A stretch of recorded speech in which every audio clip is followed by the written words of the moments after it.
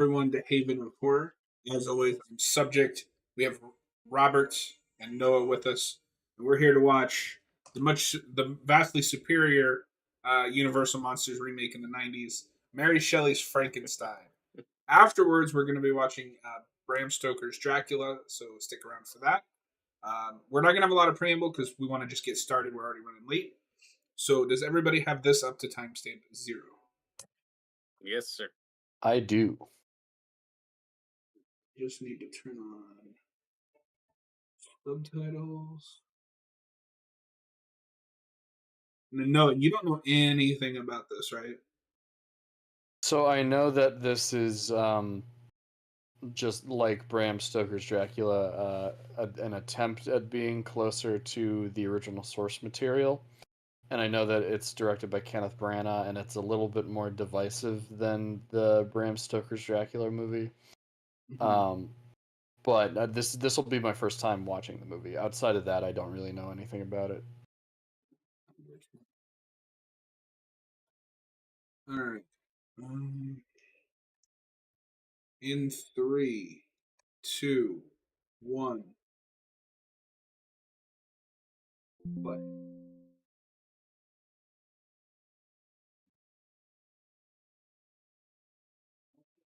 So these were both Sony movies, but I think the first one was Columbia, or the Dracula one was Columbia, and this one's TriStar for some reason, Yeah. even though they're both Sony.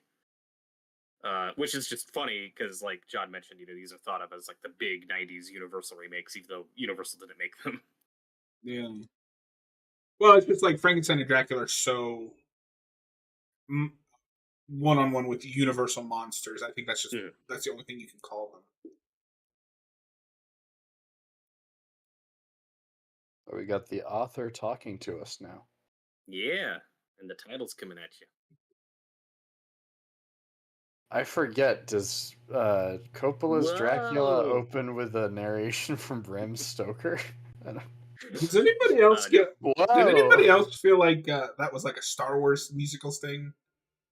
That well, it felt like very Superman to me. I was gonna say it felt very Superman to me. And now John we're getting Williams. That's no title crawl. I applauded it for being different. It broke new ground. Somebody clipped that out of context, and it's just been stuck in my head for like a week. I love that video. It's so good. Yeah. This is a nitpick. I think it's weird to start with like a little Mary Shelley, like author introducing the story to you, and then this wall of text of like, oh, here's this guy going on this Arctic exposition, and I don't know, it just feels very studio. Like, we need more context for the audience. So, and here's a wall. It's kind of reminiscent of I think it's the beginning of Bride of Frankenstein, where they have that little scene with Mary Shelley at the beginning, like to introduce the movie. Yeah, for Weird sure. to do it with this. But it's Mary Shelley's Frankenstein. Kinda. I really want to know what like other movies like this would have looked like if they kept going after this. Phantom of the Opera would have been cool because we're kind of starved for good adaptations of that at least stick closer to the book. Because you mean the one in the early 2000s isn't? That's the musical, John.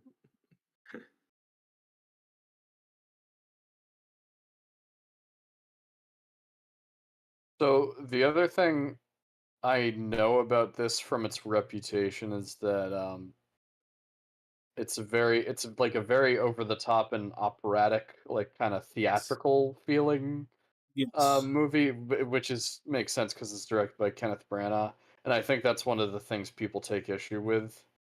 I don't know. I'm open to seeing a version of this story with that tone, though. Yeah, which I don't know. I don't think I would normally like, but it worked for me here. Yeah, the tone for this for me was kind of hit or miss. Because with Dracula, Coppola's movie, that's very operatic. Yeah. In a way that really works for me. This is more theater melodrama. which is fine, but it also feels like the movie never really takes a breath. It's like always at an 11. I heard Which that is one of there's my a lot of issues. scenes of the camera spinning around. Oh yeah, we'll count them. Are there as How many about- Dutch angles in this as there And, is in Thor? Nah, he oh, wasn't on that's the Dutch angle that's thing good. yet. Well, it's because this isn't a comic book movie. Right. Um, and I don't know, as someone who's a big fan of the book, it's not necessarily the tone I picture when I read the book. Like that's a little bit of more of a kind of like slower paced, like somber kind of story. At least that's how it reads to me. Um, and I almost think like maybe Robert Eggers could have made a good adaptation of Robert the Eggers would book. make a kick-ass adaptation of this. But Yeah, I he just said want he him to was- do every Universal monster Mhm. movie. He said Awkward he was mouse writing a relative? script Absolutely. and just he said he was writing a script and just wasn't happy with it. So he Yeah, that's what abandoned I've it. heard. Which I mean, I guess is for the best, but it's a shame because I think it'd be great. Yeah. Let Mike Flanagan do it. Frankenstein with monologues. Just Yeah, give he everything. can do anything.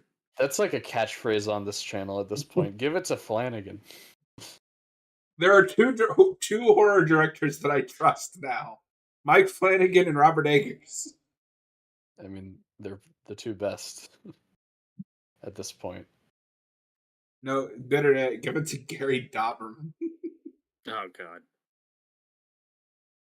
Frankenstein movie that looks like Garbage. Salem's Lot. Yeah, garbage.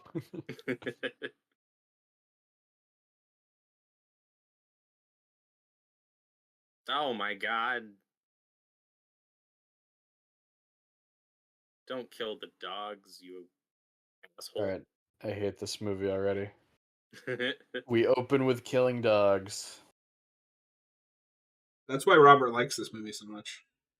Ugh. You should have been there when we played The Last of Us 2. He's like, why aren't you killing more dogs? And I God. was like, that's weird. Why do you keep encouraging me to do this? Nah.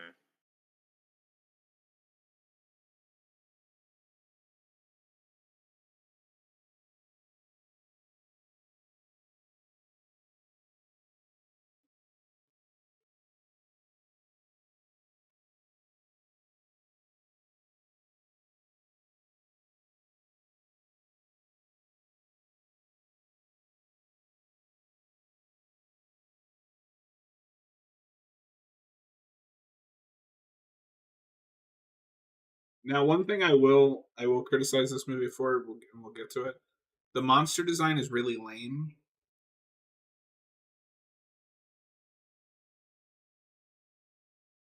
Okay, I have I'm a really strong interested. opinion on it. I'm interested to see how it looks. I know that De Niro plays him in this movie, and that's always um, read as like strange casting to me, as much as I like De Niro. But I'm interested to see how it plays.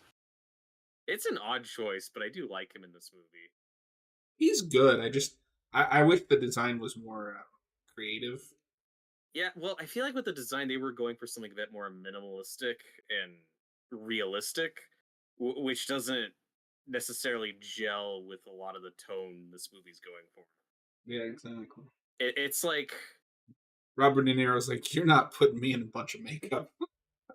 there's still quite a bit, but this movie is like halfway trying to be more historically accurate, like a genuine period piece, and half opera, big, heightened, over the top, the way like Coppola's Dracula movie is. And Dracula goes all the way in that direction, and this is trying to have more of a middle ground, and doesn't always gel for me. Okay.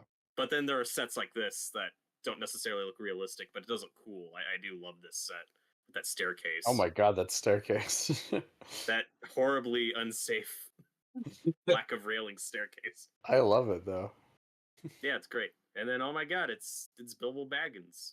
Railings Ian weren't Holmes in invented yet. this.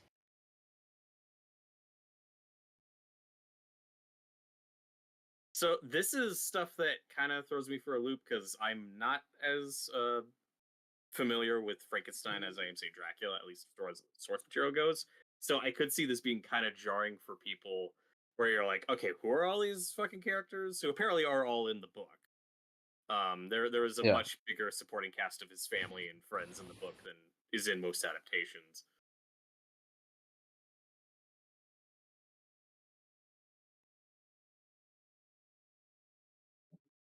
But I also think this movie's trying to cover a lot in a really short amount of time, because we've already had multiple time skips, lots of characters, and now there's young adult Frankenstein and his mom, because we're trying to emphasize how important his mom is to him. That's going to be important to the story, but also these actors look like they're the same age, so it's weird.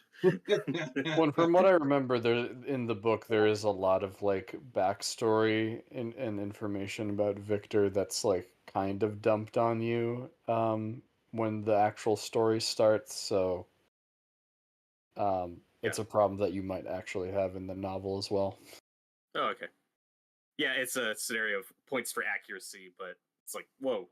But I Yeah. think that is where Signed this up a movie lot. succeeds, at least based on one viewing. I've only seen this once. Is I was latched onto Frankenstein and his family and the relationships and the characters. Whereas, and we'll see how I feel about when I rewatch Dracula. I Dracula's just like I'm just watching it. I'm not invested in anything that's happening. Well, here's our first spinning shot. Drinking game. Let's try spinning. That's a good trick. Brana is Actually, a that's a director. neat trick. You fraud. Does he say neat or does he say good? He says Let's neat. try spinning. That's a neat trick. Does he? Have you ever seen Star Wars? I think I'm having a Mandela effect moment right now. I thought that scene was pretty wizard. No one says wizard anymore. Boo. You're a wizard, Harry. Oh my god. Whoa. Oh my god. It's like, This is a one unbroken take of spinning. Whoa. I'm I'm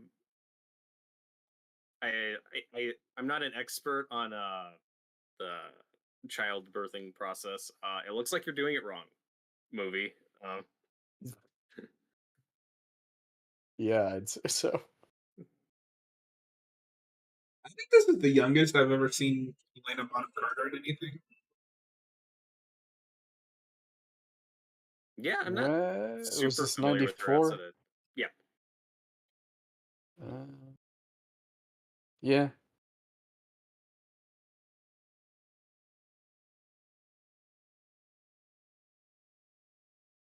Oh my god. Be careful, you're gonna fall. You're gonna slip. There's nowhere to. There's nowhere to hang on to.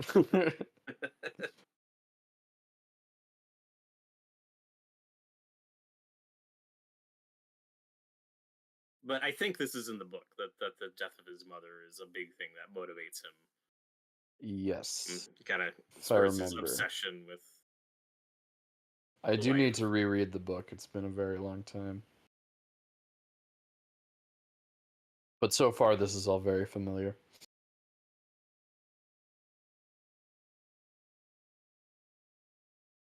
Like I do like this movie. There's a lot here I think works. But my main issue just comes down to editing and pacing.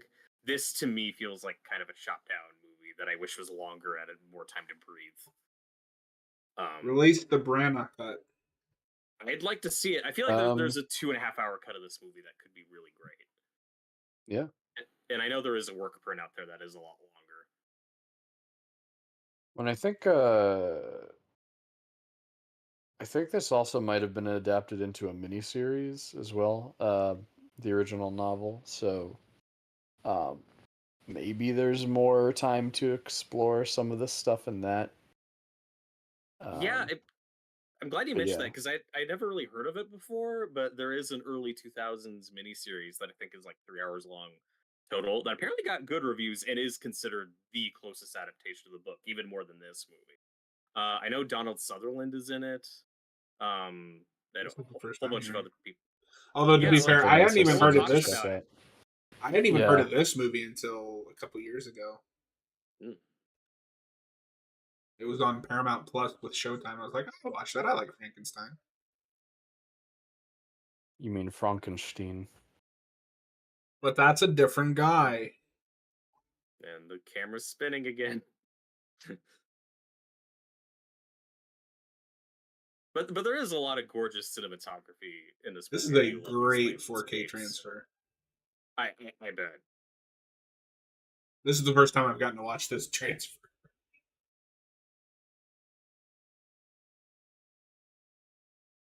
I've discovered I like Kenneth Branagh's style a lot. It's just he doesn't have a whole lot of movies, and I'm like, I have to see this. Mm-hmm.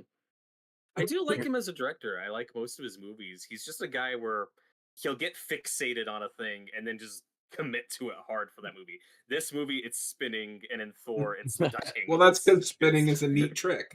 And yes, Noah, it's a neat trick. Okay. I guess I misremembered it. But yeah, John, I take it you're not like a big Shakespeare guy, just because I know that most of Branagh's filmography is just Shakespeare Not adaptations, or a lot of it is. Really. Yeah, he's a director I need to watch more of. Why does the shot of the mountain in the background look like the mountain from the poster of The Sound of Music? Because it is. No, I don't know.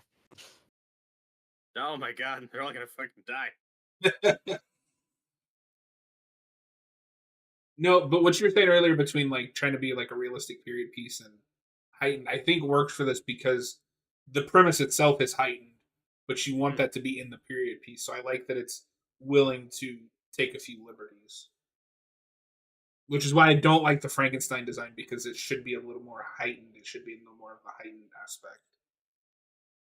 But we can never get that right outside of Universal, because the Hammer one doesn't look good either. The Hammer one looks awful. It's just shittily applied makeup to Christopher Lee. Is all this movie gonna be just dancing? Stop dancing. There's so much dancing in this movie. And look, now they're spinning people. Yep. Doesn't stop at cameras. Which, to be clear, I don't think is bad. I just think we do it a couple times too many. I mean, good God, we're only 15 minutes into this. As you probably know, it's my 111th birthday.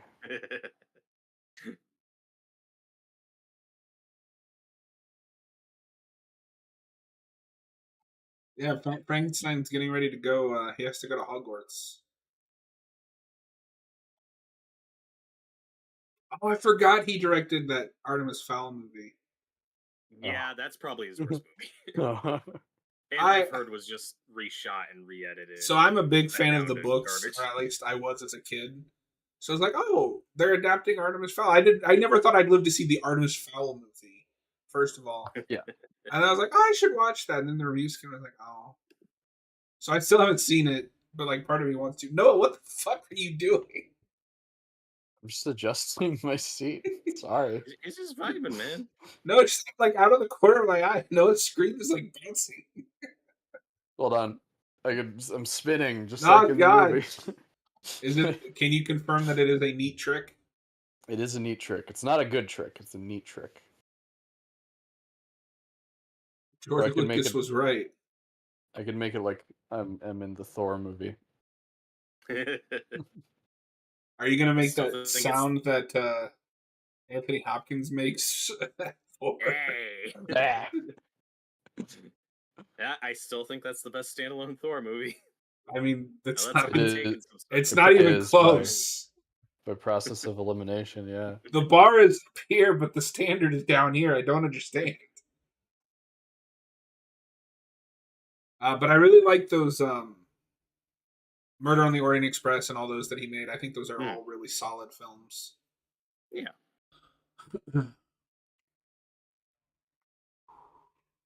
Oh, I didn't know he made a Jack Ryan movie. Yeah, it's all right. Oh, I remember seeing ads for that. Yeah, it's the Chris Pine one. I don't know. Because I've read... Yeah, apparently. Now I kind of want to see it. But I've read probably half of those Jack Ryan books. and nobody in adaptation understands those books. Those are not action books. Those are political books. Have you Jack seen Hunt Ryan, for Red October? I have not. Yeah, I do that's want to. Jack Ryan That's is a not great a one. that's probably the best one. Jack Ryan is not like a big action guy. He's a political guy. But we Yeah, always make him an action guy. Yeah, but movie. well, I actually Hunt for Red October is the only one I've seen, but based on what you just said, it seems like that's the one that understands that because that's not an action-heavy movie.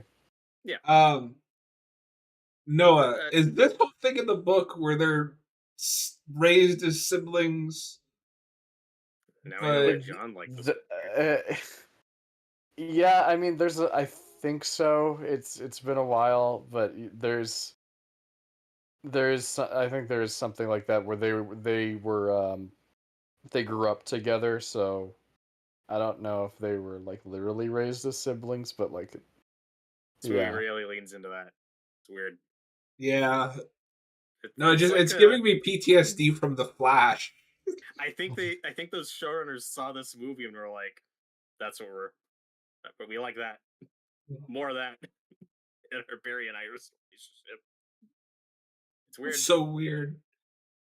I like to hear these two have chemistry, so like if they would just stop mentioning the sister thing, I could forget about it. Yeah.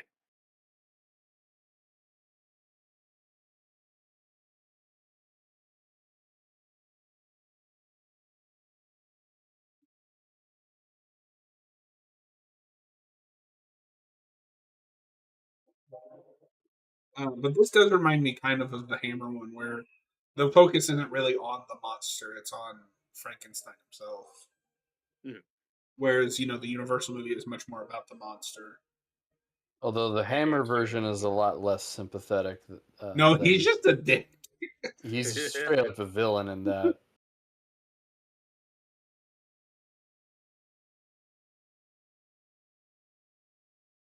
Whereas like the other versions tend to explore more of the humanity of Victor Frankenstein. Yeah. Um, uh, Up against like his god complex.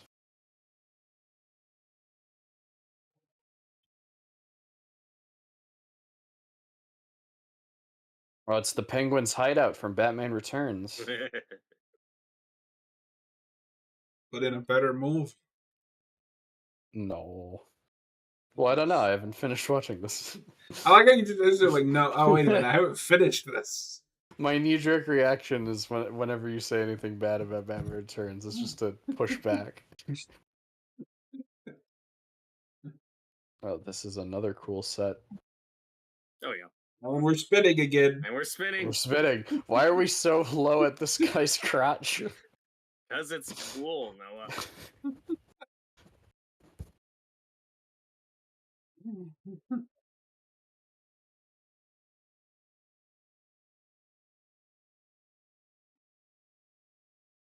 Oh my God, it's John Cleese staring mysteriously from the shadows. So Never I, look I back. didn't. All I saw was like from the nose down. I thought that was John Glover for a second. I was like, I don't remember him being in this.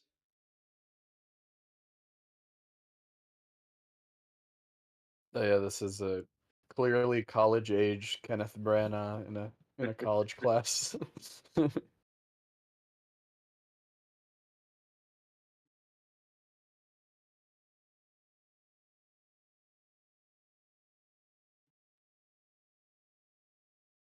Is Thor the only movie that directs that he's not in at all?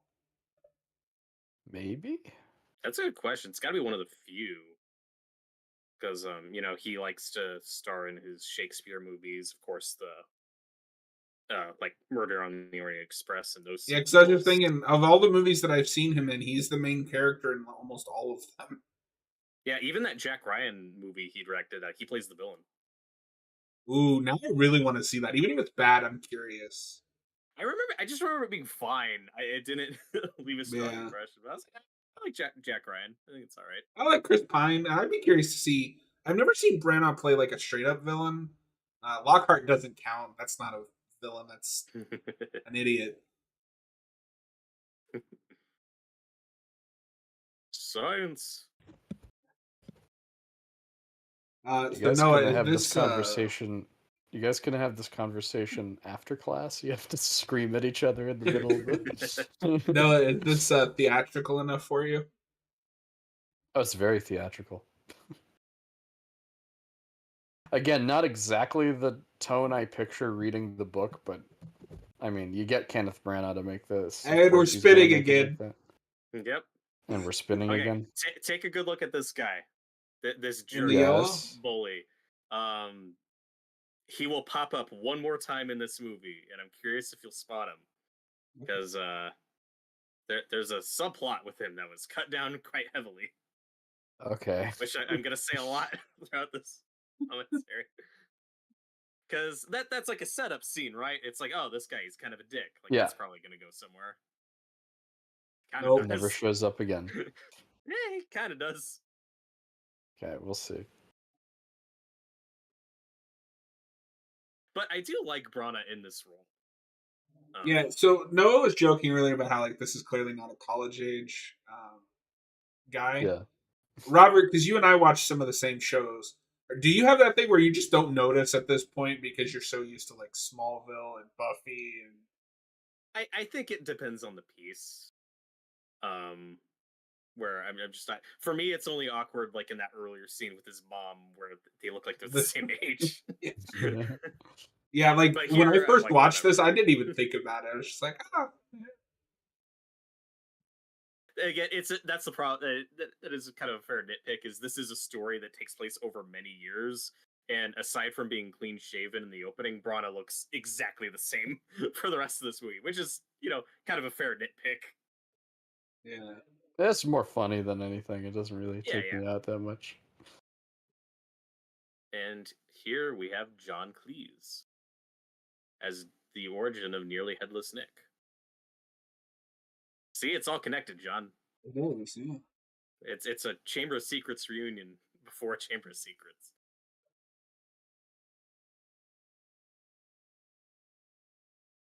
I didn't even know John Cleese was in this. Yeah, I didn't either until I watched it. Well, It's Professor another Waldman. Harry Potter connection is we have Bellatrix Lestrange. Yeah, good call. Well, okay. Let's just back up here. Like, if you're a British actor, you were probably in one or more of the Harry Potter movies.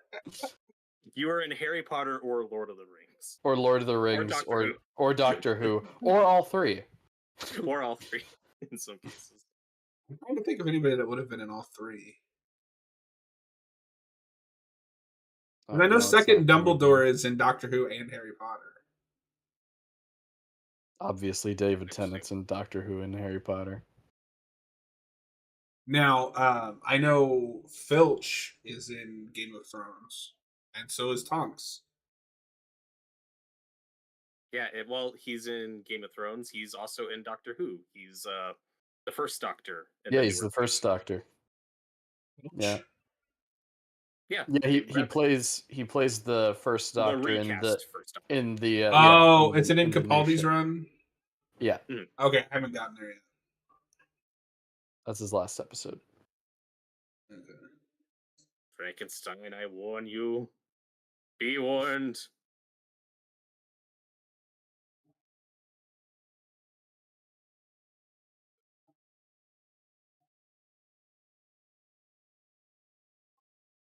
Of course, a big part of the book is Frankenstein's like obsession with alchemy and like the old science, which it seems like this version understands. Mm-hmm.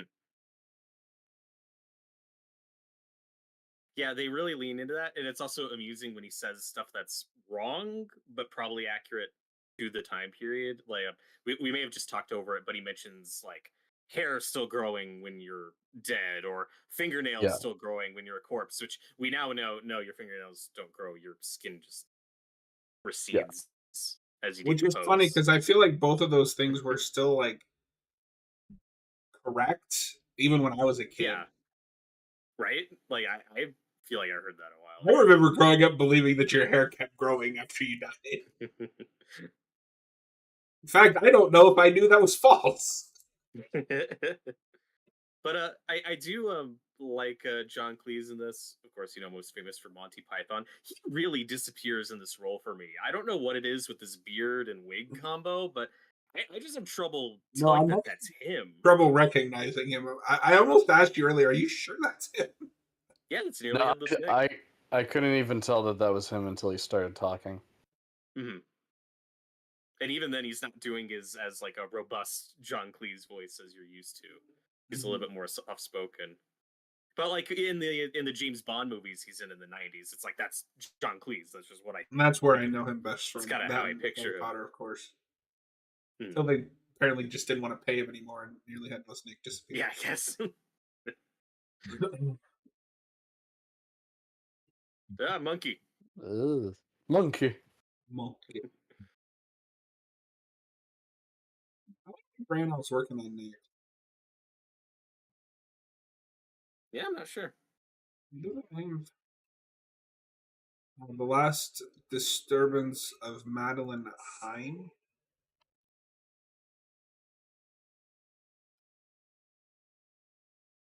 I mean, anywhere is up from Artemis Fowl. Well, but I mean, I won't blame him for it's that. not really a You fair say comparison. that now. He could make It's not something really worse. a fair comparison because he's already directed 3 films since then. No, yeah, he's fine.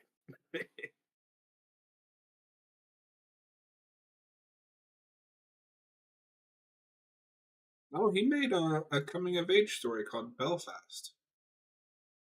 Oh yeah, Yeah, that I heard was that was great. nominated for Best Picture, I think. Yeah, and that was right after Artemis Fowl, where clearly after that he made something he wanted to make. Yeah, and then really he just back to back made those Death on the Nile and A Haunting in Venice, which I think both of those are pretty on par with each other. Yeah, I think they're pretty good. I really regret putting Haunting in Venice on my bottom 5 a couple years ago. Forgot you did that. Wow. Yeah, and I don't hate that movie. I think it's okay. It was just like I wish I had time to watch another movie or two. It was just filling a slot. I think the second one, the one on the boat, is my favorite of them. Interesting. Yeah, for most people that they think it's its worst one, but I don't know. I like all those movies. I don't know. I find all 3 of those to be about equal. Like I could put on any of them and have a good time. We're spinning again. Yep. Slowly this time. Don't watch this movie on fast forward. It will give you a serious headache. I mean, I don't sympathize with anyone that like watches movies at 2x speed on Netflix anyway. Don't do that.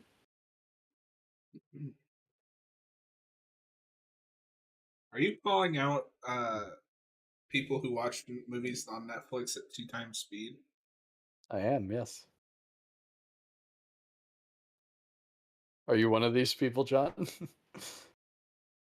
No, like so I can't handle watching movies on like any other speed than normal. If it's just a scene that I don't want to watch, like if I've seen the movie before, I'll just skip it. But that is very rare.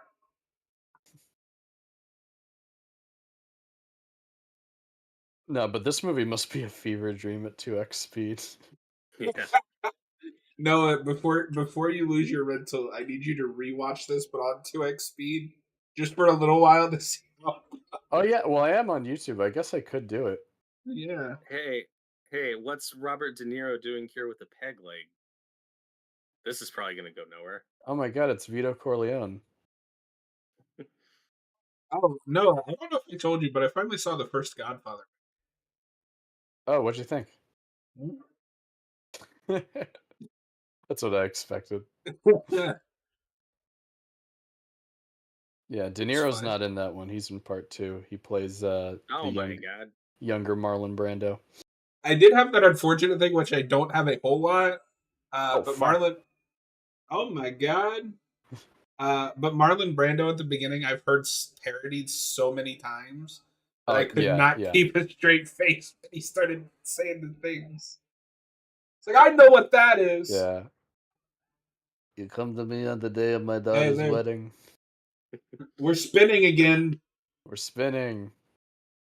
Just knock those intestines off. I really like how over the top this movie is. No, I'm vibing with it. I like it. I do see why like hardcore fans of the book wouldn't like it though. Mhm. Like I get it, but I don't know. I like this style. Evil. The evil, Yeah, I the don't know what evil Robert De Niro. I don't, I don't know what De Niro's accent is here. Yes. Woo! Maybe it's Wow, just because that's a I'm good so movie. used I to have found a seeing him cat. play like Italian Yeah. Yay. gangsters. But when Oh my he's god, it's The Godfather. in this setting, like De Niro in this setting is just strange to me. He's got range though. Like he's given plenty of great performances. Like Yeah, Godfather and Goodfellas is kind of what he's known for. But I think his best work is something like King of Comedy. I was But gonna that's a say King of completely Comedy. different character for him. Yeah, that's one of my favorite De Niro performances. Still So gotta good. see it.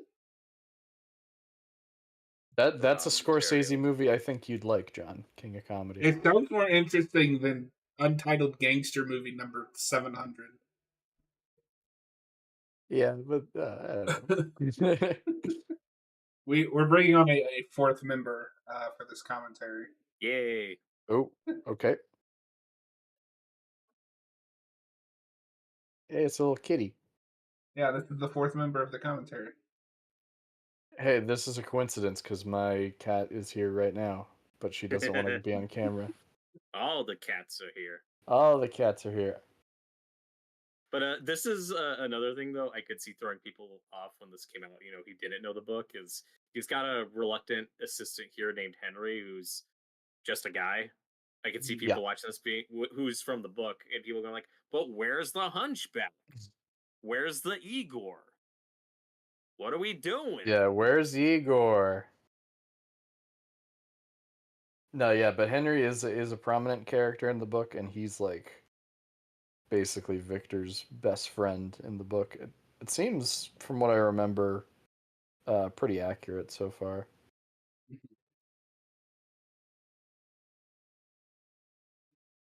Ew.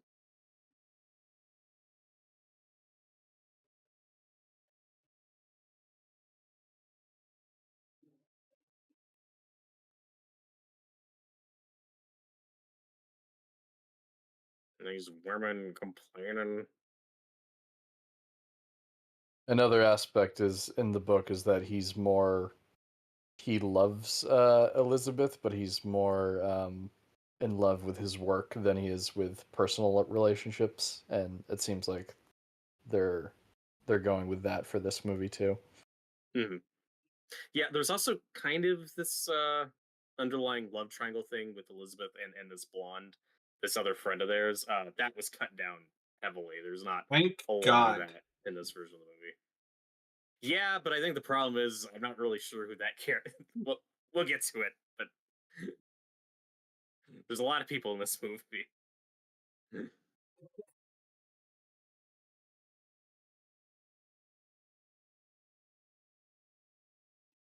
If you can believe it, Kenneth Branagh is actually a pretty good actor. Oh my god! Of course. Oh, he's gonna use John Cleese. He cut out his brain. Brains. He's gonna use John Cleese and his murderer. Hey, there he is. That's You recognize crazy. him? Yeah. Oh, he's one of the corpses. No, that was the last scene.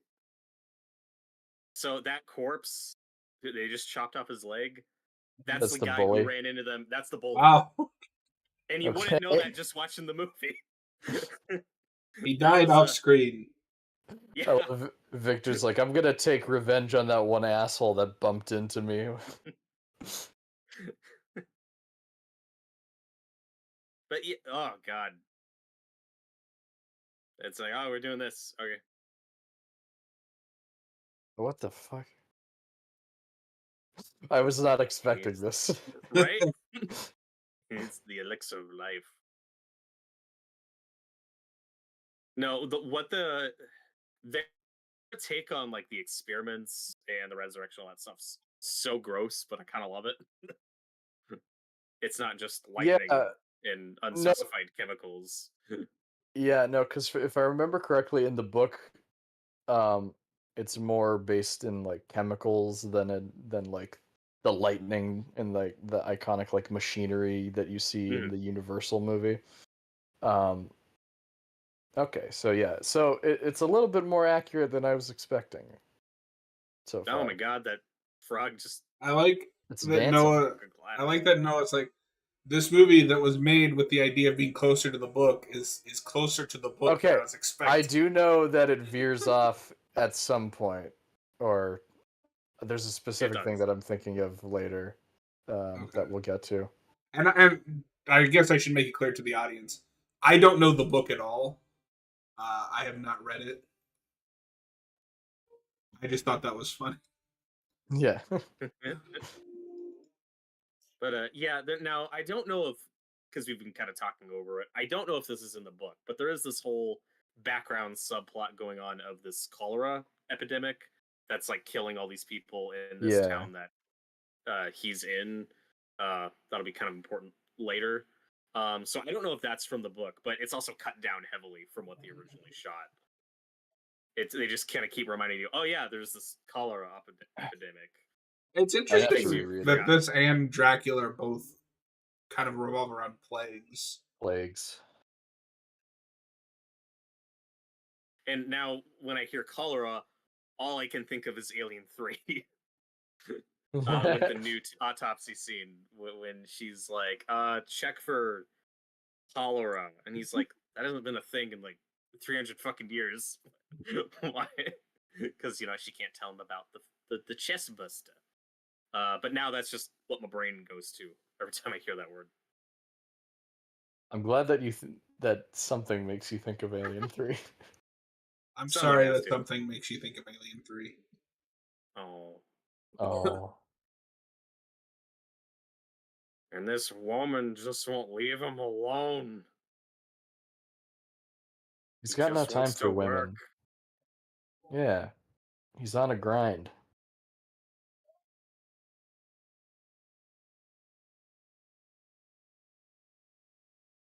Also, this actor playing Henry, the big thing he's known for is the movie Amadeus, which I still haven't seen.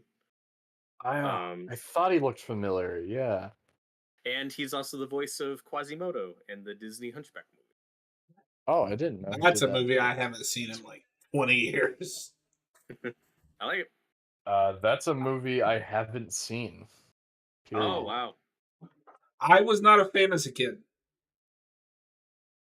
It's one of those. It's one of those Disney movies I've always heard that adults appreciate more than kids because it is one of My the main darker thing with it ones. is just I liked the gargoyle designs. I don't know about them as characters, but I loved their like design, like the toys and shit. Well, and that's the thing that most adults hate about that movie: are the Yeah, gargoyles. it's when it tries to be a kids A movie, kids is when movie. it's not as good. No, we should Uh, watch party that. We Yeah. should. I gotta finally see it. Yeah. I didn't like Hercules as a kid either, but then I watched it a little while ago. I was like, oh, I like this movie. I think that movie's just okay. I think it's pretty good. I don't think it's not gonna crack a top 10, but maybe a top 10, not a top 5.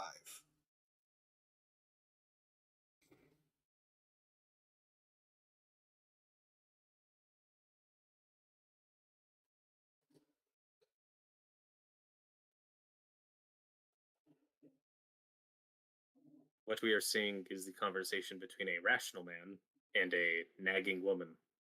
Am I reading the scene right? Yeah, you're interpreting it correctly. No, the other thing I can't stop thinking about with this movie, and I think it's just an inherent comparison due to the similarities in the work, is Reanimator. Oh, of course. Yeah. Because Herbert West is obviously just Frankenstein. Yeah. And that music is just the psycho theme. We know, Robert. Yeah, I mean, Reanimator obviously owes a lot to the story of Frankenstein. Just a little bit.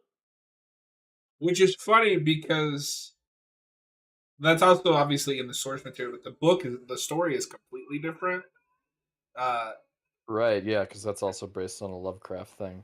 Yeah, the Lovecraft story is just like more so about them harvesting corpses from the war. I'm gonna have to read that at some point. And it's This all robe from is a choice, yeah. I but I love it. just got to it. Yeah, this is one of my favorite sequences in the movie. It's so over the top, but I think it's great. Now and It's see, very this is 90s. this already strikes me as they want to keep one foot in the Universal feeling, Mhm. um, Oh yeah, because it's already screaming like the iconography of the Universal movie. Yeah, but with a shirtless Frankenstein. Sure. it's just guys doing stuff. I like a good montage of just doing stuff. In fact, Gross. does he say it's alive in this movie? Yes. Okay, yeah, that is a reference to the Universal movie. That's not in the Mhm. book.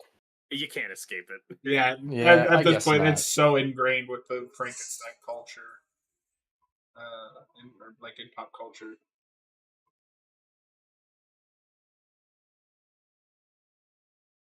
Yeah, and this I do imagery is I very evocative. I do love all of the like machinery and like the spinning wheels that I don't know if they actually do anything. Like No, but that's what I I do like love it about it. though. It's like pseudoscience. Yeah. Oh, and you also get eels, electric eels. 'Cause sure, it's the Sure, why electrical not? origin. Yeah. Wait, do you think Amazing Spider-Man 2 was influenced by this movie? Yes. Hey, he said the thing.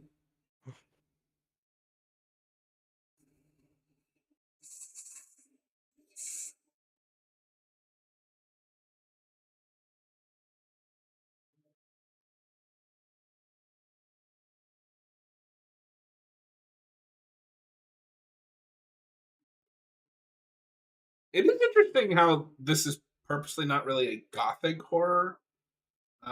Whereas like the Universal one is still has some of that influence, whether it's just the black and white or the set design. This is very much maybe purposefully not a It, gothic it world. it's kind of steampunky, and I Yeah. kind of like that. No, I think that works great for Frankenstein. Which is why I would love to see what like a Creature from the Black Lagoon movie would look like with this mission statement. Hmm. I said it. He said the thing again. Oh my god. You guys think this Dracula and the Mummy from the '90s all just make a trilogy of like movies that you can watch? Yes. All Well, very and different kinds of movies. Yeah. there's also a couple of weird forgotten ones in the 90s. There's one called Wolf with Jack Nicholson Oh where yeah, it's a I've heard werewolf of movie, that. but it's just like a midlife crisis movie where like the horror stuff's really downplayed.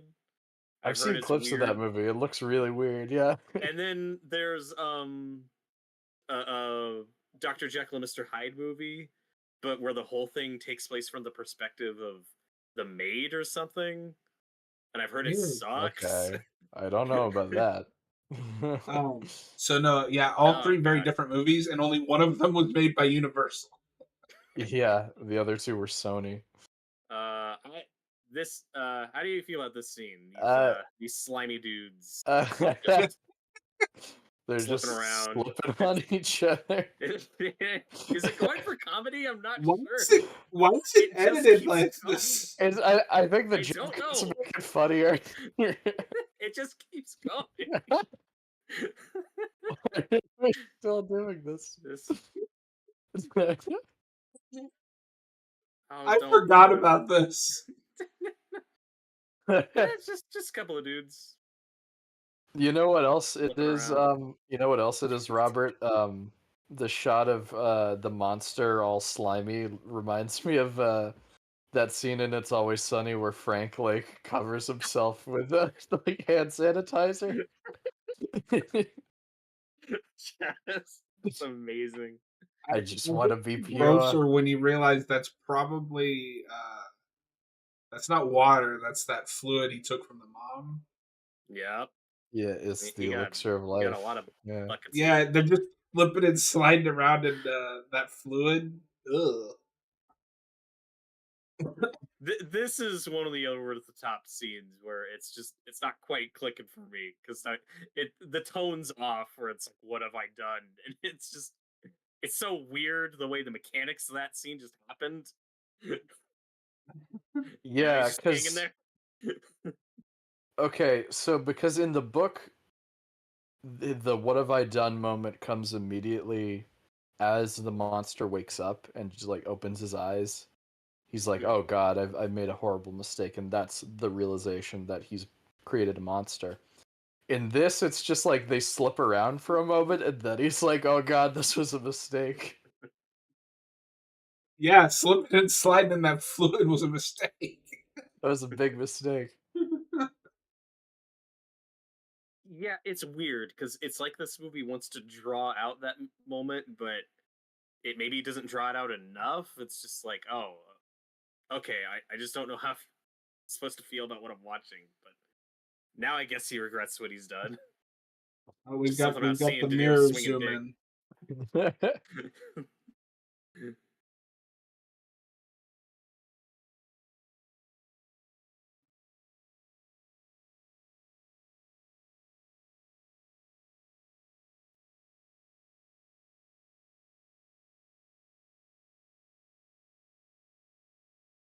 But this is accurate so far. Like, he doesn't try to kill the monster or like chain him up or anything. He just like goes to bed to like try to forget about it in the Well, book. and what I liked in this, I'm not sure about the what have I done, but I like that he thinks it's a failure, so he just kind of gives up and goes to bed. Yeah. Well, I guess in this, I assume that Ah. I think he assumes Oh that the my monster will god! just be chained up there and on the ceiling. Oh God, there he So we got is. our first look at the monster. What do you think? I'm gonna have to look at it more. So we just got that flash. This sequence is It's a choice.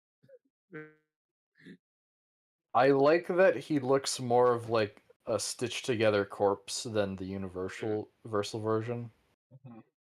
Mhm. Because that's very much what it is in the original story.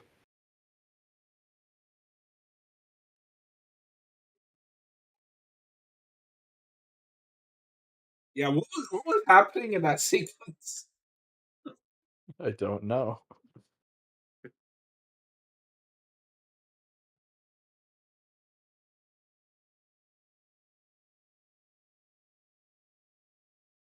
I do like this big coat he's got, this kind of main costume. It reminds me of the outfit the creature has in the Van Helsing movie. Yeah, no. When I watched this, I was thinking a lot of Van Helsing. Hmm. But that monster design though is more over the top. Like he's very blue. He's got like all this shit going on, and it's really cool. I do like that creature. This is much more minimalistic. Yeah. So I'm not sure how I feel about the stitches across his face. That's maybe a little, uh, I don't know, like a little too far. But I kind of get what they're doing. Yeah, well, they're there just because you need something. So when you look at him, you're like, oh, that guy's not right. He's Yeah, gross. Like because you need something. otherwise he just looks like He's just Robert like a De guy. Niro. Yeah. Yeah. I do wish though with the design, even though I think it's fine, I wish he had the yellow skin because he has that in the book. Yeah. I think Yeah. that would have added to what they're going for here. He's also And got is yellow eyes too. those horrible yellow Yellow eyes. eyes. That's But not like, something they translated. It's really just Robert De Niro with a scar on his face. Yeah, yeah, it's like these the bald people. It's cap. just like, oh my god, stitches! I've never seen this before. Fucking murder this guy. Horrible. Yeah.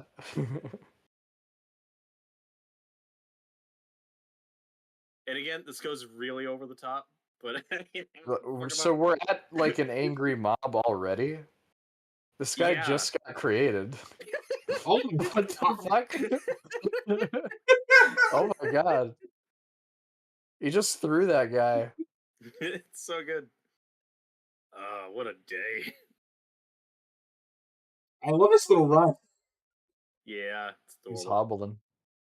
Well, but okay, so one of the 80-yard lines thrown in there is somebody's like, "It's him. He's the disease carrier of the cholera." That thing we've mentioned a couple times. It's like, oh, okay, that's kind of a leap, but sure. People are Like stupid. everyone's carrying it, right? Yeah, but yeah, they're all fucked. There's just so many sequences in this where I'm like, I wish this just had more time to breathe. I feel like things constantly just escalate so quickly. Mhm. Yeah. I mean, I'm having fun with how over the top the movie is, but Hmm. there's maybe some pacing issues here and there. I do wish in this scene the guy driving all those bodies like looked back and was like, the fuck? Just seeing this corpse get up and run into the woods. Oh, he's not dead. He got better.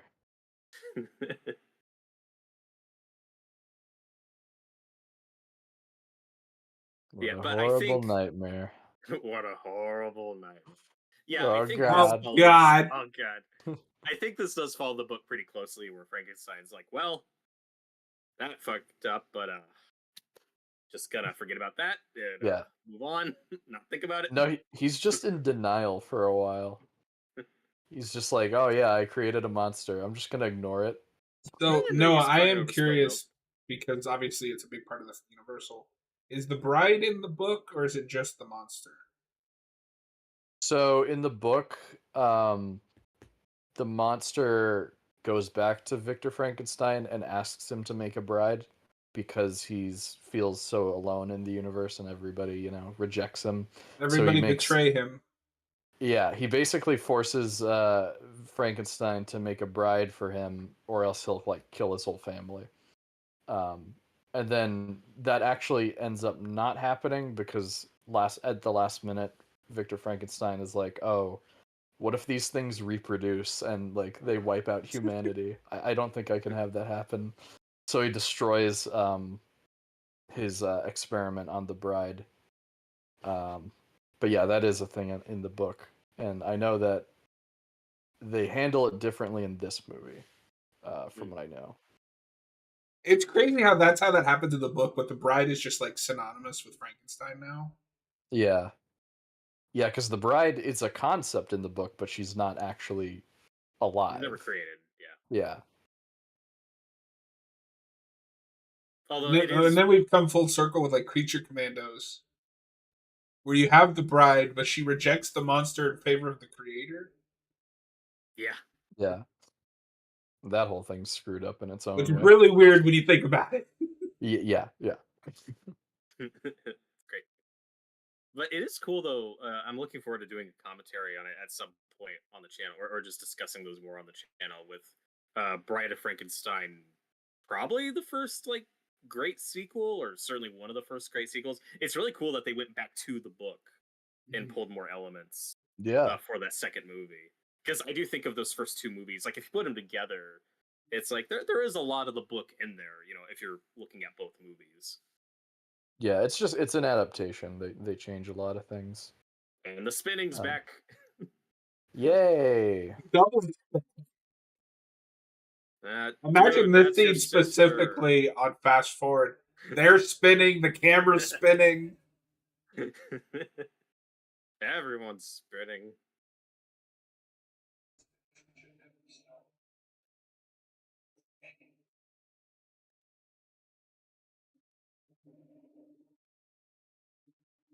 This is such a weird hug. Looks like she's trying to mangle him. It's passion. It's forceful. Yeah, it's passion. Oh. Yeah, everybody's an over the top caricature in this movie. Speaking of over the top caricatures, Are we about look to at get his the blind man? face. Oh, yeah. Yeah, What's wrong with your face? that certainly is a scarred looking person.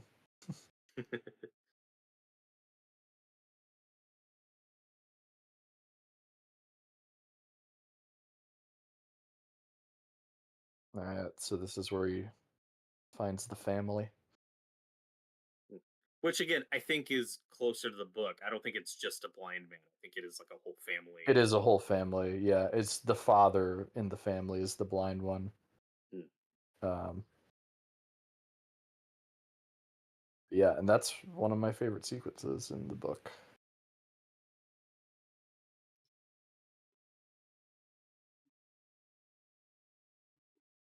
Hello, Slasher Fred in the live chat. Just so that these Hello. movies feel like that they are closer to the books. Yeah, that was certainly the intention with both of them, and at least at the time, these were considered the closest adaptations. They both arguably have had closer ones to the book since, because like we talked about up top, this movie does go in its own way and make some changes in the back half, but it's close enough, I think. At least it's my understanding. This, by default, is still probably the closest film adaptation. I feel like on at least on paper, going all the way back to the Universal movies, I do feel like Dracula adaptations do tend to stick closer to the book than Frankenstein, going all the way back to the Universal Yeah. Well, and So, I think a lot of Frankenstein movies are informed mostly by the Universal movie one. going forward. well, let me ask you because you said both of these have had closer adaptations. We talked about the Frankenstein miniseries. What's the closer Dracula adaptation? I mean, I haven't seen it. Like maybe the BBC Netflix one, but I also know that goes in I its own weird don't think so, direction. Tim. I was gonna say, But I've there's heard that's not great. now, and it doesn't come after this movie, but I know there is an older BBC miniseries that is considered like one of the We got a closer lot of ones to the book. requests to do that when we landed on Dracula. Yeah, I'd like to finally watch it at some point. And then now we have the new Nosferatu from Robert Eggers, which I can't say is a close adaptation, but still arguably closer than most. It's Debatably, hard to because there say are with major that changes. because it's technically adapting a ripoff. Right.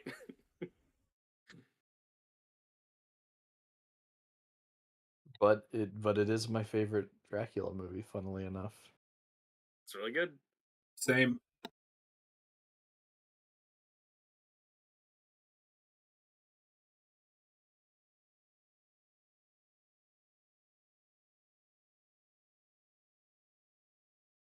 Potatoes. Potatoes. Boil them, mash them, stick them in a stew.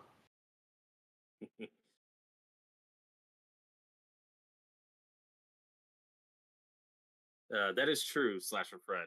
Mel Brooks did do spoofs of both Frankenstein and Dracula. I love Young Frankenstein. I think I that's one of his forgot. best. I've never seen his Dracula movie. I've heard it's not great, but I haven't I, seen it. yeah, I Yeah. forgot about Dracula Dead and loving it. Ah, it's great. That's maybe my It's first. pronounced Frankenstein.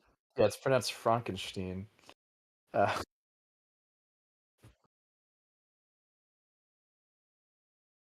They're great.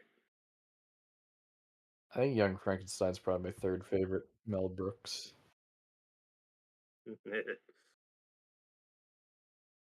I do love this subplot though. This is one of my favorite sequences in the movie where we actually kind of slow down and get a Mhm. bit more quiet. I like this spirit of the forest angle, like this hideous monsters, like this guardian angel to this family. I think the sequence is great. He just wants a family. He just And wants, you know, to be accepted.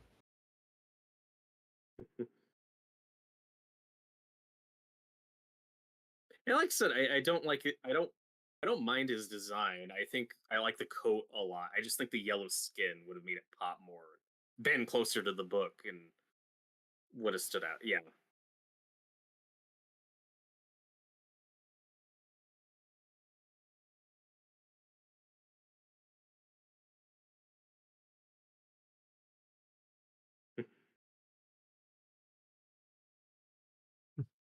I was birthed by Victor Frankenstein. Yeah. And then he Well, and regretted making me after that. yeah, well, as we kind of hinted at during that sequence, this took a very literal approach in Frankenstein birthing this creature with how they went about that. Friend, Now he's new learning dumb English. friends. New dumb friends. Why didn't Stallone play the monster? That would have been great. Honestly, I think I would have liked to see that. Yeah, I'm the law. Yeah,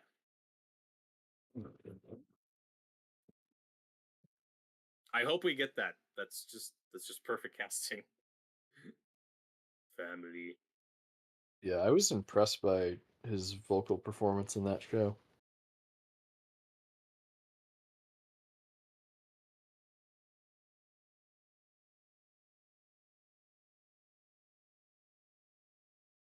Yeah, I think part of it was because I just watched the 2019 Hellboy movie for a second time before that show. Yeah, Great's putting it strongly. But I kind of expected.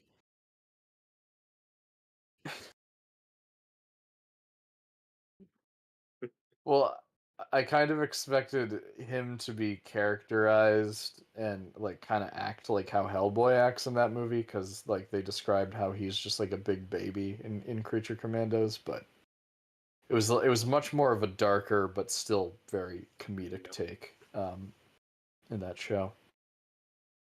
Yeah, I don't blame David Harbour for how his Hellboy movie turned out. I think that's great casting in theory. The issue is more the script and direction, where that's just the wrong take on that character. Yeah, no, I mean I think he's good for what that movie is.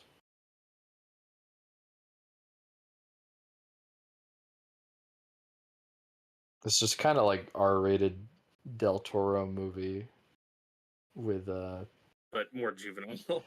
but with like some more horror-y aesthetic, but it's not really more of a horror Hellboy movie.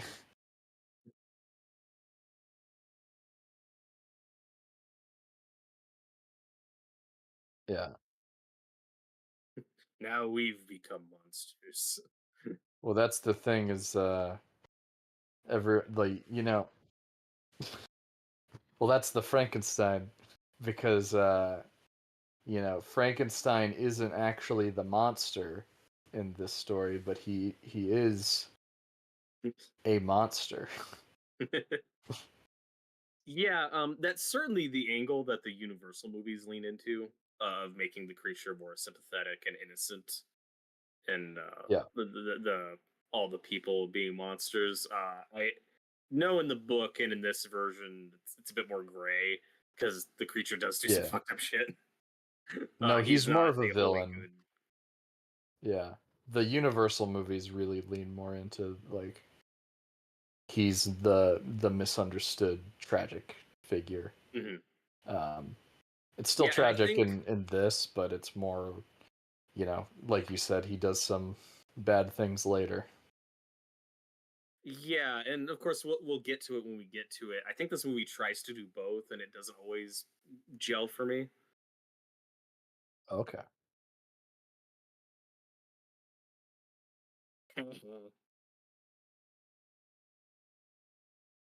Who's this asshole? Also, that is the worst snowman I've ever seen. This family sucks. Oh shit.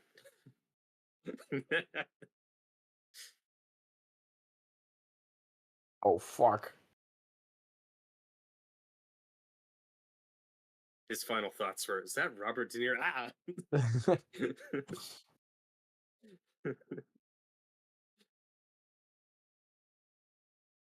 Thank you for killing my landlord. I'm just an old man.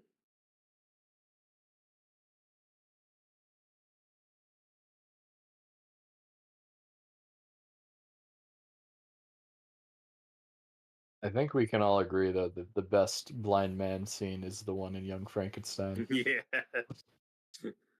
With Gene Hackman. Gene Hackman is the blind man, yeah. No, oh my god, he's saying the theme of the movie. A man shouldn't have to hide in the shadows. Batman does. Is this movie explaining itself?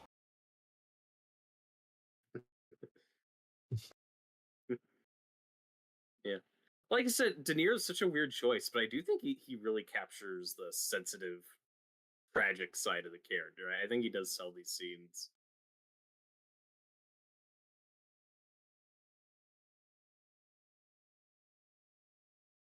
Yeah, and I mean, De Niro is a great actor, so as weird as the casting is, it's like, well, he's still probably gonna do a good job.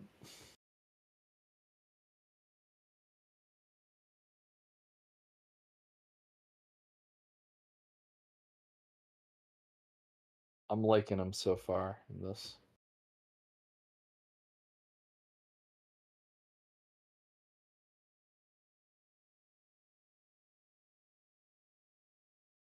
This fucking kid, idiot,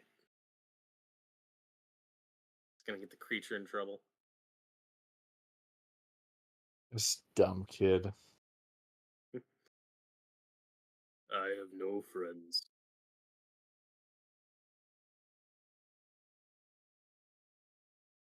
Hmm?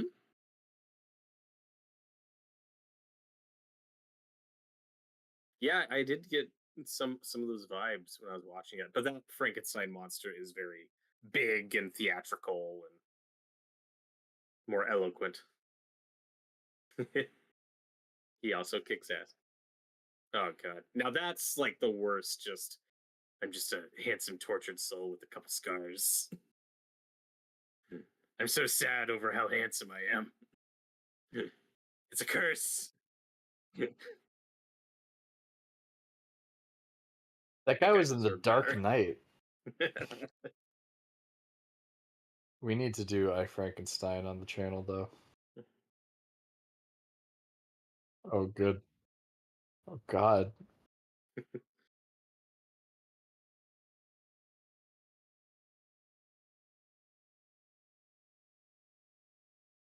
Oh, we've all been there, buddy. You know when you're just in a Oh, stranger's home talking to their old blind father and then their family barges in on you and kicks you out? Sucks when that happens. yeah. Now, I, this s- is I still have the marks from the cane. this is one of the sequences that plays a little rushed to me because I think in the book, like they kick him out and yell at him and banish him, and then he comes out, and like the next day they moved out. And here it looks like they've all left in like 5 minutes. Yeah, they're immediately like, we have to leave. That's weird, big scarred man.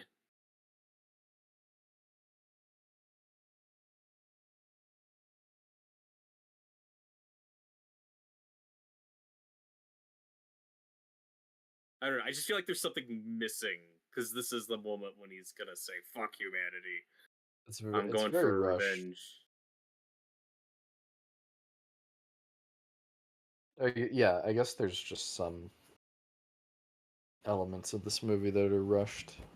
Oh my god!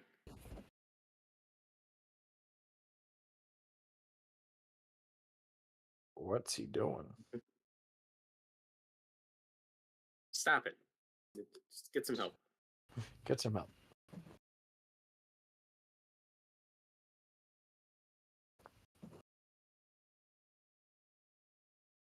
Frankenstein.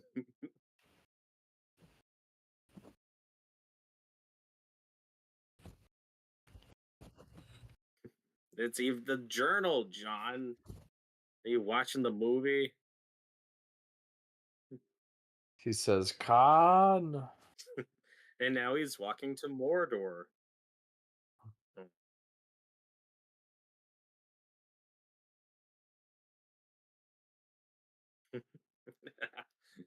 just walking.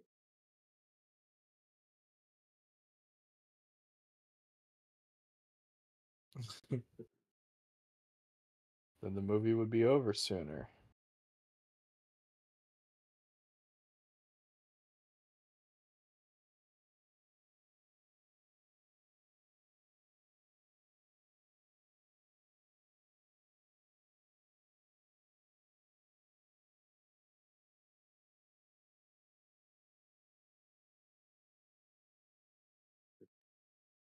That And poor this kid. is.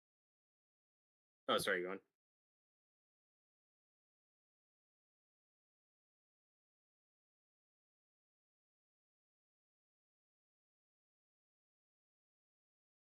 Mhm. Bride of Chucky. Yeah.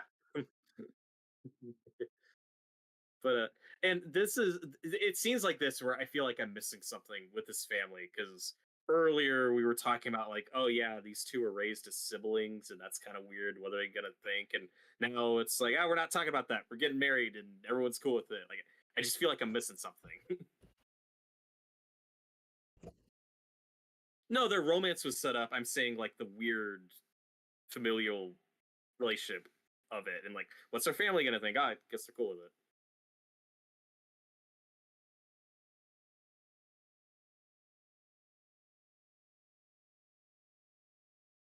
Mhm. Stop drawing attention to it. Yeah. Oh my god. Uh-oh.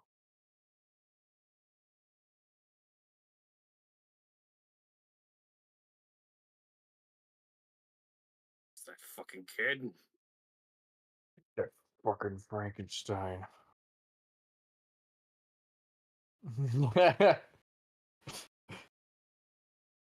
Alright, I'll tell you something, monster. Not everyone, and I mean this, not everyone is awful.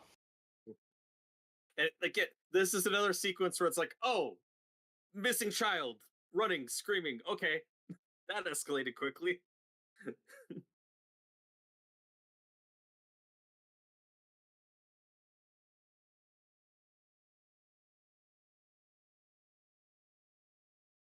Yeah, it's not good.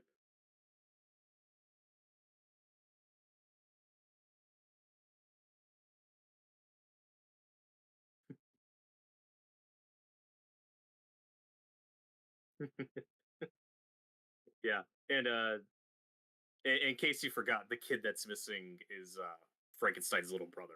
Little brother, yeah. But then there's blonde lady friend who's looking for him, and that's gonna be important. Oh no! Ugh. And now she's just Whoa. in this barn.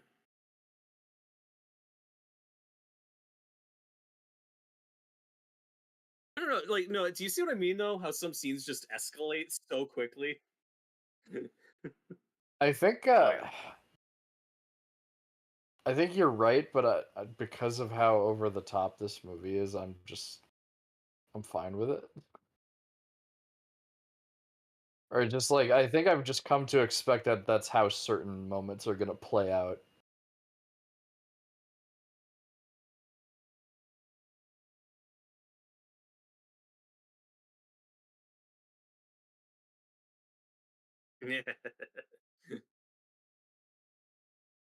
Oh my god.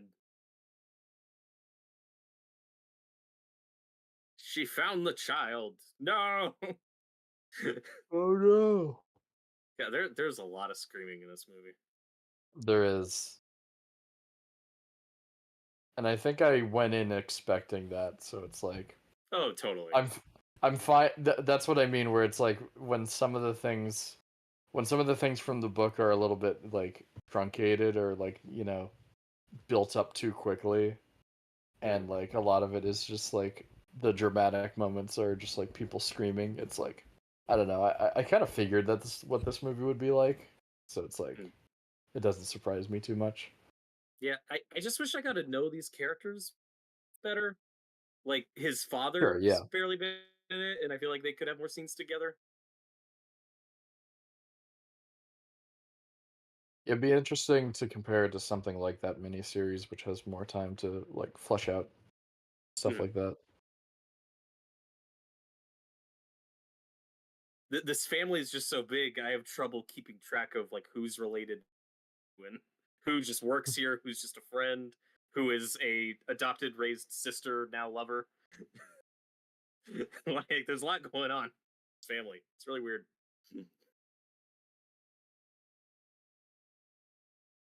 Oh, Is that the Dune guy? I haven't seen that either. Okay. Yeah. Miniseries actor. The Hallmark was Frankenstein? different. Yeah. Hallmark was Oh, different 20 years ago, I guess. It got good reviews. Okay, and now, if you missed it, blonde lady off screen was found in the barn with the locket. So the yeah. townspeople are like, "She's the fucking murderer. We're gonna fucking," and I'm like, "Oh my god!" Like, this happened so quickly. That was on screen though, wasn't it? Well, we saw her in the barn, and the monster give her the locket, but off screen somebody finds her and arrests her, and now we're here. Oh yeah. Well, at least it was set up. Yeah, and this is where I'm like, oh, I wish I got to know this character more because this is Yeah. fucked up, and she's barely been in the movie, and now, oh god. Oh God, yeah. uh,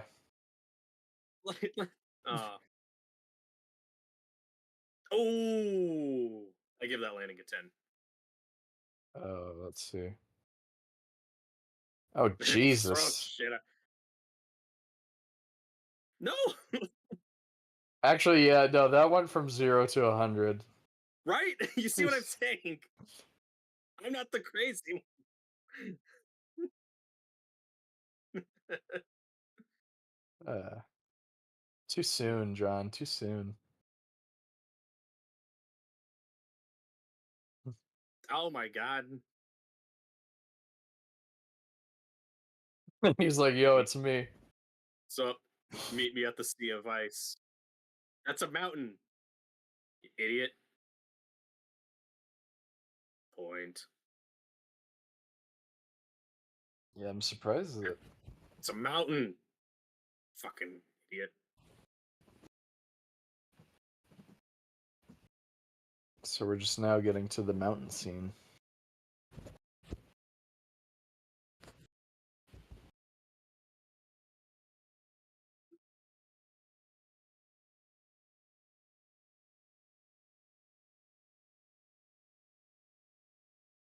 Thanks for the recommendation, Slasher Fred. He just said that there's a movie called Gothic that's sort of a biopic on what inspired Mary Shelley to write this story. I haven't heard of that. I should check that out. I know there was recently a Mary Shelley biopic movie that I heard wasn't great. But, mhm. I Oh remember the yeah, Tolkien one, yeah. with Lex Luthor.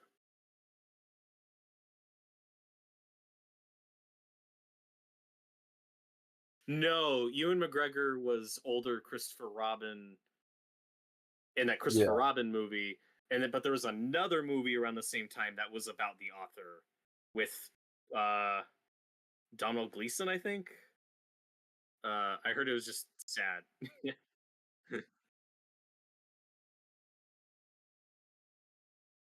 I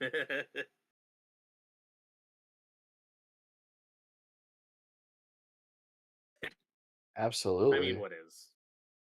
Oh my god! Get away from me! Whoa. Whoa! Then wee! You This looks so much fun.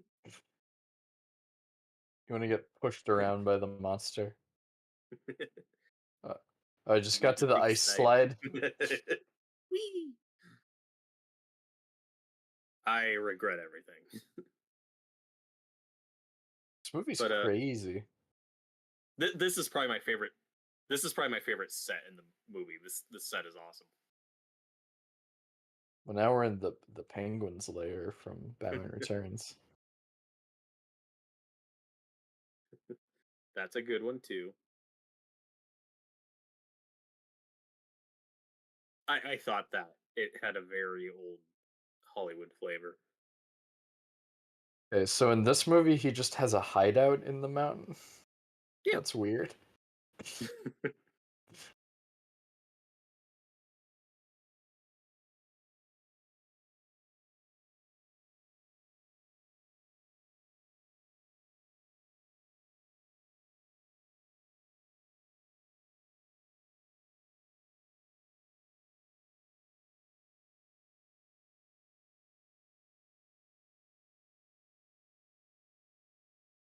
This is a major area where I know this scene was heavily reshot, and I kind of prefer what they originally did because the original take was when Frankenstein asks about the creature killing his brother. His original response was like, "Do you think it brought me pleasure watching him die," or something like that? And I think in the original implication, at least in the script, when he puts the locket on the girl, it was meant as like a nice gesture, but then in this cut, what we're left with, the implication is more like he framed her and wanted her killed, which I don't know, just feels weirdly intricate and not how he'd go about this. I don't know.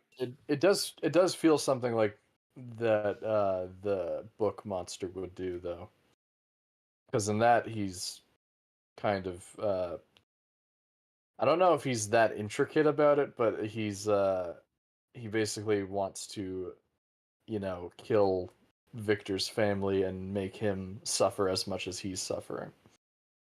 Which, and there is a little bit of that. But I do love this scene though when he talks about like, am I learning things or are these just other memories like, from these hands, this head? Like it's this stuff I think is great.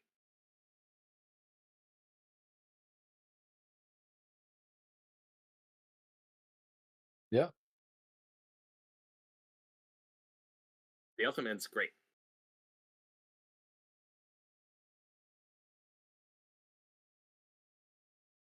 Mm.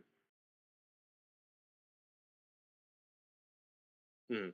Well, even the Elephant Man, though, particularly with the Universal version, like there is a Universal aesthetic and flair he was Yeah. definitely going for with it being in black and white. It has a very old Hollywood look to You gotta watch it. It was produced by Mel Brooks, speaking of him. it. That's fascinating. It's absolutely Fascinating. fascinating. Yeah, and I don't know. Moments like this are weird where the creature's like, "You think I'm evil?" It's like, "Yeah, you killed my fucking brother. I'm not your biggest fan right now, my guy." I do believe that he believes he's not evil, though. Well, I like that line. One thing I will fight you on with that take, that the alternate take we got. I like that line. Is like, you gave me these emotions, but like you didn't teach me how to regulate them or control Yes. them. Yeah, it is partially a story about negligence and a Yeah. father who abandons his child. You know that is a major part of the story. He's abandoned his child. Daniel Day-Lewis could have been a good Victor Frankenstein. Yeah, My boy. I've abandoned my boy. but this is the scene though with the proposition of the creature saying, "Hey, make me a wife, and then we'll fuck off and do our own thing."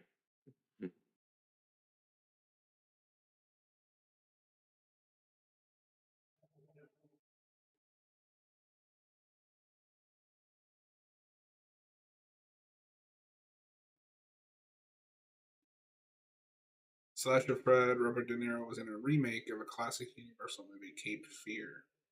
That's I'm true. sure that's Cape Oh Fear true. is I great. yeah. haven't seen either one.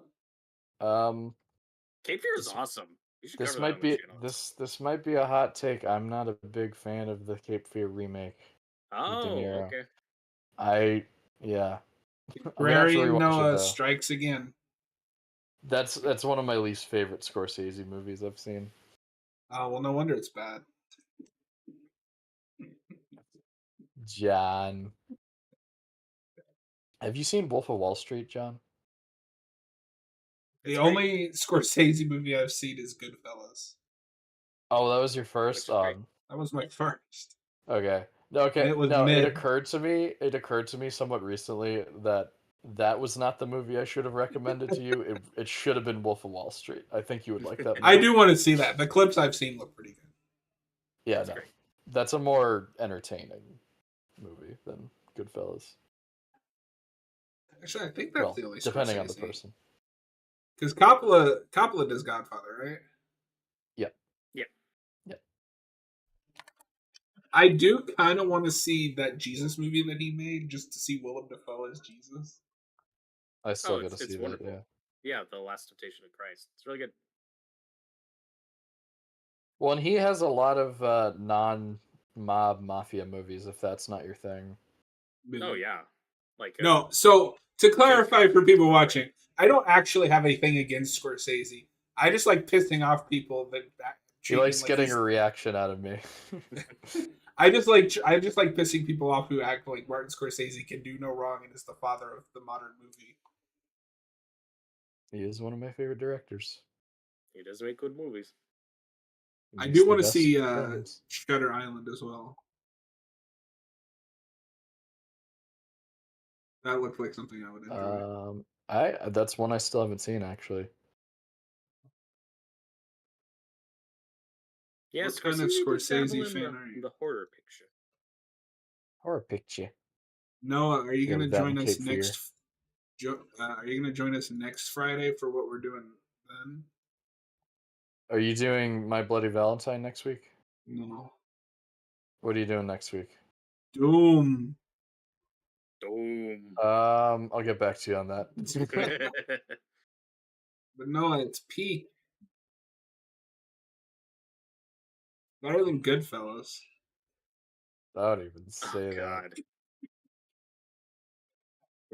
Don't you can't say that. We're gonna lose all our subscribers. Oh.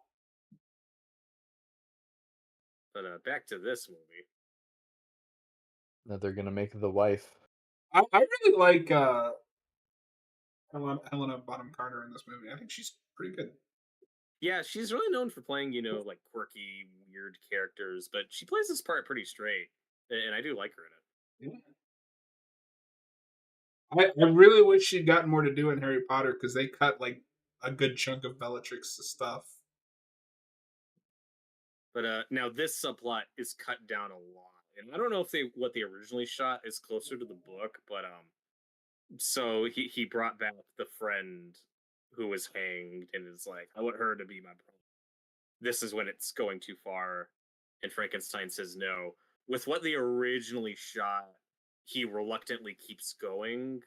This was a much longer subplot, and then the creature kills a woman, like a prostitute, and brings her to him for extra parts. And Frankenstein can tell, oh, this isn't grave robbery anymore. Like, this is somebody you murdered. Like, that's then the line that goes too far, and he stops. It's just, with what we're given, it's really weird that in the span of like 2 minutes, we get Frankenstein pulling out all his equipment, ready to do this, and oh Yeah. shit, you brought me back my friend. Okay, never mind. Well, Never again, mind. it just goes like so quick. And what Okay. they originally shot really kind of drew that out. For some reason, I thought the bride was in this movie, but I don't know. okay. Don't remember. We'll see. We'll see. This is your live reaction. Live. And what's no up with her reaction. hair?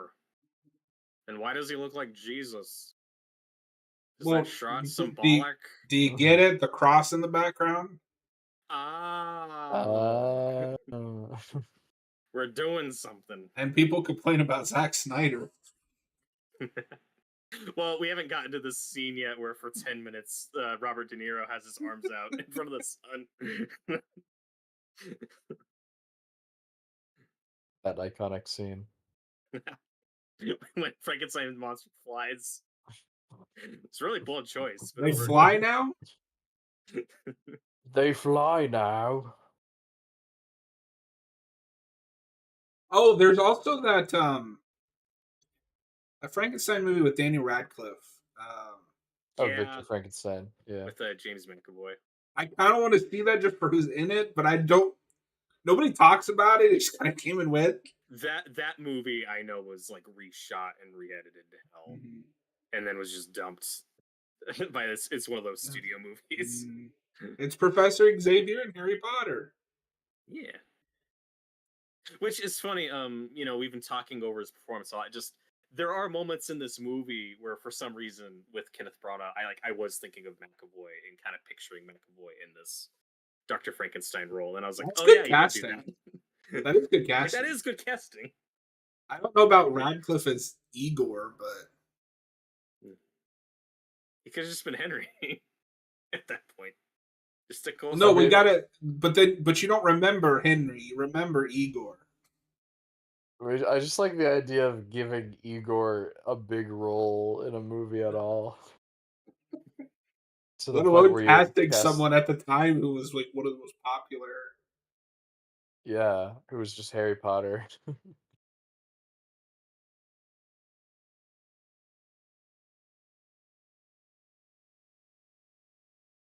I guess there is an Igor movie, an animated movie.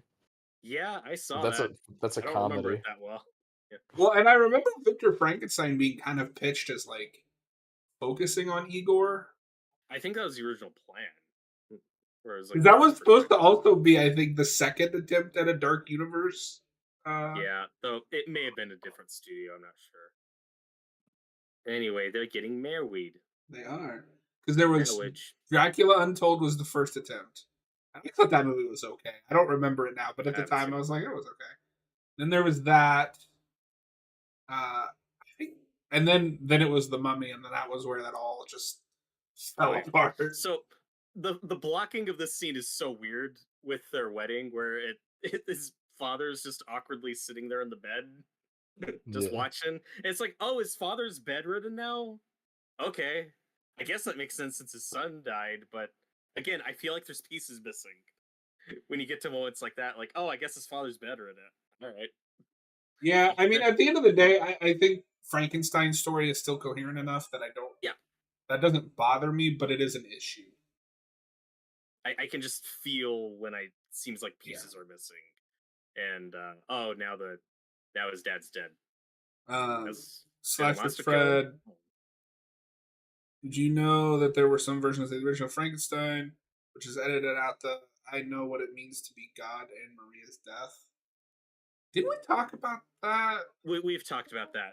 That was in the original cut. Remember, Frankenstein was a pre-code movie, before ratings and all that. And there was a line where it's like, "And now I know what it means to be God." And then in later re-releases, think 40s, 50s, parts like that were cut out because, oh my God, this is so offensive. That was a controversial line. And It's controversial. hysterical. And so footage like that was missing for decades and then was finally restored. So once the movie makes it to like home video, in like the 80s to now, that stuff's all been put back in. So if you've seen Frankenstein, you've seen Well, and that line I feel like is one of those that gets quoted a lot. Like that's all over Jurassic Park. Mm-hmm. Oh, absolutely. It's just weird to think that for like 30 or 40 years that was just not in the movie. Well, for a whole. That's why I always find like people getting upset about stuff that's in movies funny because, like, yeah, but also I don't know. 50 years ago, you couldn't have a toilet in a movie. Yeah, standards change. You couldn't have a flushing toilet. And oh my God, is the camera gonna spin for their wedding night? It's spinning. That's a good trick. No, Noah. Neat trick, Noah. I refuse to believe that line's this. so weird. Brother and sister no more. Now husband and wife. It's like, yeah, stop it. Oh, Stop. Get help. I forgot about that line. Oh my! Why is this so like incestuous? Weird. Like, oh, now they're going at it. Then the camera's spinning. Noah, do you like the spinning? The scene is just weird now. No, they ruined it with that line. Yeah, it's kind of their It's thing. the slow I spinning. mean, I'm aware that was probably common in this time. I think. I don't know. That's weird. I don't know. My basis is Game of Thrones.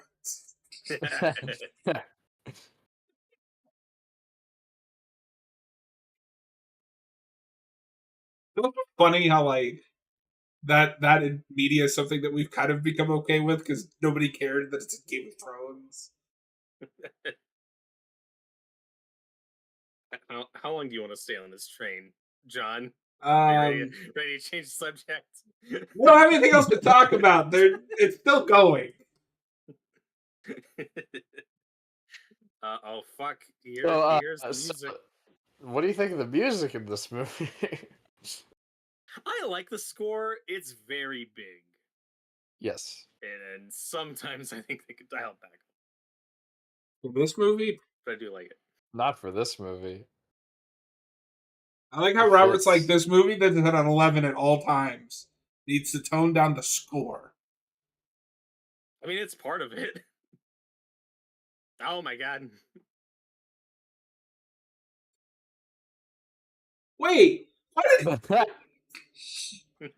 He was watching them? Oh yeah, god. that's yeah, it's a lot to unpack there.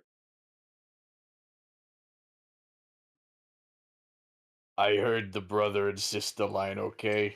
That's not okay. Well, no, that's even weirder because if that's his father, this is his Oh stepmother. no! Oh fuck! It's gonna get all Sigmund Freud up in here. Shit. No, I think there might be something wrong with the screenwriters of this movie.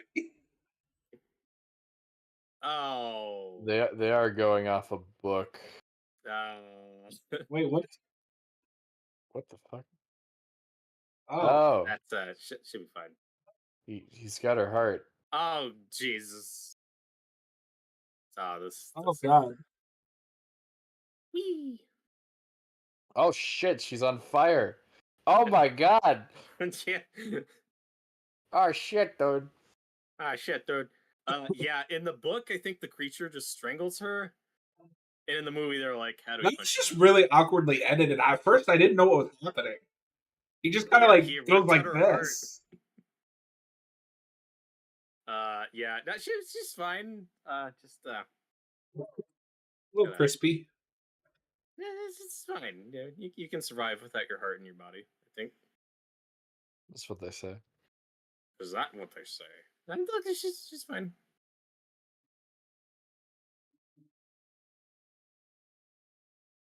This shot's awesome of them going up the stairs.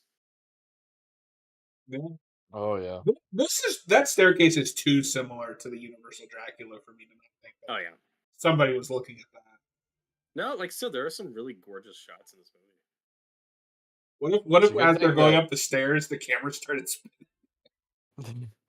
it's a good thing that Branagh didn't trip on that robe while he was walking up the stairs. Yeah, why is there no blooper reel? Come on. Right? Oh god. Yeah, now we're gonna go full reanimator. Oh wait, so she's the bride? Oh my god. What? What? Oh, she's the bride of Frankenstein. Yeah, now you get it. Oh.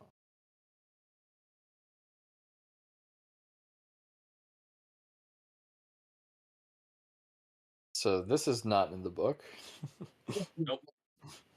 I'm guessing this is the moment people are talking about. We're like, oh, this just completely Yeah, goes well, off. because I knew that the bride was in this movie, but I didn't know it was Helen Bonham Carter. No, Yeah. this caught me off guard because I didn't know if the bride was in the book or even going to be in this movie. But then I was like, oh, I don't know how you feel about this note because you're a fan of the book. I like this choice. I'm gonna have to see how the rest of it plays. I think it's kind of an inspired edition that I wouldn't mind seeing in more adaptations because in the as far as I know, in the book, Frankenstein's his wife dies after refusing to create the creature's bait. So all Yeah. that's from the book, but then just expanding on that and going, yeah, but then what if he just brought his wife back and then she became the bride of Frankenstein? I think that's a good choice. I like it. And I mean, if you're gonna get Helena Bonham Carter for this movie, you gotta. Right? It seems You it's gotta really make her a obvious. monster. Henry is just and okay now obviously we've been talking over this whole thing. In this cut of the movie, it doesn't seem like Henry knows much of what Victor's been doing, but now he does. There's a lot missing with him and Henry and how much he knows what's going on. Release the Branagh cut. I'm I sure watched Arrow it. didn't I do anything with that. Yeah, I'm I'm surprised also there's no shocked this is deleted an Arrow scenes. release and not like a Scream Factory. right? Oh god. I don't know This- why, but there's something really funny about the way he was doing that. He's just slapping her. we need the 10-minute scene of them slipping and sliding around. I'd watch They that. cut it. Those bastards. I don't like the way John just said I'd watch that. I'd buy that for $1. Hey, Robert was the one that was all over the two guys slipping and sliding. It went on so long. Oh, It's just God. because it was funny. This, I love the mood here, and I like this direction. It's like, this is probably a mistake. This is probably a bad idea, dude. No, I love at the end of the day, this guy hasn't learned anything. Nope. We're spinning again. Yeah, so... Slowly. And it's Elizabeth's head on the other girl's body. It would have been really funny if they had more foreshadowing to that, like with the love triangle thing, where it's like, oh, there's these things he favors in one girl over the other, and now he gets the best of both worlds. I think that's great. That's fucked up, dude. She's oh, this is gonna work, dude. Yeah.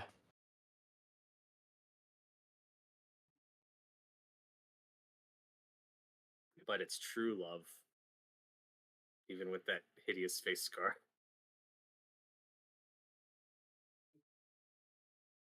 And So the I actually camera's do. turning.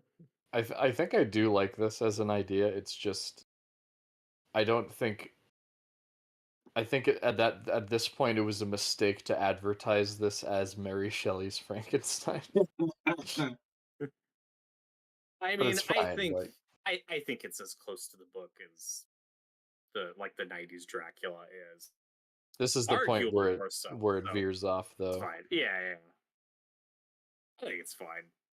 No, I'm fine with it. I am fine with it. At the end of the day, it's just like I can see why hardcore book fans would not like this movie. And they're dancing again, but Stop now dancing. it's sad. I'm okay with it because at the end of the day, you know, all the adaptations they're just adaptations. They can change stuff if it makes There's sense. Frankenstein from like 2004. This is Yeah, weird. that's the one we were talking about. I think. No, not the Is that the miniseries. This is directed by Marcus Nispel, who, if you don't recognize that name, did Texas Chainsaw and Friday remakes. And apparently, it's a failed TV pilot turned movie about Frankenstein becoming a 7 serial killer.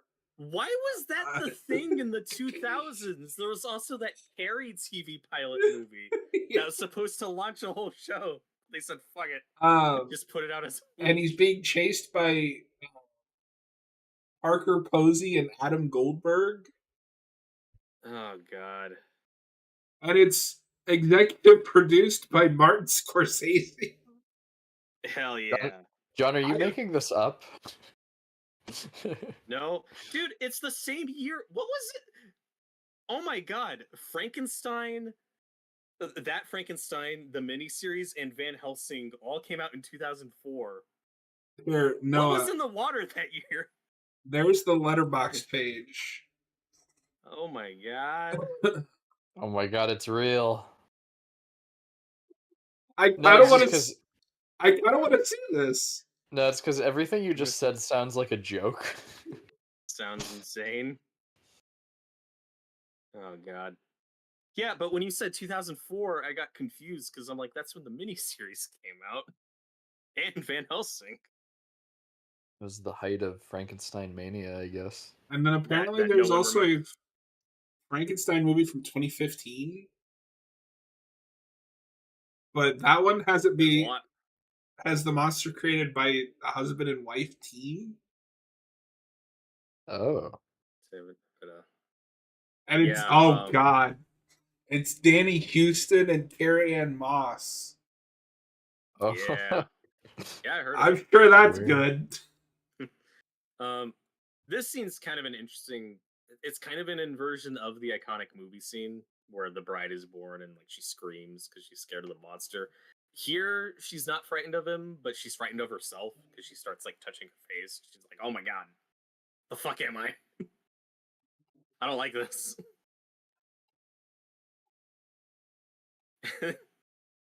Oh god. And then seeing these two guys fight over her, I just want to see them rip her in half. Like, here, you keep your half, I'll keep mine. Because this is just a bad situation for everybody. Slasher, yeah, we were talking about that earlier. I think all three of us are fans of Reanimator. Yeah, I like Reanimator. I can never remember if Robert's seen it or not. Oh yeah, I've seen Reanimator. Holy shit. Oh my god, yeah, yeah. It's kind of a cool riff on that movie scene where she freaks out. But here, like, if we were to remake, Oh like, my Bride god, of the whole Frankenstein, building's catching on fire. yeah, it's so over the top.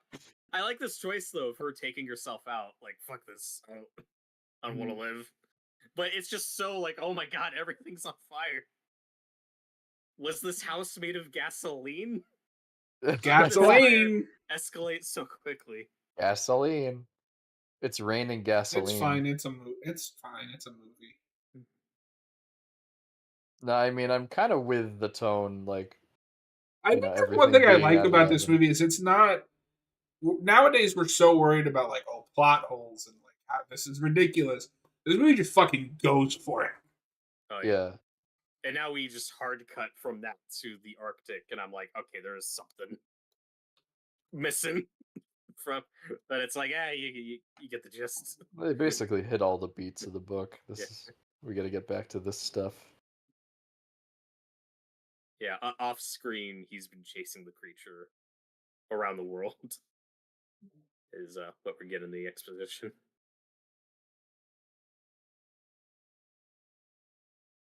Now he just wants to sleep. Yeah.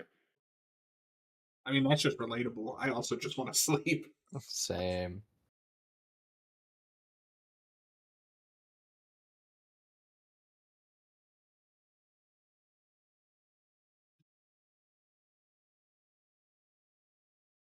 And that was Dr. Frankenstein's terrible, horrible, no good, very bad life choices. Year. Actually, many Yes. years. So I'm having kind of a similar experience where I do really like this movie. I still like the Universal one better. I think this might be my third favorite Frankenstein movie. I'm with you there, but I've only seen But I three. think But... those might be the only ones I've seen. Actually, now that I Well, think about You've it, seen Van Helsing, right? I haven't seen Van Helsing. Oh, okay. Oh, we I got to gotta- make Noah watch Van Helsing on the channel. Are you Yeah, guys we doing do. that movie sometime soon? Eventually. Now we Okay. Probably are. not soon. Yeah. I didn't know you hadn't seen it. What? I didn't see it. We'll have to figure out a time, but yeah.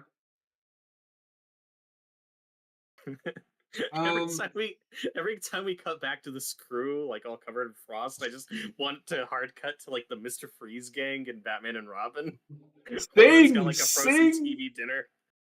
Dang.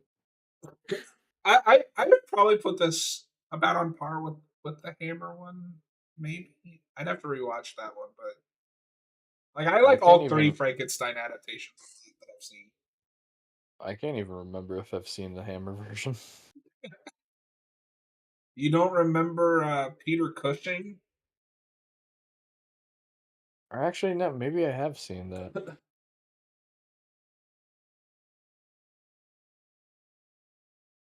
And this is one of those scenes where I am conflicted because I like it and I think it is sticking to the book with the monster being sad that his creator's dead. I don't know. I feel like I'm missing something. Um, but his performance is great. Guys, I want to burst your bubble here, but we are looking at a Dutch angle right now. It's because the ship's tilted. It's a Dutch angle.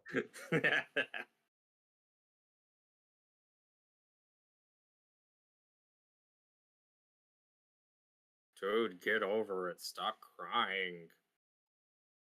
Death happens. Just move on.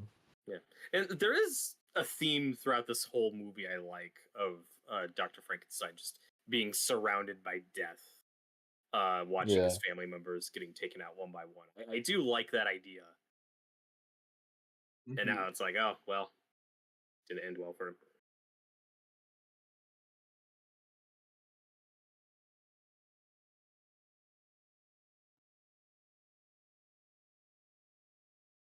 But one thing probably should mention before we wrap this up. This was written by Frank Darabont. Oh, Wrote this script. Oh. I'm really curious what this would have looked like if he directed it, because he hated this movie. oh, I didn't know that. He did not like the way he felt his script was chopped up and directed. As much as I'm I really like this curious what movie, would now be. I'm kind of disappointed because I really want to see what that looks like. He was probably just busy with one of his other '90s movies because that was kind of the Oh, height. I We know. lost to Noah. Oh shit, he was like Frank Darabont. I'm out. I do like this movie, but I want a longer cut of it, and I wonder if that would have been closer to his vision.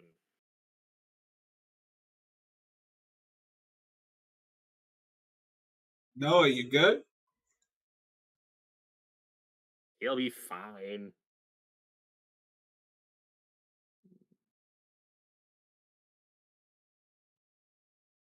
I've got some chemicals and lightning in the back, but he'll bounce back in no time. Noah is Frankenstein's monster. Oh He's my god, he's back. back. Oh God, Oh no. what is That's happening? scary. It's scary. What the fuck is he doing? He's freaking out. He's gone mad like Frankenstein himself. I don't know what was happening. No, I just had to get up to go change something, but my camera kept flickering on and off for some reason. You're gonna miss the end of the movie. I'm watching it. I'm watching it. Oh, don't put the fire there. Oh, idiot.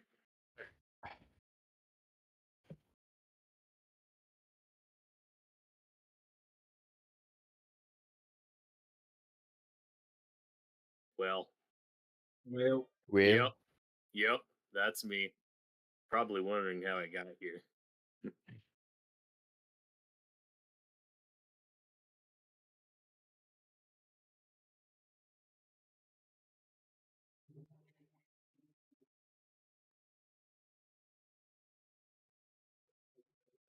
A tale of woe. the captain's like, that just happened. Well, that just happened. But he's worked past his madness, his obsession, where he's Yes. learned from this experience and is applying it and saying, "Okay, fuck glory. I'm just gonna go home. I don't want to die." Good choice. so Noah, how do you feel about Mary Shelley's Frankenstein? I actually really enjoyed it. I thought I'd be more okay or just like middling on it, but no, I It's a actually really good dug it. motion picture. Yeah, it's a good motion picture. I think the key to enjoying this movie is if you're like a massive fan of Mary Shelley's book, is to not expect this to be a one-for-one adaptation or even like anything like tonally I on that think that's level. the big. I think that Yeah. was just the tone of it. Mhm. Yeah, this is a more, over the top theatrical movie, which I'm fine with. And as I said before, I don't see that tone in the original book, but for as a piece, I like it in this movie. Mhm. And it was produced by Francis Ford Coppola and Fred Fox. Fred Fox. All right. Well, that has been our commentary of Mary Shelley's Frankenstein. Noah, as always, it's been a pleasure doing the commentary with you. We're always happy to have you on the channel. Yeah. If you're watching this after the fact, please consider hitting that like and subscribe. And we will see you guys on the next video.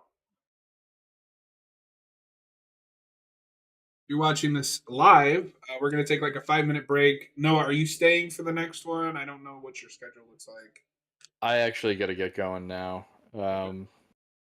Yeah, so Austin Yeah, and I are bastard. tag teaming. Yeah, so Austin is going to come on I'll tag for out. He'll tag in. Bram Stoker's Dracula.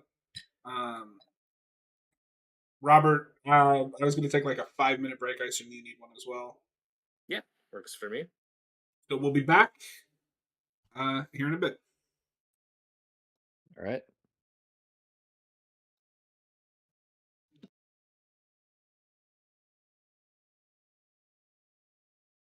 Noah, I will see you Sunday for more Last of Us. Yep. I'll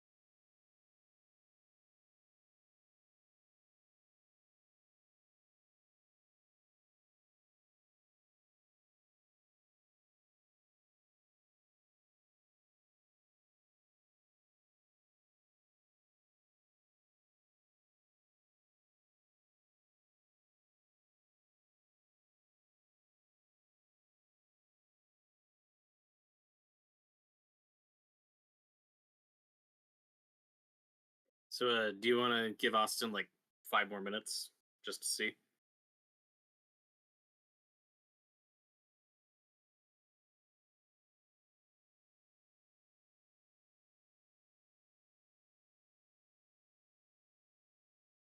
Do you want to give Austin like 5 more minutes?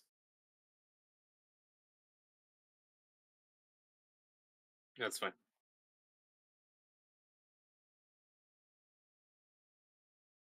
Hello. Yeah, no, I've been here for a while. I was just still muted. I was just waiting. I am.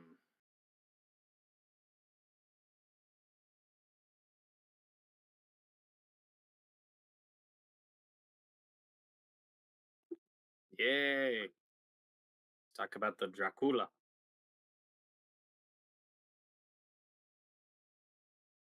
He left us. It always, everything does. As all things should.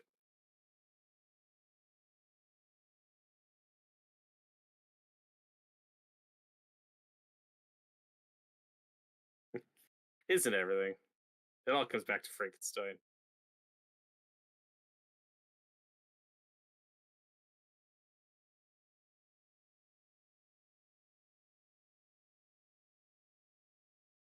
Boo. Boo. You know I'm right. No, Frankenstein's alright, but this is the better movie. Hey, I guess we'll see. This is the more interesting movie.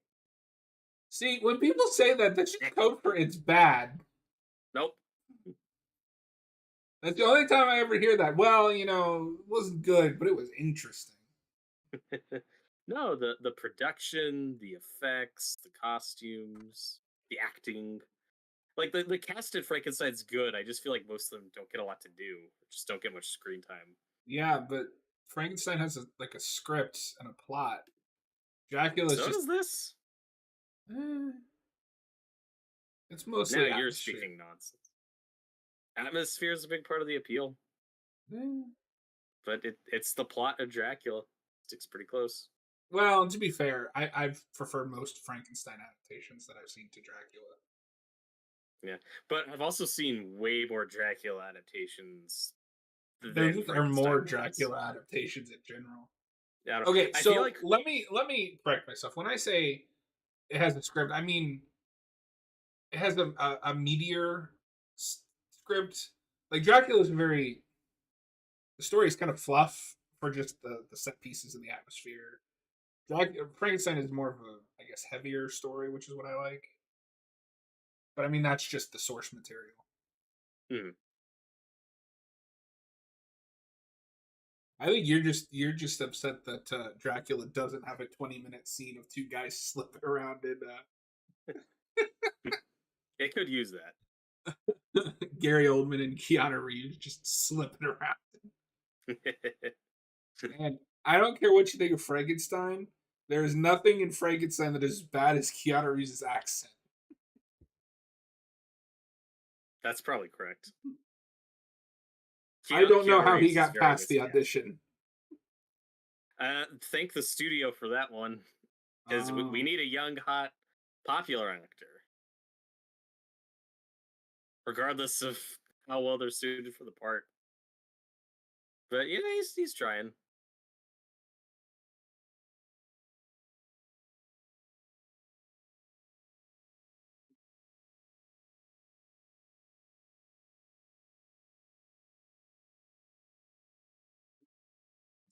He's trying. He's already dead. Keanu Reeves hadn't found his groove yet. No, this is pre-Matrix. 92. Oh yeah, this is before Speed. I think Yes, his first big action because I love Speed. I watched that movie religiously as a kid. This It's this great. came out the year I was born. movie. Yeah, I am as old as this movie. You're so old. You're as old as 1002. Yeah, I fixed that, you bastard. It's on tape. It's on record. It's fake news. Well, Oh my speaking of fake god. news, I have risen. Ah. What's up? what's up? How's it hanging? Why Not were too you bad. sleeping? Because I had like 4 hours of sleep last night. It was a super long day. And I Robert, you did passed all out. this to And then make I yourself literally I immortal. woke up. Why? What? Uh, go ahead. And and then I woke up and I saw John's message and I was like, oh, fuck. But I assumed I just missed it. No, Frankenstein is a long movie. What the hell is this? Oh, this is a complete different movie. Oh, okay, weird. Robert, you did all this to make yourself immortal. Why? To live forever. Isn't that why you do anything? Of course. I think the answer is in the question.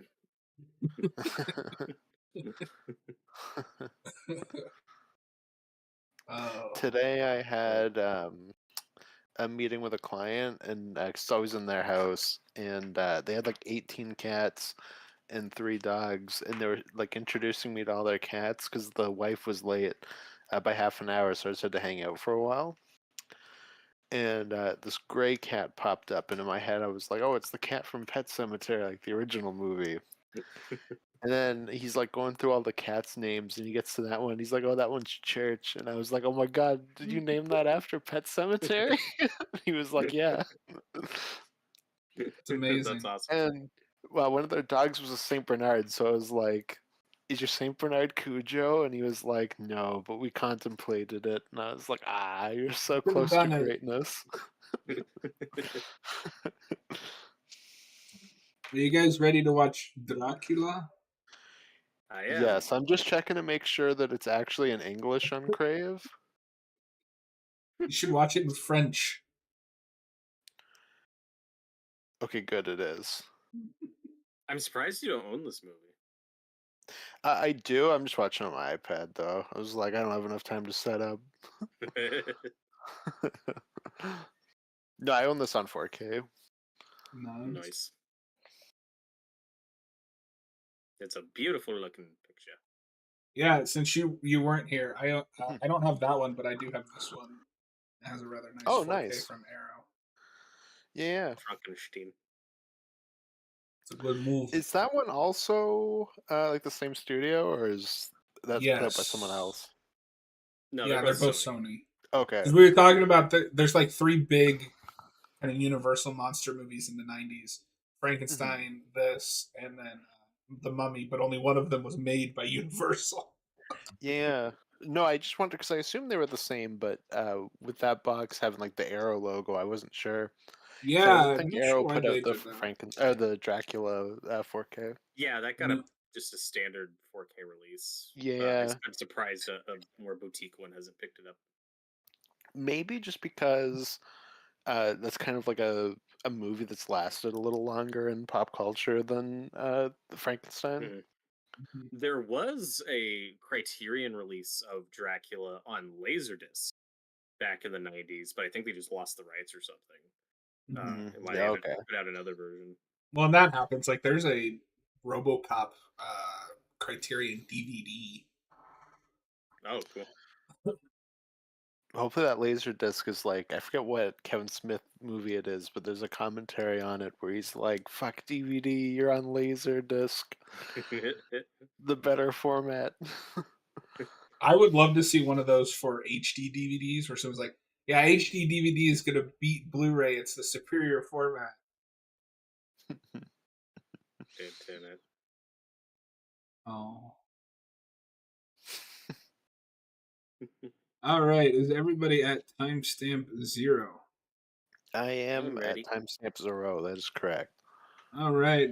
We are watching the 1992 Dracula in 3, 2, 1, play. Columbia Pictures. So, Austin, when do There you it is. see this for the first time? I don't remember, to be honest.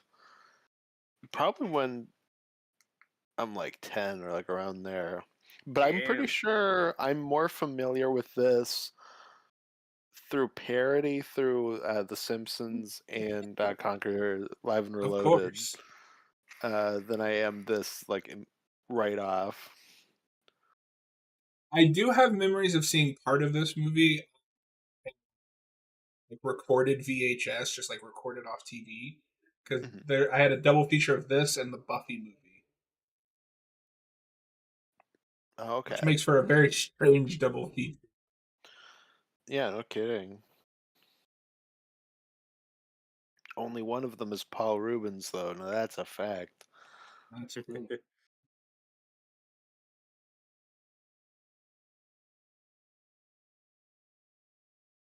This Dracula armor is so awesome. It was also a pain in the ass to act in because panels kept falling off when they were trying I mean, certain it looks takes. like it would be a pain in the ass to move in. It is a There's a cool looking lot armor. of aesthetic things in this film that they really just go for whether they work or not. I love it. This has that in common with Frankenstein because there's not specifically aesthetically, but there's a lot of things in that movie where it's like, oh, you're just going for it, no matter what you're going for. Yeah, and I do like that Frankenstein movie, but in terms of like sets and costume design, it is trying to be a bit more realistic and period accurate. What I love about this movie, it has no pretense about all that. It's just pulls from so many different cultures and aesthetic choices that there is nothing trying to be historically accurate here, and I really admire it for that. I mean, this movie's also filmmaking with a capital F. Yeah. Yeah, that's like one of the main reasons just to watch it is just the visuals and the atmosphere. It's a movie made for people that love the art of filmmaking and all the camera tricks. Yeah, and like all the practical work and whatnot. Mm.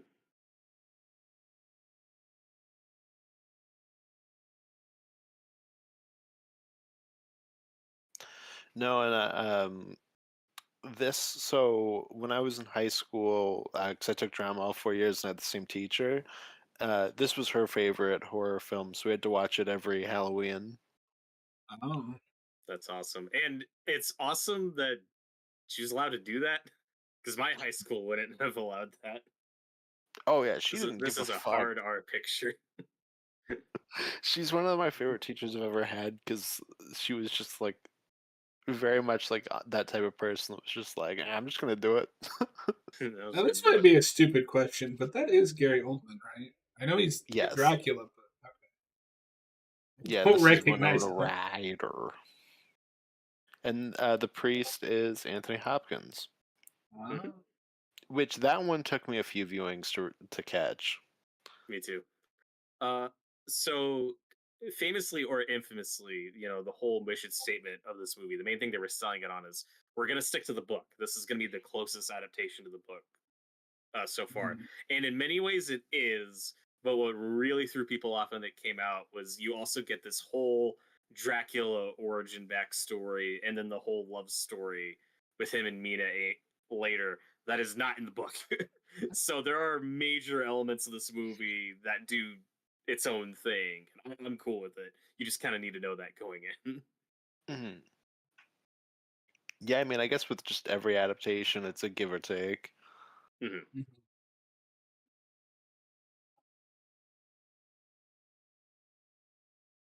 It's a game of give or take. You can't hurry love. I love Gary Oldman's performance in this scene. It's so awesome. I think there are many different takes on a Dracula origin, and this is pretty off book, but I think this is my favorite. This guy who was for the church, who fought for the church, who through a series of wacky shenanigans, his wife died, and now he's like, "Fuck God, I'm gonna stab this cross and drink its blood," as you do. Yeah, exactly. It's I mean, just it's an it's opera. It's an opera, yeah. Yeah, sorry, Bag. I didn't mean to ruin the joke, but I had to fix it. Oh, When I titled this, I accidentally hit 00 instead of 99, so it's like it looked like this movie came out in 1002 instead of Oh, 1992. It's an early picture. I mean, hey, we had Frankenstein that early, maybe. Thanks, I just Bag. watched that for the first time in October. That's a fascinating watch. I don't know if you guys have ever watched it. It's a The silent Frankenstein. yeah. I'm trying to think of who it is. Is it I think it's Edison? Edison. Yeah, Yeah, yeah. Edison. I'm like, which of the big inventors was it? I have not seen that. It's fascinating, and it's like 11 minutes. It's really short. I was Why must confused for a every second 11 because we minutes of just my watched a life be filled with Frankenstein movie, misery? but I was like, wait, you haven't seen that? Like he doesn't even make the monster out of bodies in that. Oh. It's really fascinating.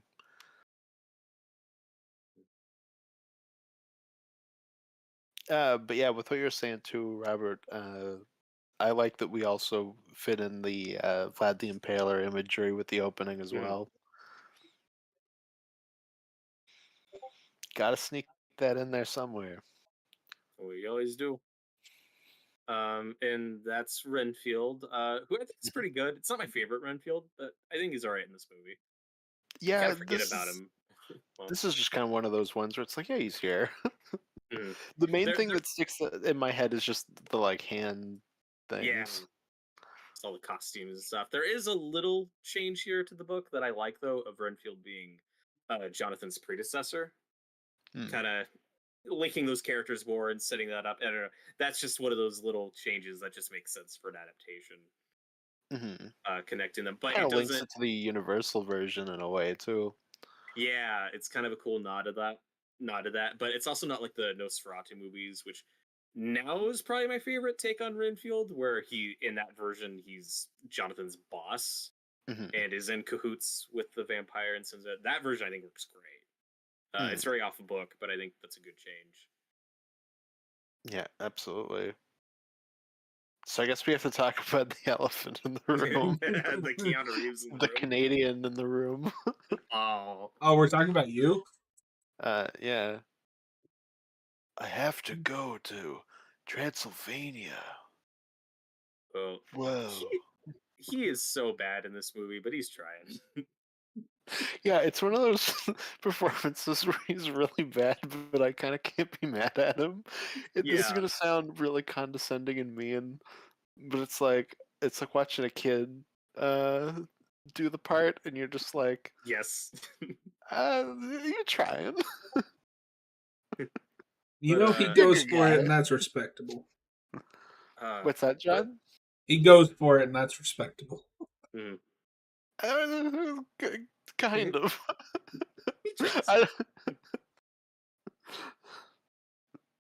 We're also still in that period where he's still like kind of a little too dopey. Mm. He hasn't had the full transition to like John Wick, Keanu Reeves yet. Yeah. But again though, this is just it's a movie made for people interested in filmmaking, and it's not just the old school effects and tricks. It's the fact that this is all in camera as one shot. These are not Mhm. things spliced together in editing. Like when you're seeing Jonathan in the window and Dracula's eyes, that's just on a projector that's being projected behind him. Like that is all captured in one shot.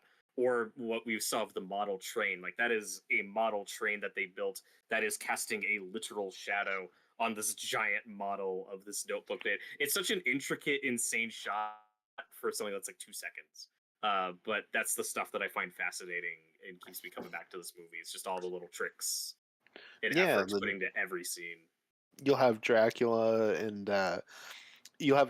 Jonathan talking, and then they also have like different shadow actors for them. Like, yep, you got all and that that's the most stuff. iconic stuff from this movie.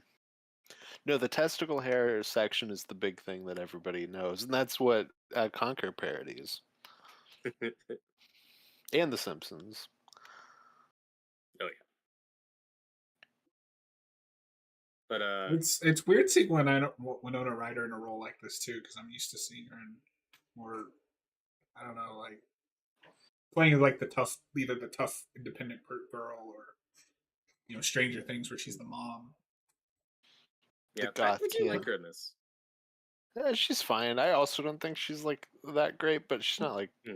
Keanu Reeves bad. But she's Yeah, fine. I think she fits the movie she's in, and even Keanu Reeves, as bad as he is, this is such a heightened, over the top movie that it just doesn't take me out as Mhm. much as it would in something that is more serious and subtle.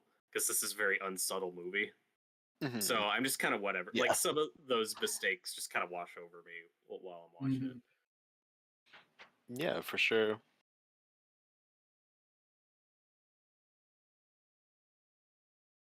That guy just roared at him. But John, John, you were saying earlier though, like how did Keanu Reeves get past the audition? Like how did this happen? Like that is I didn't know that that you was can a thank the studio studio. mandate. Yeah, do you know who Coppola wanted for this role? No, I don't know anything about the making of this movie. Oh, well, Coppola wanted a young actor by the name of Johnny Depp, and the studio Oh. said no because he wasn't popular or big enough. So they said, you know who's popular? That Keanu Reeves kid. He'll be great. I also, Johnny Depp probably would have been better. no. I would have been better. I don't know if that's. We I don't almost know if he had a would have been Depp great. legacy of Dracula. Yeah. But I don't know. I like Depp in movies like Sleepy Hollow. This era, like this era, early '90s Johnny Depp. I think. Yeah, this isn't a typecast Johnny Depp era. He would have Yeah. been good in this. And the most important part is he wouldn't be like, "Whoa, Count, you're licking my blood. Whoa."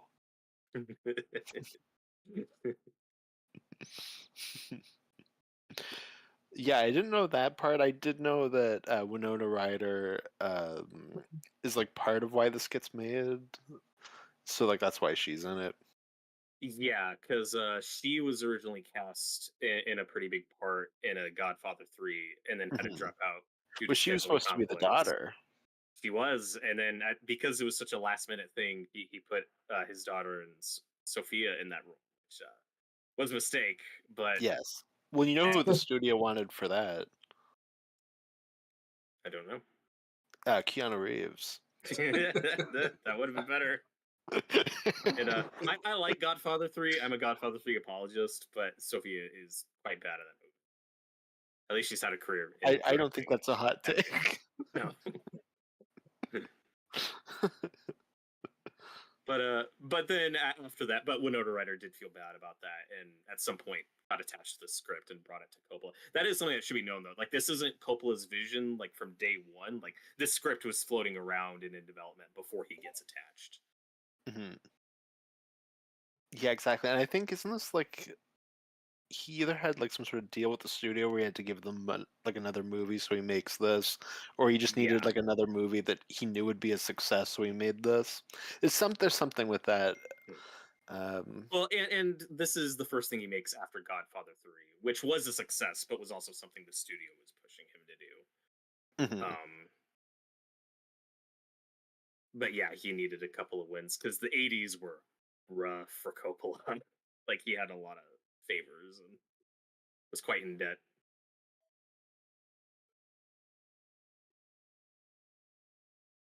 But Yeah, for John, sure. how do you feel about this Dracula look? It's not my favorite. Um, I don't know. It's not the worst I've ever seen either. It's just Yeah, like it's not my favorite. I just love it in this movie. It's so insane. Although throughout most of his costumes, though, there is a heavy like Japan kind of geisha influence, and again, it's so weird and wrong, but I think it looks awesome. I mean, I I think guess it helps with like the otherworldly quality. I do really like Mhm. that his look changes throughout the film. Me too. yeah. Yeah, it is one of the few versions where when Jonathan meets him at the castle, we start with Dracula old, and then he'll get younger throughout the movie, which is from the book. Hmm. Mhm.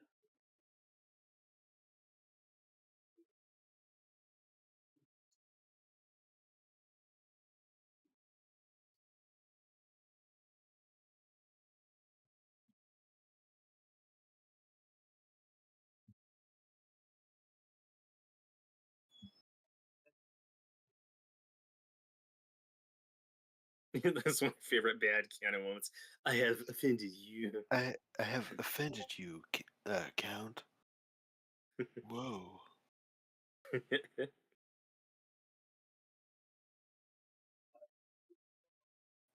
Let me show you a picture of my bodacious wife. Yeah, This would and have been right after at least the first Bill and Ted. I don't Oh, know yeah, when Was the quite a second bit that's one maybe. after it. was. Yeah. It's probably after the second one, no? I always think Yeah, or at least that first one comes out late '80s, but I could be wrong. Mm-hmm. well, I think that movie's made in like 86 or 87, but then it's in a drawer for like a year. So it's Oh yeah, I something the guess if studio this is sits on 90, before. then this is probably before This would be Bogus Journey. '92. Oh, This okay. is I'm not 92, sure so when they came out. I think it's after Bogus Journey. But I also know when Keanu was making this movie, though, he was exhausted because he was Mhm. shooting a bunch of stuff back to back and had like no breaks while he was Mhm. making this. So he did put a lot of effort here, but it should also be noted that he was also very burnt out and exhausted from all this other shit he was doing because this was the height of his like young popular era, Mhm. He's heartthrob era. such a cool career of kind of reinventing himself every few years. Because he goes from like Bill and Ted and that kind of stuff, and then he does The Matrix, and then he's still working, but he kind of disappears from the mainstream movies for a while. And then he comes back with like John Wick, which is different. Yeah, I see it more as like a one split where you have like dopey Keanu Reeves, and then now you have action movie Keanu Reeves, and then Mhm. something like The Matrix is more in the middle, where it's like Mhm. he's actiony, but he's still kind of got that Bill and Ted Yeah. energy. Whoa. Yeah. It's funny though because there is like a good 5 year gap between Speed and The Matrix. He was not like an instant action star Mhm. after Speed, and the reason for that is because he infamously turned down Speed 2 and was responsible for that getting delayed because Keanu Reeves, of all people, was like, "This script sucks. I don't want to make this movie." And the studio was like, "Fuck you. We're gonna blacklist you for a couple years." And then Speed 2 finally gets made and is like this horrible disaster. Yeah, he and he won. gets the Have and he you gets the guys seen that Matrix. movie? Oh yeah, it's No, I don't hilarious. want It's to. not good. It's got Willem Dafoe's great. It's worth watching for him because he's the villain in it. Hmm. Yeah. It's terrible movie, but it's worth watching for Dafoe. I love that Keanu Reeves was like, no, this is terrible. But Sandra Bullock came back. Yeah. I don't get mean, it. Sandra Bullock's in a lot of terrible movies. That's true. He isn't so good. There's some good stuff.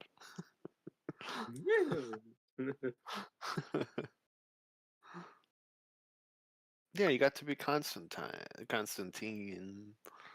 Yeah, I do like that movie. Yeah, and I still need to watch that movie. I know fans at the time were pissed about his casting because that seems like just such an off choice, and I know he doesn't even attempt an accent in that, but that's probably It's the right probably because it choice, came right? out after this. Yeah, That was probably for the best. I don't know. I feel like his performance in that though has been reappraised a bit in recent years, where people are like, he's pretty good in that." I haven't seen it, so I think it helps that we had the It's pretty show, which good. is closer to like what people want from a Constantine thing. Oh my god, this movie's disgusting. What's with the porn?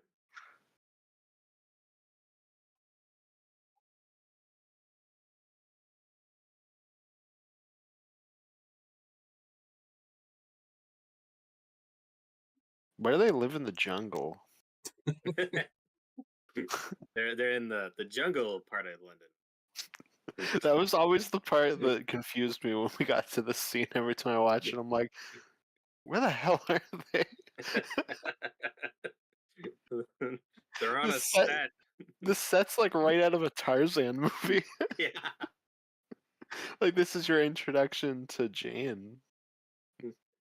Reading Oh no. porn. Was this movie written by old pervy weirdos? I mean, it is made by Coppola.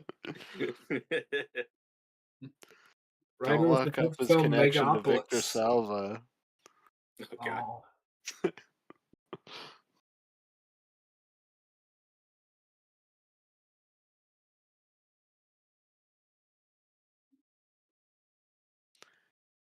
we've kissed, but I don't want to go further. I mean, have you heard him speak? I can't tell if he's just like missing some brain cells or he's just very British.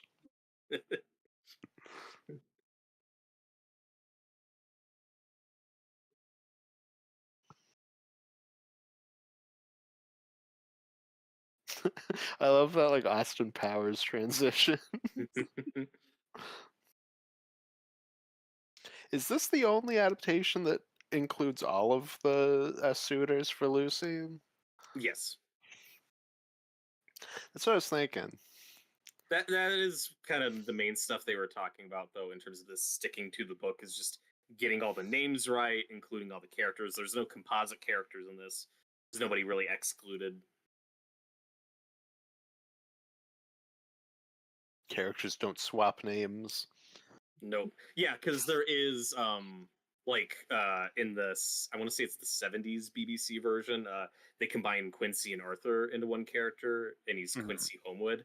But for some reason, they cast a British actor, but made the character American. And I've heard he has a horrible Southern accent. we can't escape bad accents in these movies. Beautiful, beautiful. Why wouldn't you just keep him British? If you're gonna make a composite, Because that would be too easy. The worst is Lucy in the BBC show. She's just a girl Dracula meets on Tinder. Oh. Yeah. But I do think Lucy's suitors, these three guys, I do think they're perfectly cast. You got Richard E. Grant as the Doctor, you got the Rocketeer as Quincy, and then you have Carrie Elwes as snooty British rich Arthur Homewood. Like I do like this trio a lot. No, we almost have like a Three Musketeers thing going on with these guys. Which may have been intentional in the book. It's just not something you really get in most of the adaptations.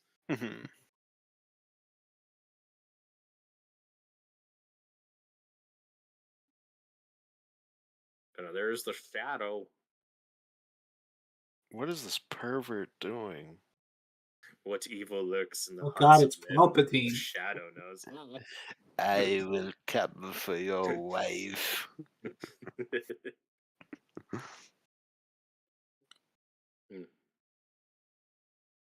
Also, one thing that stands out about this adaptation, though, is because the book is comprised of fictional, journal entries and diaries and all that stuff. And this movie incorporates that into narration, like from different characters' POV. That's a touch I really like in this movie. Yeah, I do like how we incorporate the journal stuff in this. And is Dracula technically the first found footage horror thing? I was gonna ask about that. It's possible. It feels so unique. It's not like Mary Shelley's Frankenstein, which is just, a traditional narrative. Dracula's like all this stitched together journal entries and stuff, to give you a beginning, middle, and end. It is really cool. And I can't think of anything that predates that.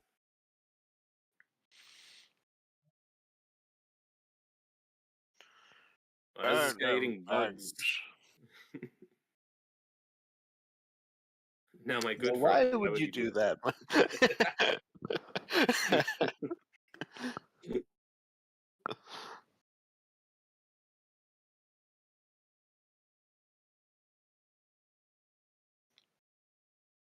Yeah, I think all this stuff just confused me as a kid because this would have been the first Dracula story I watched.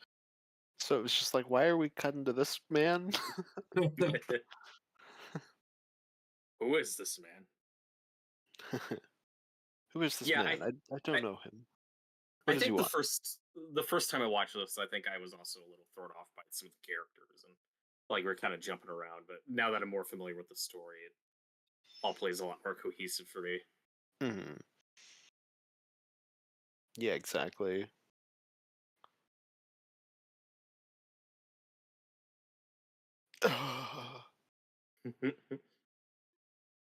He really likes the idea of getting that pussy.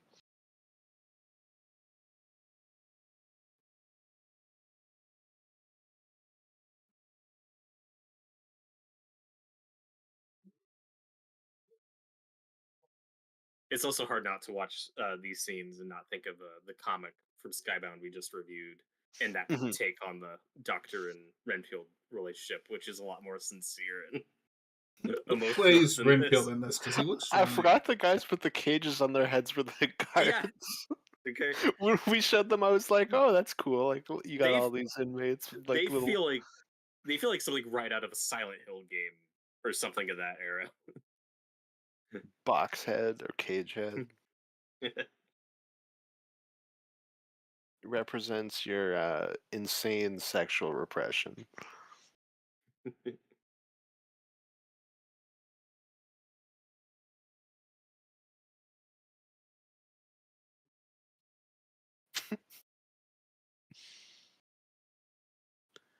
Ow! I cut myself while shaving.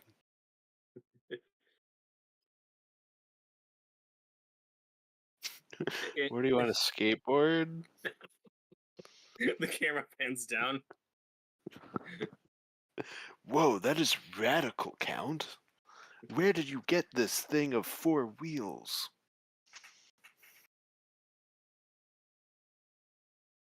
I do love in all these adaptations Jonathan's "this is fine" energy. Yeah. Like, yeah, and We got to do this scene specifically in every version, of course.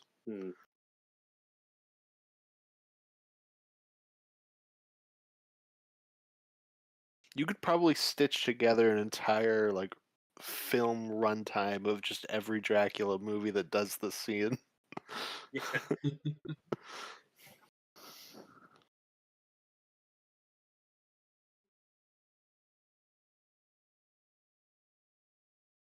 Let me shave you. That is one thing though I really like about Robert Eggers' Nosferatu is I feel like his movie's the only one where Jonathan is from second one just fucking terrified during these castle scenes, which feels the most believable. Mhm. No, Our once you have fourth like an co-host elderly has man come with back. testicle hair shaving you, like get out of there.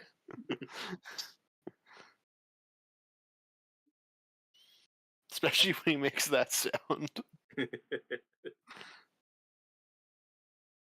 Our fourth co-host has come back to say hi. Oh, It's just cat. like right after they offered Renfield a cat to eat. Oh, Yeah, it's that's like, bad help me. taste.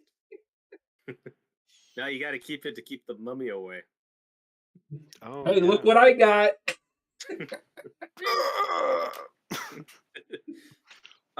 This is one of Keanu's finest moments. Bloody wolves chasing me.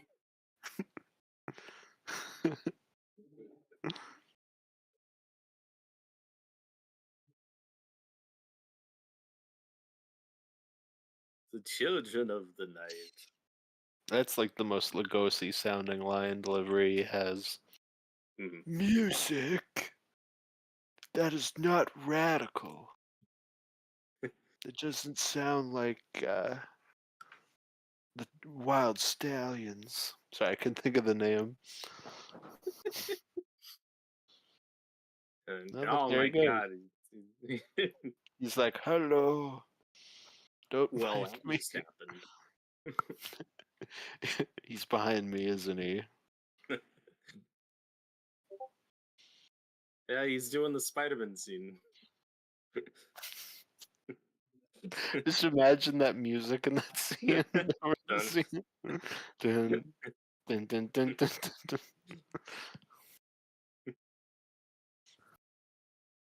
Maybe this candle will stop him.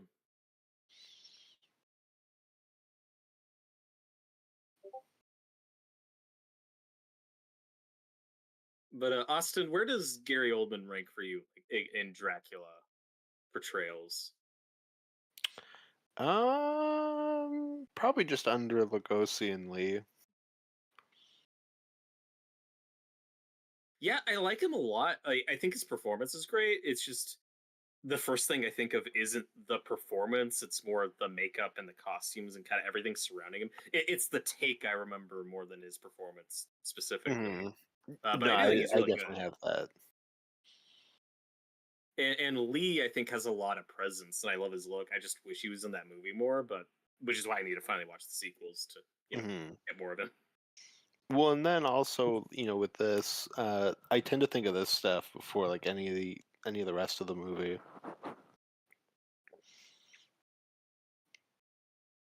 Once he loses the testicle hair, I'm like, is he even Dracula anymore?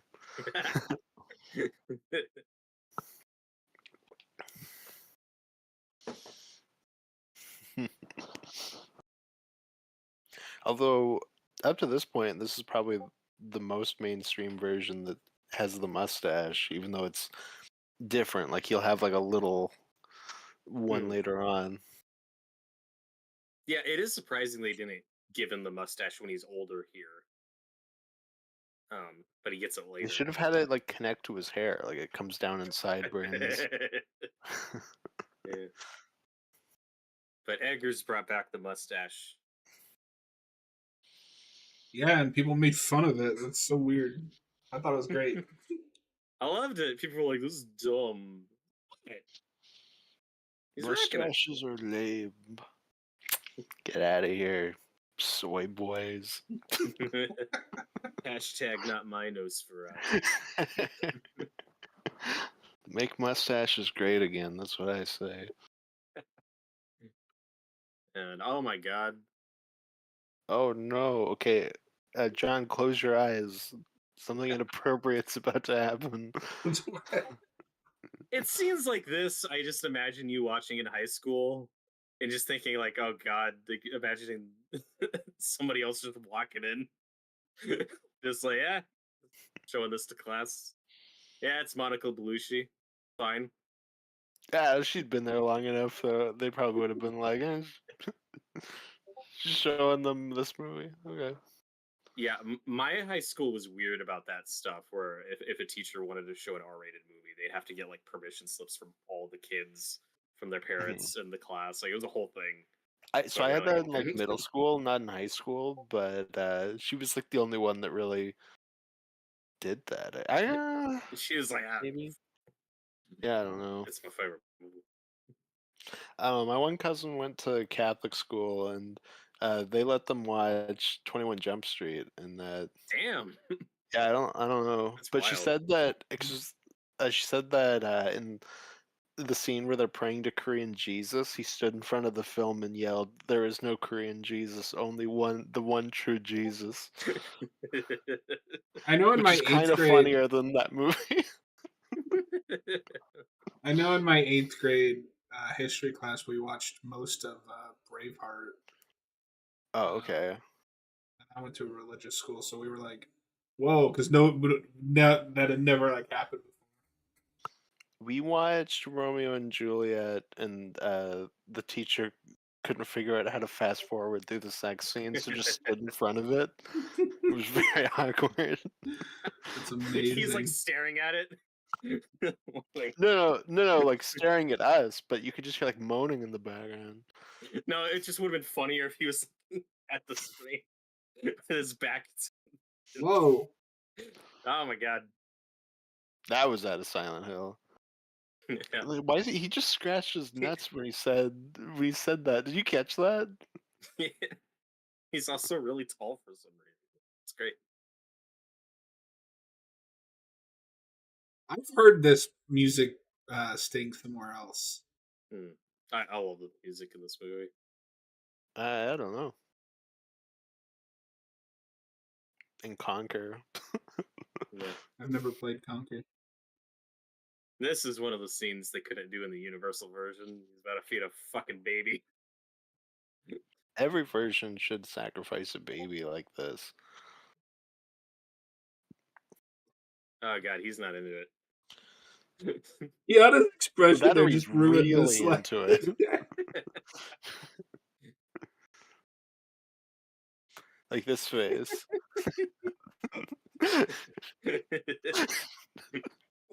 And then Dracula's evil laugh is so good. Yeah, his expressions there were really just ruining that scene for me. Seriously.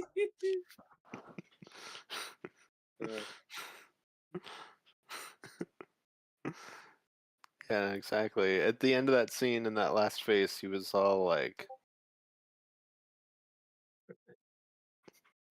Yeah. and John has the soundboard muted, so no one else got to hear that except Robert, but it was beautiful. It's an inside joke.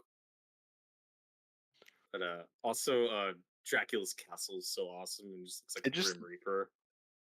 see, I've always thought it just looked like some guy sitting at his desk, like, It's James Gunn in the creature opening credits. yeah, exactly. Yeah. Now I know this sequence is cut down a little. I don't think the deleted scenes have been like officially released, but I know there's like work prints and stuff. Hmm. But I know Jonathan's escape from the castle was longer, where he had like fight off the brides and stuff, which could have been cool. Yeah.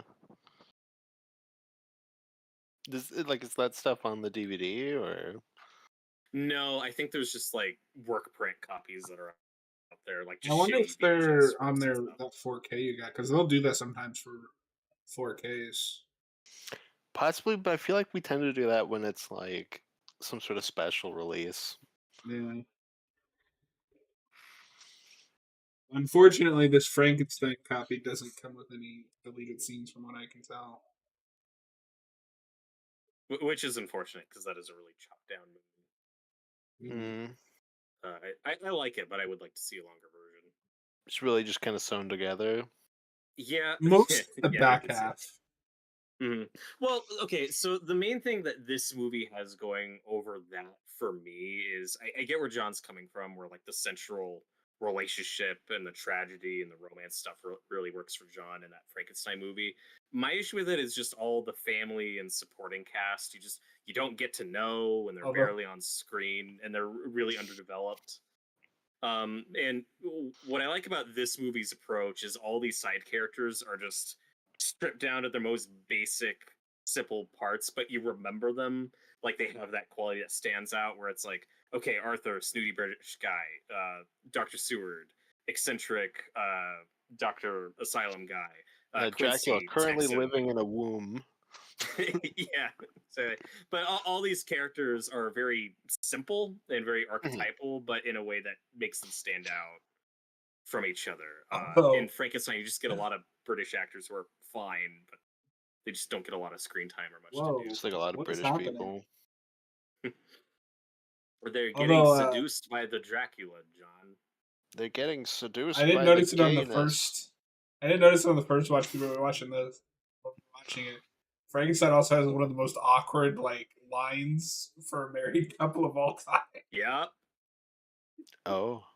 So Austin, the central relationship is Frankenstein and Helena Bonham. I mean, I would hope Carter's, Helena Bonham Carter.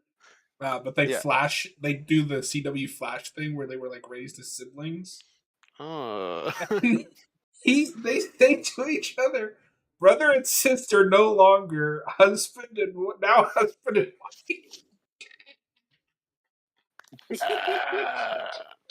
I wish you could have watched it. It's weird. That's rough. And I think that's from the book. The movie just really leans into that. Yeah. And it's weird. Yeah, I mean, the book, is written in a different time, and Mary Shelley specifically has a very Oh, yeah. different romance. That's a whole other story.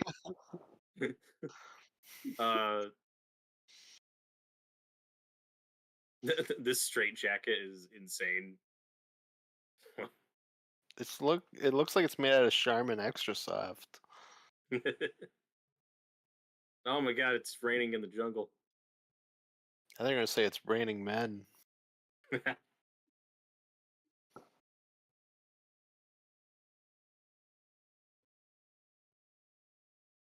Oh my god, it's Evil Dead Vision. Yep. Dracula's I would moving. love a Sam Raimi Dracula movie. Yeah. I can't even imagine what a Sam Raimi Dracula would look like. Whoa, what? Why is a werewolf in this movie? Well, he's been on a boat for a while. His hair grew out. That was another thing that confused me as a kid. I was like, why does Dracula become a werewolf? Yeah, Oh, he that was transforms into a Dracula? bunch of stuff. That's There is no Lucy, only Zool. Are you a Dracula? No. put on a bra. Yeah, I was about to say the exact same thing.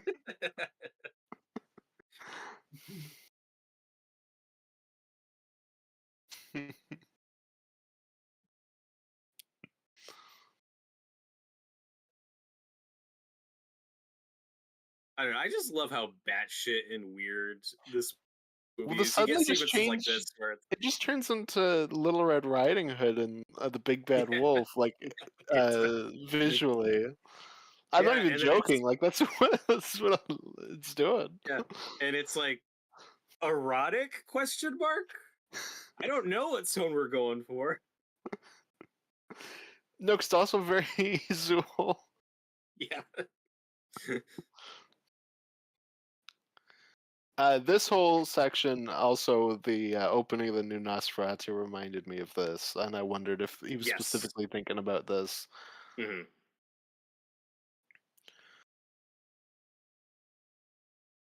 Yeah, because obviously this version really heightens and exaggerates like Lucy and Mina and their dynamic. I assume the book's more subtle, but then the new Nosferatu kind of flips some traits between them in interesting ways. Winona Ryder looked at him and was like, this was the exact moment when she decided she didn't want to be in Tim Burton's Planet of the Apes. She was like, I can see what that's going to be. I'm good. Well, Tim Burton did find Helena Bonham Carter really sexy as Ape. Ugh. Yeah. And then he married her, and that lasted for a bit. Well, I You think think he he made her keep the actually... makeup? No, I actually think she dressed like that for their wedding. Oh god.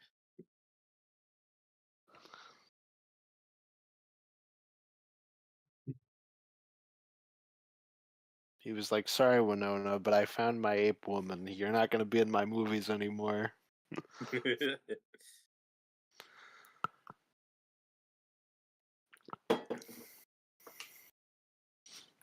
Stop complaining. Stop talking about tasting his blood.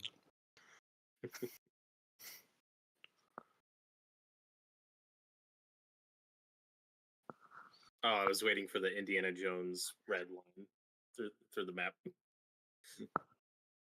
I would have loved that. You do like a bloodstained version? Yeah.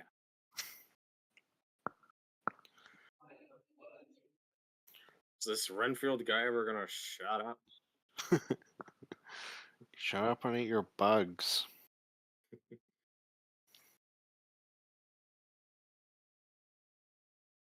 Okay, don't be scared of Dracula. Just Why imagine him with his clothes off. Oh no, he's hot. I was gonna say, why is the film now narrated by the same narrator as How the Grinch Stole Christmas? The Who's. The Who's down at Yeah. Whoville were preyed upon by the vampire. Yeah, and this sequence is awesome just for fun. It's still obviously a backlot, and I love that. But this shot of Dracula walking through the city, this was shot on like a camera that was like 100 years old. They used Mhm. super old tech just for this sequence, and it just gives it such a different flavor. Again, it's just like a minute long, but it's really neat. It's just for like one shot. It's very strange, but I mean, it looks cool. I don't know and what it means. I don't know what it means, but it's cool. And here you get Dracula. That extra in the background is really checking out his ass, though. I don't know if you got that. I just got it. I love his outfit here. It's like I don't know, I get like an 80s rock vibe. Mhm. No, I like this. I like this costume.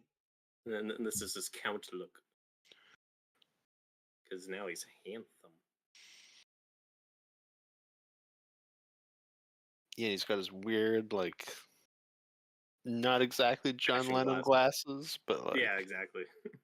he should have had the sunglasses of the guy in the airport in Big Trouble in Little China with like the line through them.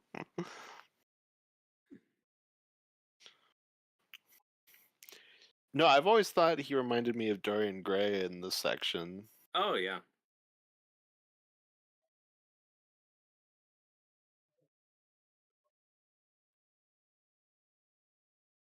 I hope there's a good adaptation of Dorian Gray out there somewhere because I love that book.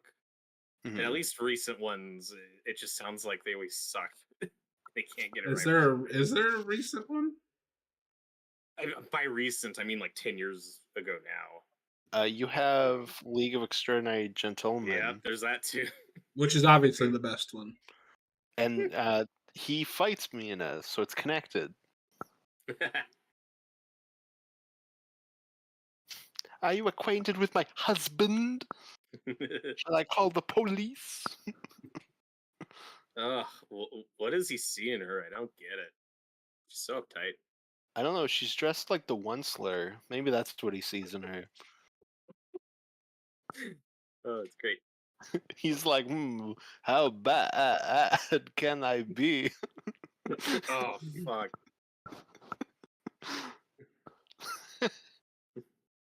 I am Prince of Lead. She's like, ooh, you have money. Well, now I'm interested. She suddenly like turned into Keanu Reeves. She's like, wow, a prince no less.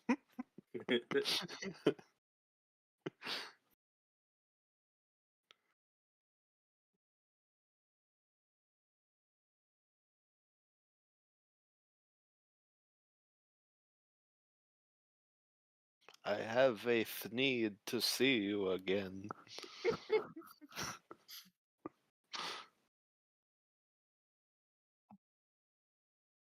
Yeah, that escalated real quick. Oh, yeah.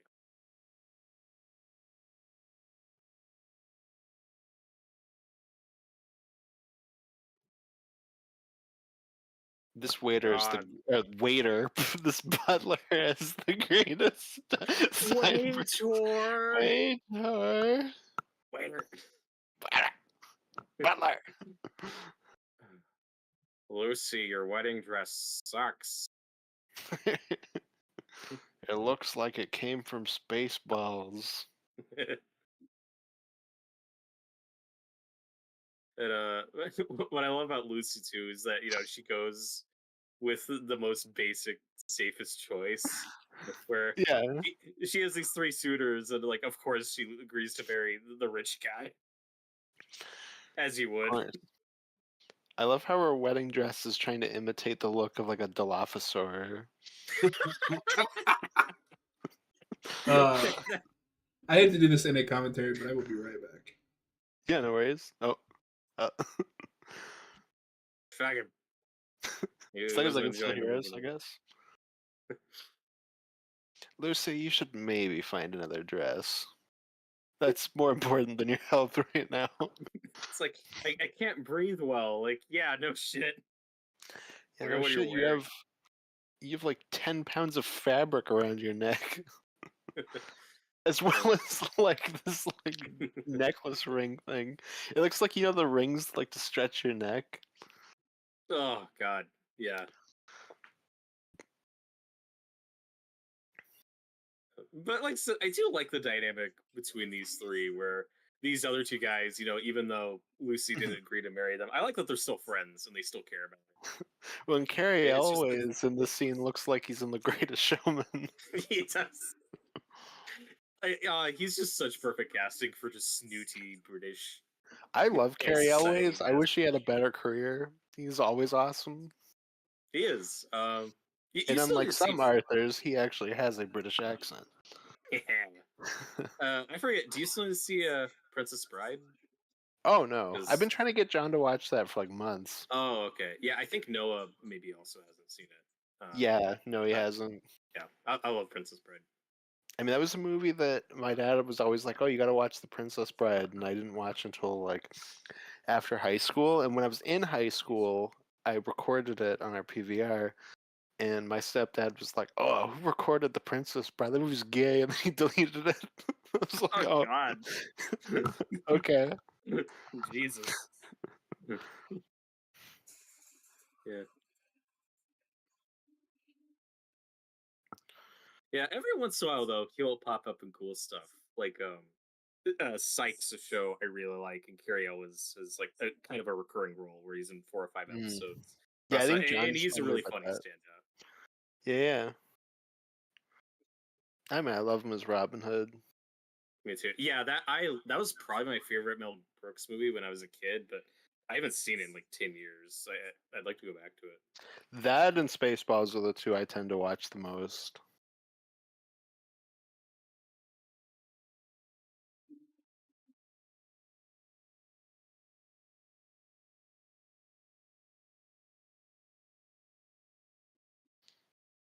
I'm sorry, but I'm just not that interested in footage of a train moving forward. Everybody behind them goes, ah! Oh my god, it's coming right at us. Oh no, he got his skateboard back. Join me on my skateboard, Winona Ryder. This is new modern technology. This is why your name is Ryder. Oh my god, now they're just playing porn. Oh yeah.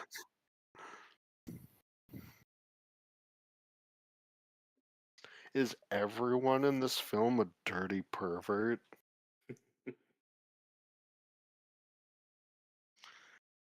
Even our heroes are dirty perverts. Jonathan Harker Yeah. came at the idea of 3 women eating a baby. Keanu, can you do that again, but less horny? No. Okay.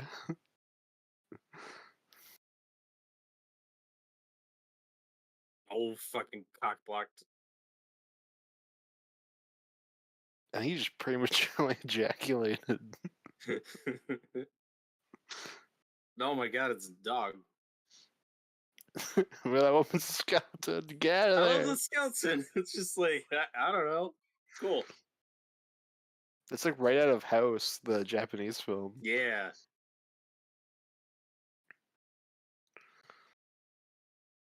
Haven't you ever seen a dog before? No.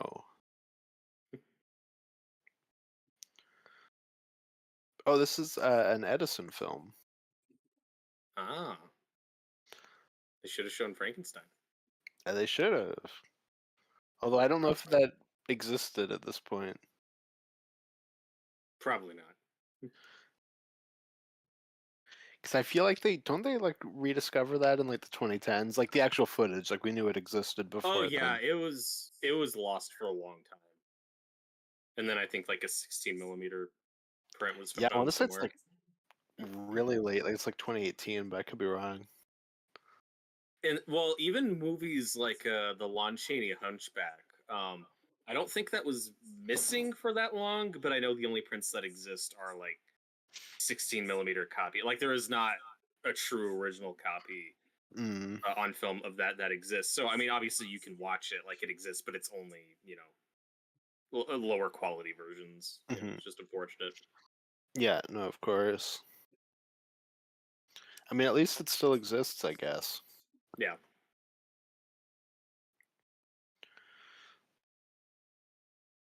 Why did you drop me off at a cemetery? This isn't my house. My house that's inside another house. My house My house. in the middle of the Middle of Amazon in England. My house.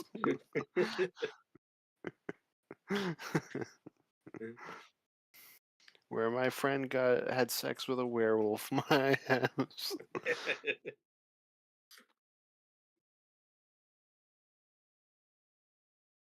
So one thing we've talked a lot about in other Dracula adaptations that they kind of struggle with is they're really interesting in the first act in the castle and all that stuff, and then they kind of peter out in the back half. I think this movie has that a little bit, but Yeah, it I still do keeps too. me I do think the first half's stronger, but it still keeps me engaged with the camera work and the atmosphere and all that stuff. And then, especially when Anthony Hopkins comes Yeah, in. no, it doesn't get bad or anything, but like it does peak with that stuff. And then Anthony Hopkins is just really great. I love it. Yeah, he's not my favorite Van Helsing, but he's just so over the top. He's just so much fun to watch. Mhm. I also, is this like a normal thing doctors do? Like, don't let the bat bite you, you idiot. No, that's normal. They doctors tend to do that before most like operations. Robert, we're going to the one place where the bats bite. You bite the bats. Oh God, I lost track of that.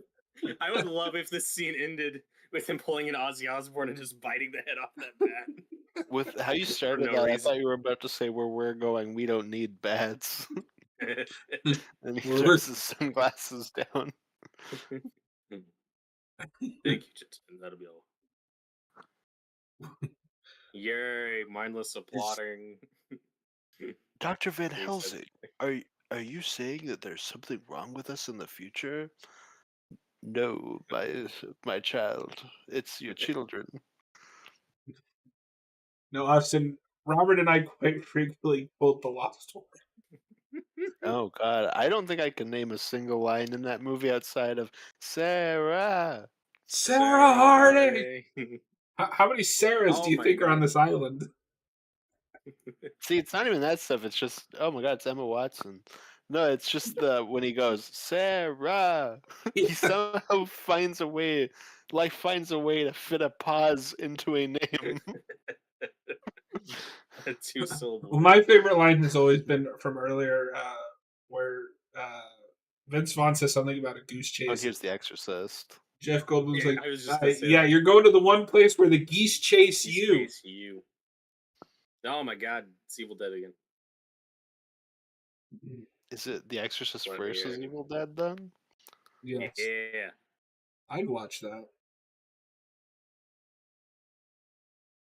But I don't think they would make it very far. They didn't make it through The Exorcist.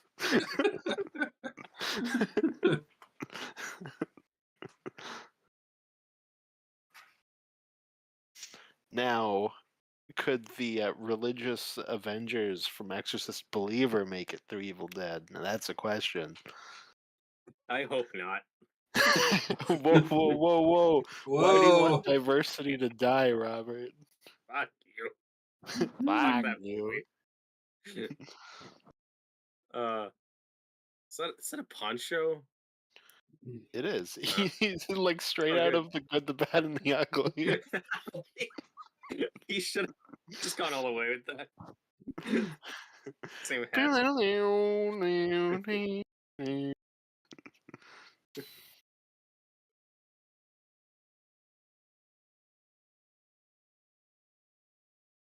I'm not doing anything until I finish this cigar.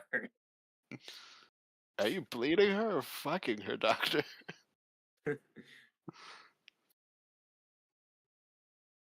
I love when the shadows like. Yeah. It's spraying blood everywhere.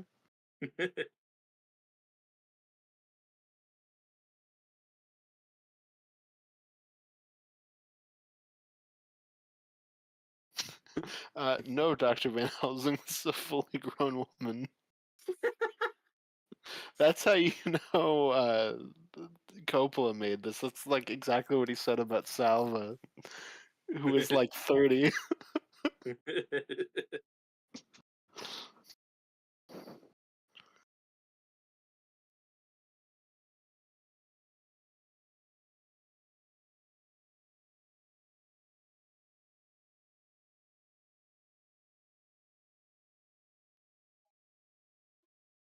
What are you doing to my wife?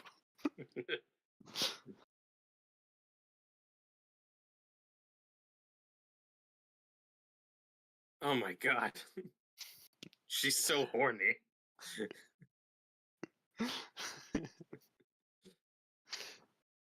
She's like, now I have all three suitors, except I traded up on one of them.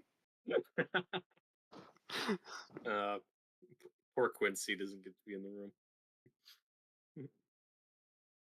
Dr. Van Helsing's better than Quincy, let's be honest. Let's be real. Oh.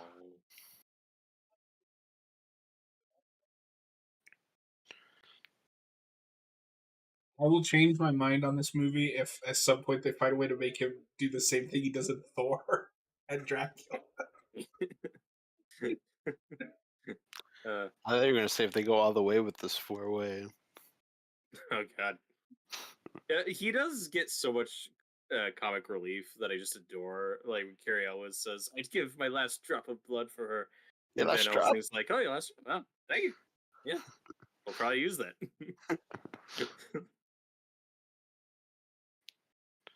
And then this scene's so weird where he'll Why are do you this just lurking in random. the swamp? What's with the theatrics, bro? And then What he'll do are this you weird doing in my disappearing. swamp?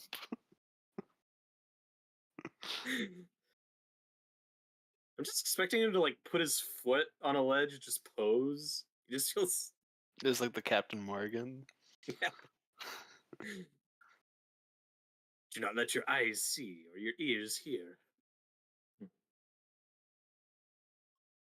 Whoa, whoa, whoa, whoa. Someone just went up there and sucked it out of her and flew away. Calm down, Doctor.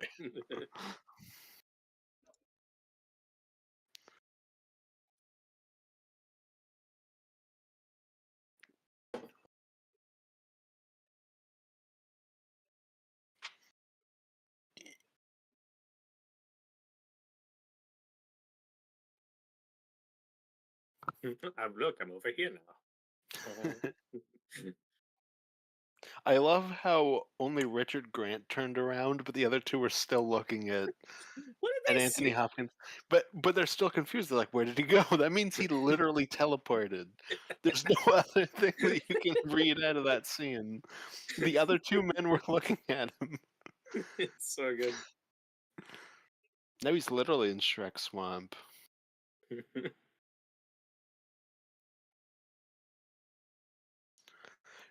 Richard Grant in this also looks like he could have been Dr. Frankenstein. Oh, totally. Ew, wipe your face. Meanwhile, in the coffin scene of Kill Bill 2,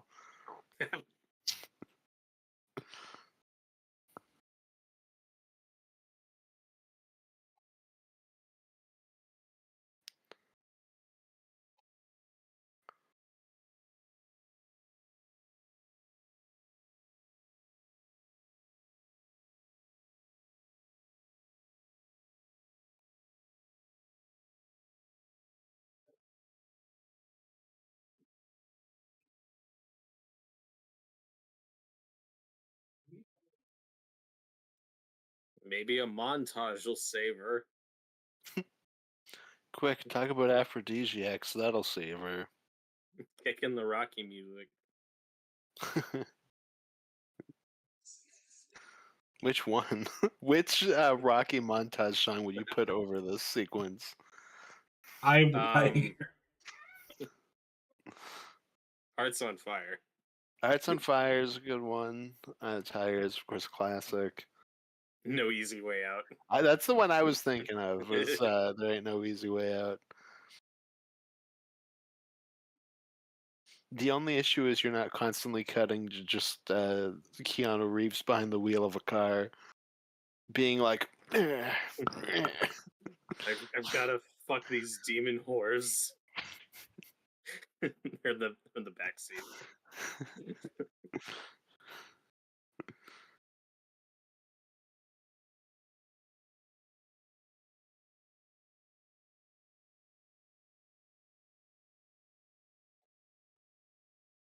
Yeah, and this is a take that's in a lot of adaptations where Mina's really into Dracula. She's not just being hypnotized or whatever. And I don't know, like I don't really have a favorite take on Dracula. I like the variety. I think it just yeah, works for this version. yeah. I agree. Mina's like, I imagine these things in my head, stores, and I'm not paying for items that I'm leaving with.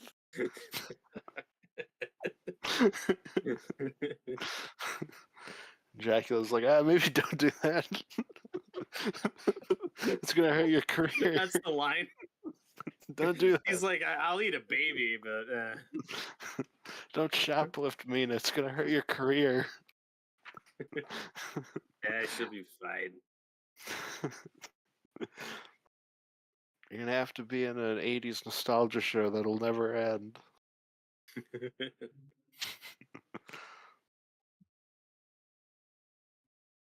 And Beetlejuice too. Oh, truly the worst fate. Yeah. And apparently Dracula also sucked out her acting skills by that point.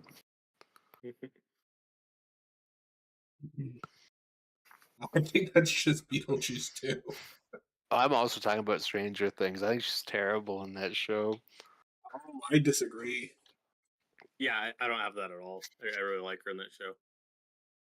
I think she gets worse material to work with after season 1, but season 1. I mean, think that's she's just great. true. Oh, he's having a moment.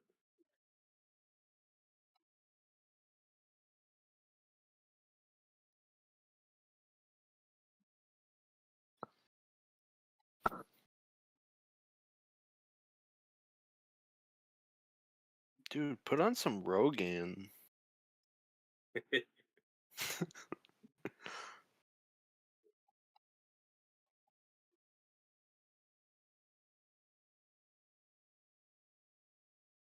Elizabeth.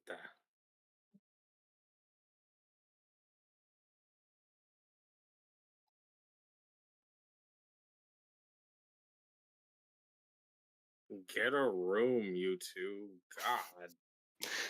They just go into their own room and cry. I mean, they are currently in a room. I think they did get a room.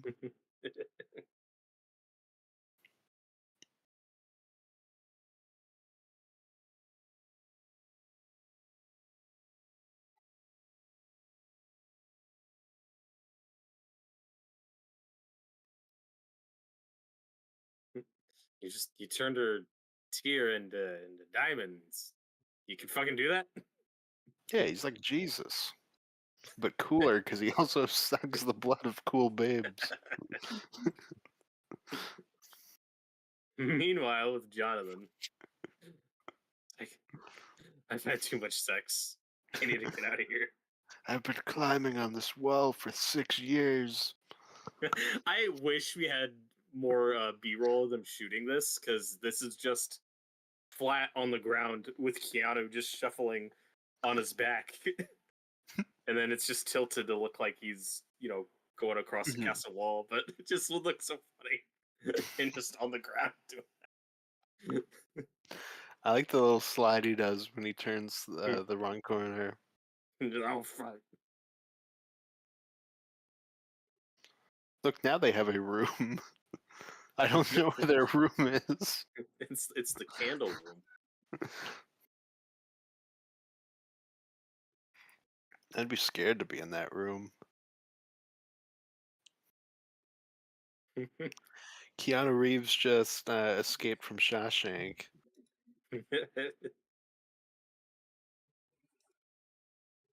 covered in shit. Dracula buried his treasure in the beach.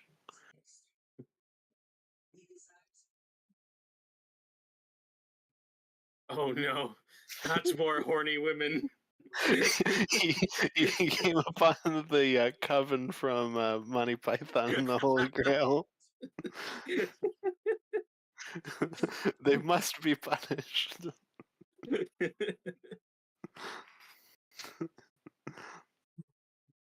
Oh.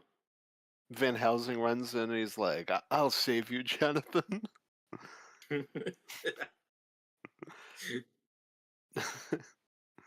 No, Doctor, I'm quite all right.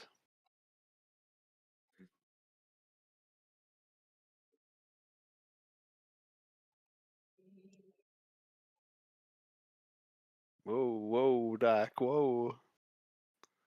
I know Anthony Hopkins improvised that. Where he's like, "What if I just started fucking dancing with her?" And they were all like, I don't know. It's weird, I guess. Winona Ryder was like, "Please stop," Please stop. and then he was like,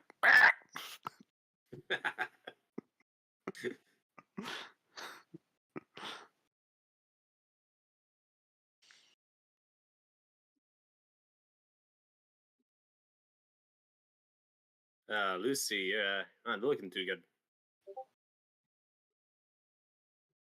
"Ah, she looks okay. She's Just got a caked touch of in the makeup. hepatitis, but I think she's feeling a lot better. I think she's gonna pull through."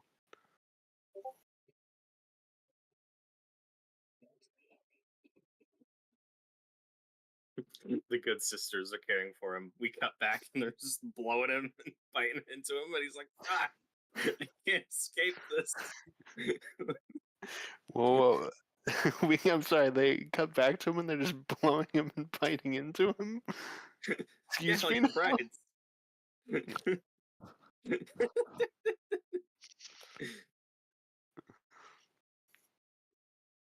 Who's the real pervert here?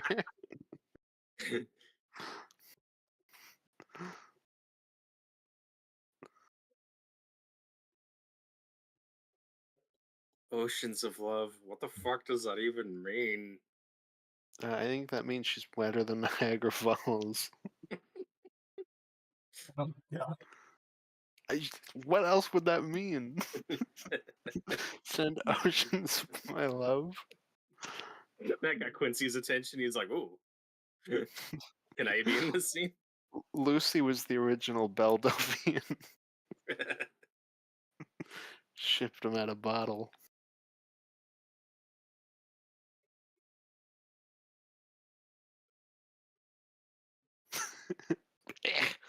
I hate flowers. Lucy turns into creepy Bilbo in Lord of the Rings. I love how she just woke up, threw her flowers on the ground, and Anthony Hopkins started shaking her.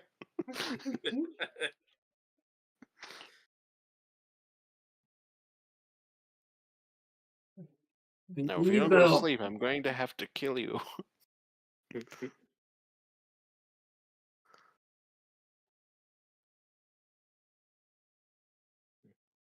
Will you kiss me, Quincy? All right, if I must. Don't mind if I do. Oh shit. Oh fuck. Anthony Hopkins is like, "No, she's mine." He turns into evil Bilbo.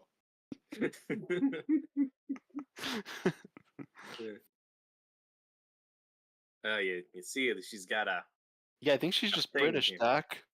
I don't think she's turning into anything.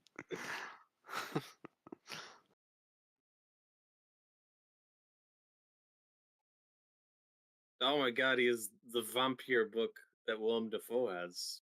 Oh, wow.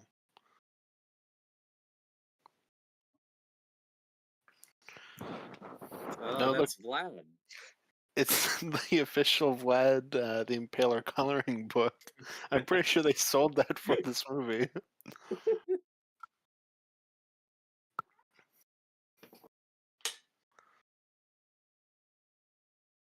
Dracula.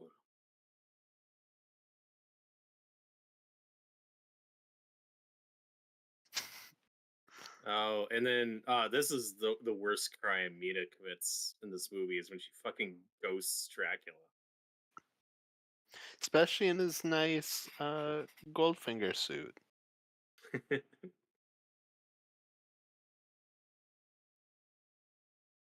You expect me to talk? No, Mr. Van Helsing, I expect you to die. No, Miss Mina, I expect you to come.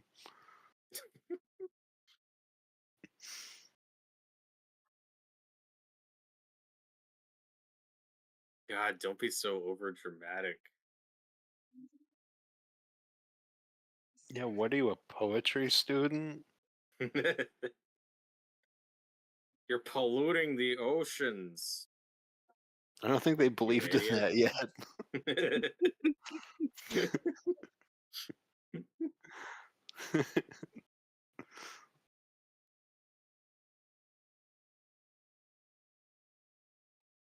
Please write back to me telling me about how you are a bad girl. Can I you wish to please hear more of this. can you please return my glove? I really I, missed it. I didn't mean to put that in the envelope. It was an accident. It just fell in. Now I Oh. only have one. Oh fuck, my candles went out. Now I'm going to starve.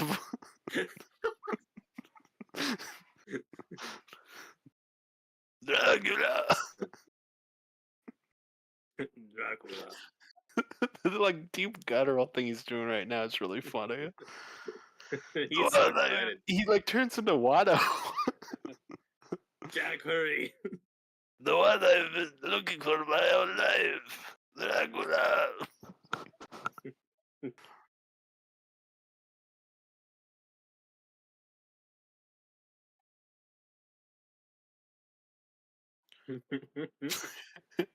Oh, he's fucking this guy.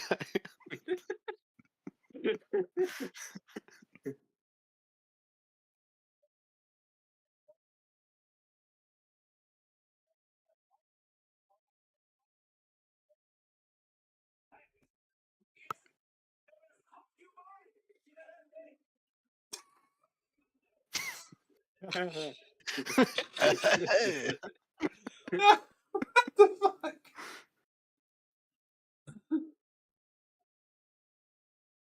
Van Helsing, you're not you when you're hungry.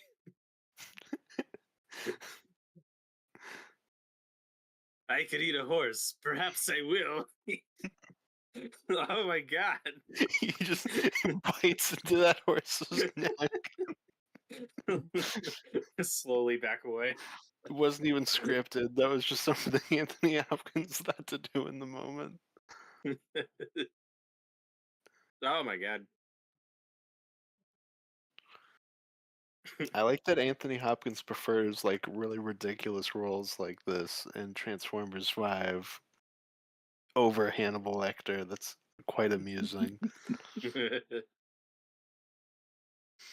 Oh my god. This really is just Evil Dead. Oh my edition. god, that was just the ending of Alone in the Dark. Oh, you and Bull should make a Dracula movie. No, he Oh, God. shouldn't. He's busy. He's making The Dark Knight.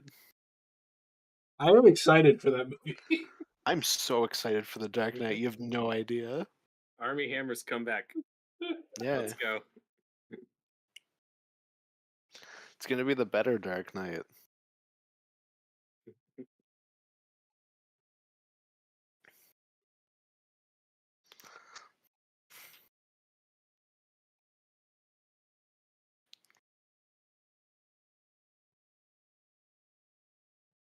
Now Keanu Reeves' time is really changing now. They brought these guys in. Took a turn for the worse.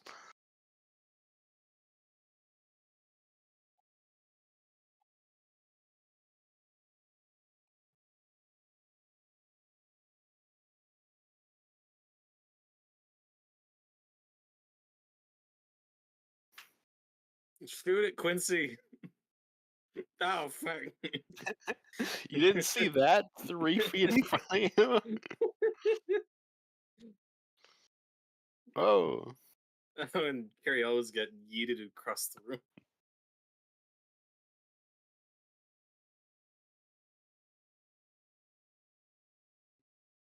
What happened to you, Jonathan? I went to the beach that makes you old. And I got old.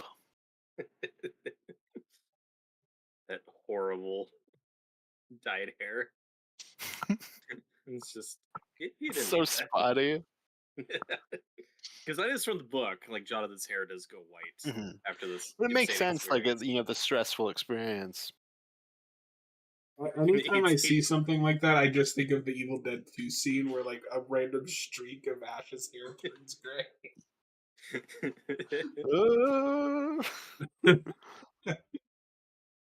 She just drank that Oh, wine through her veil. ew. How does that even work? What? This makes no sense. I hope somebody was fired Oh, for that fuck. blunder. This is significantly less sexy when it's just a dog eating Uh, me. Oh my god. oh, fuck. Oh, she That's just a came, metaphor. but she was on her period. That's unrelated. Somebody just opened the elevator from The Shining. It was Oh next yeah, door. I think that was Anthony Hopkins eating his horse. Oh, dude, get over it. You two weren't even really married. Yeah, you knew her for like 2 days, and she couldn't decide between you and two other men. This is the scene when Christopher Lee walks in and says, "Now this Lucy, she was a werewolf." She comes from the dark country, Transylvania, where the werewolves roam. I wish Stefan was in this movie. Imagine Stefan hanging out with Anthony Hopkins, Van Helsing.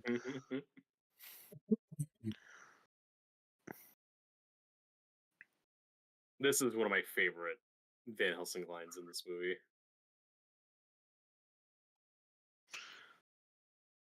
Oh, the I just want to cut off her head or whatever. Yeah. It's like, you want to desecrate her? Oh, no, nothing like that. I just want to cut off her head and tear out her heart. Like, hey, he's honest.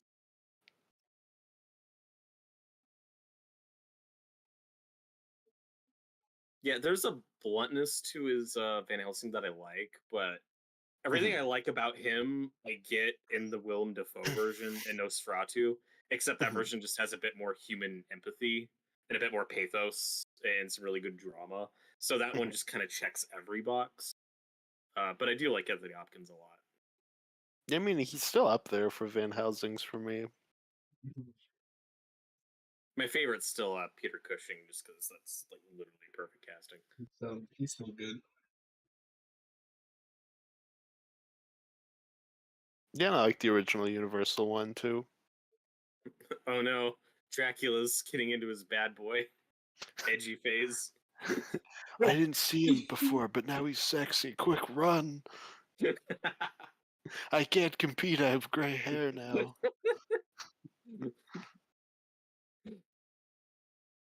I will not be cut by a white-haired Canadian.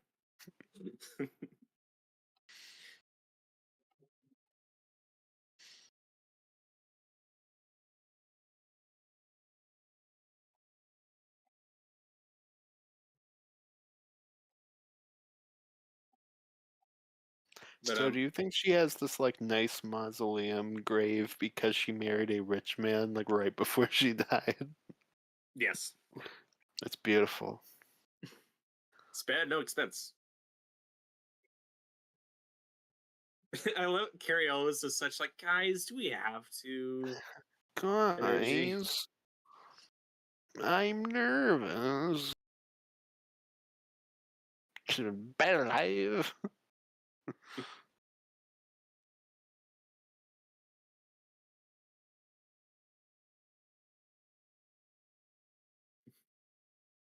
I mean, he was willing to go this far, though. Yeah. Hi ho, hi ho. We're off to decapitate this hoe.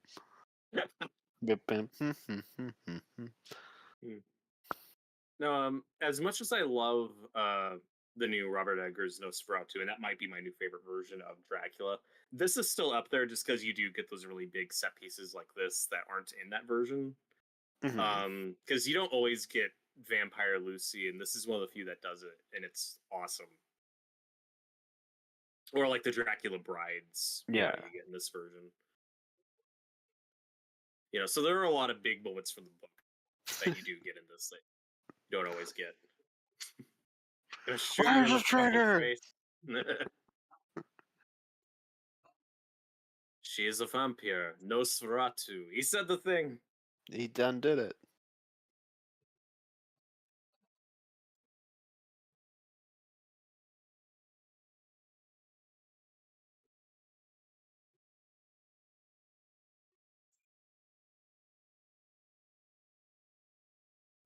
So, John, I don't know if you noticed, but the word Nosferatu, um, the undead, like that is in the Dracula book. I know that does come up a few Oh, okay. times. I did not know Um, that. but then, of course, we now associate it with the Nosferatu 20s movie, which was an unlicensed, Yeah. unofficial adaptation. But it's really funny that they went out of their way to like change the names and stuff and try to sneakify. But for the title, they used a word that's from the book. Like people wouldn't notice. They didn't call the It's movie like Orlok or whatever. It's like no, it's it's Nosferatu. like It's from the book. like copy your homework. Yeah, just change it a little bit so no one Changed a little- knows. Exactly. Yeah, because there is dispute on how like authentic that word even is, because people always assume Nosferatu, oh, that's probably like old Latin or something, but we don't really have any records of it past the Bram Stoker book. I mean, I So hate it to is tell something you maybe people, just made but up. all words are made up at some point. Like, who gives a shit? That's debatable. During COVID, I was at my mom's in the guest room, which has like a big TV over the bed, and I was watching this film and I passed out, and for whatever reason, the movie froze at one point, and I woke up and the image of this Lucy being like, it's like frozen on the screen. So I woke up and I was like, whoa. That's awesome. Yeah, I've never That's seen a amazing. streaming movie like freeze on an image like that. Like it wasn't paused; it was it just broke down. It was stuck on it. That streaming service was like, fuck this guy. Oh, this guy fell No, asleep. I'm gonna fuck with him. no, this is another scene that's so Raimi, like it's so over the top. I love it. I love the way Carrie-Ellis plays the scene. Like he doesn't have to scream, but he does, and it's awesome. Ah! Oh fuck! There goes her head. But my favorite is her just throwing up blood all over Anthony Hopkins. I love that like transition to the meat on the plate. I also really like that she walks in with a kid that she's about to eat, and they're like, "Hey, don't do that!" And she just drops it, and she's like, "Huh?" Like, oh, I forgot.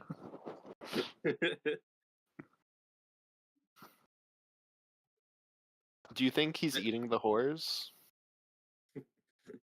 Oh, I wish. Yeah, she was in great pain. Then Though he we drove a got out of statue bed. apart. Got of it. Yeah. Doctor, Doctor, please. please, that is most bogus.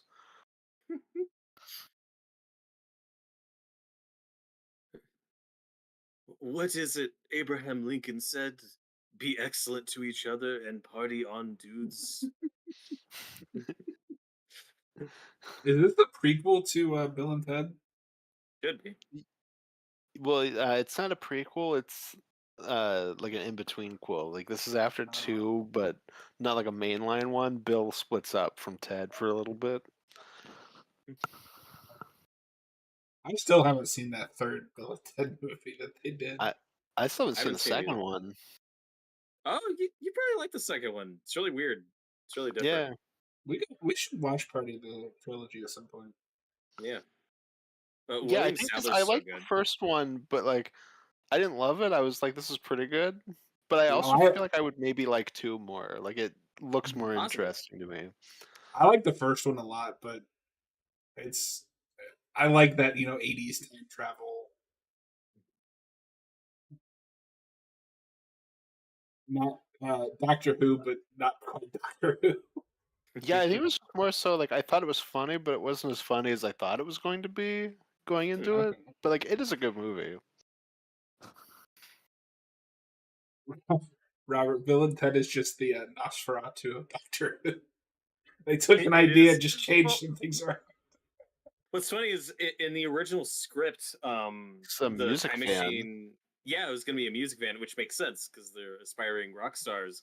And then Back to the Future comes out, and they're like, "Oh fuck, this is people are gonna think we're ripping that off. It's gonna be too close to the car. What do we change it to? I don't know, a phone booth." And nobody was like, "You mean like that Doctor Who show? Ah, it's British. Nobody here watches that. It's fine." Was that even on at that point? No, Yeah, that's I mean, between mid Classic Who 80s. and New Who. I think. Classic Who was done by that point. That's what I was wondering because I was thinking it was, but I don't know for sure. Let me check. I mean, because now I'm curious. But I mean, they were And- probably like, I don't know. No, sorry. New classic Who ends in '89, Okay. so it's on its way out. So Hmm. that might make sense if it was in decline. It's just funny. They didn't know it was going to come back and be bigger than ever.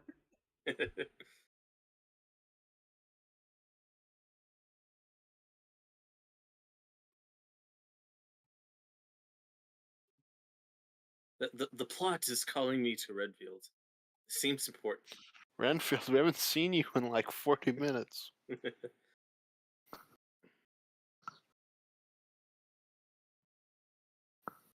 Yeah, like we were talking about in our other commentary, that's just the give and take with a lot of these adaptations. Where in the Universal one, we give all the Jonathan stuff to Renfield, and it's a really inspired choice, and he's great in that movie.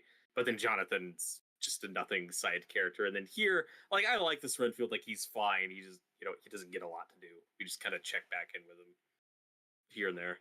He's just not a Well, for the standout. longest time, like I forgot that Jonathan came back in this one. Like I'd seen it multiple times, and every time I thought about it, I'm like, oh, like Jonathan dies in the castle. And every time And he you're comes back, I'm like, oh yeah, he comes back. in your defense, he doesn't get a lot of screen time from this point to the end. They do give most of No. the focus to the other guys, which is probably how it is in the book.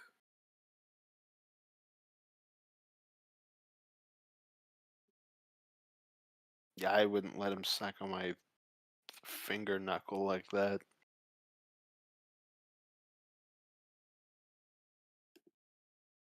Master, Master,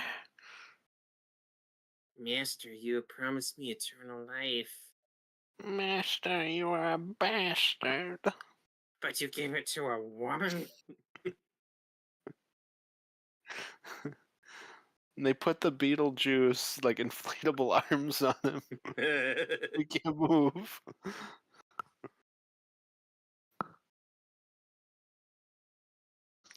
Oh, don't kiss her where Renfield just kissed her. Now you have his germs in your mouth, doctor. He starts turning into Renfield.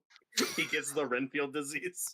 I would genuinely adore that. If it's like Leprechaun 3 where the one guy just starts becoming a leprechaun, but he's becoming a Renfield.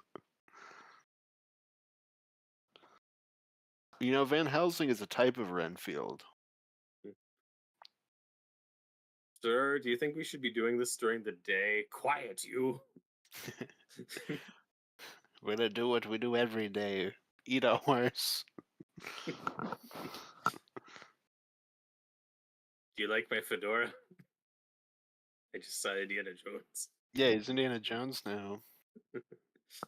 Hey, he's a better Indiana Jones than Alan Grant is in the in Dominion. Oh. Oh my god. It's the final form of Morbius in the '90s Spider-Man.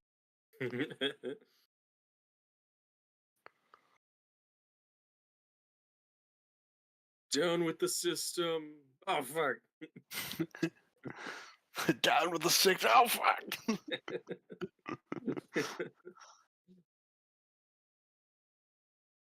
Ew, he turned into green mist. I want the Ghostbusters theme to start playing when the mist has got like the.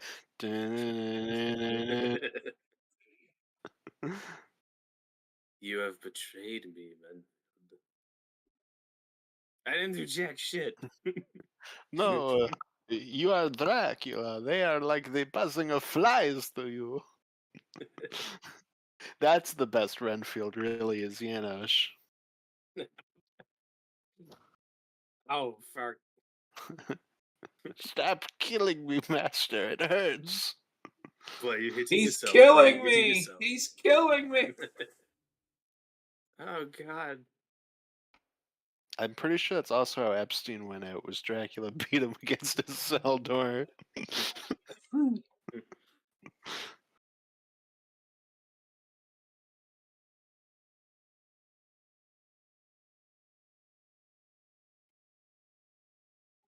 So my first time ever seeing anything from this movie, I was a kid a friend's house, and his dad was watching the living room, and he was like, "Oh, we can't go in there. We're not allowed to watch that one yet." And I just got a glimpse of the TV of a Dracula in his bat form when he turns into rats. So that was Yeah. like the only bit of this movie I saw, but it stuck with me forever. Where I was like, I don't know what that was, but that was fucking awesome. It was so cool. And then so for many years, I'm like, okay, I know there's like a weird version of Dracula out there. And then when I finally watched this one, I was like, hey, I did the point at the TV because I was like, oh my god, there's that thing from my childhood that I now understand. You're lucky you didn't walk into like one of the pervy scenes. I know, like this. I was thinking more so when Lucy's getting fucked by the Yeah. Wolfman. That's one of Yeah, those that like would really this stick with you. not awaken anything in me moments when you're a little kid.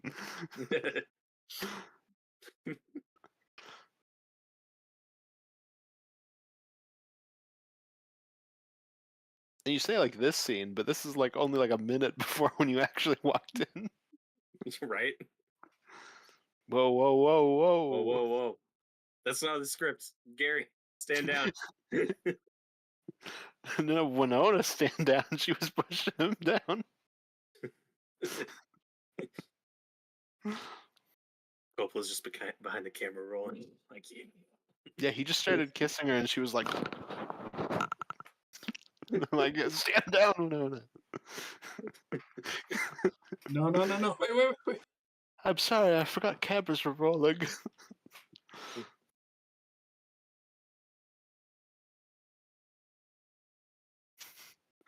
and, and then Gary Oldman yelled at Francis Ford Coppola and walked off in a huff. that scandalous video. You're supposed to wait for Winona, but Winona's not doing anything. Oh god. Dracula, you're such an edgelord. Yeah. Get over yourself. You bastard, you killed Lucy. You mean horrible man.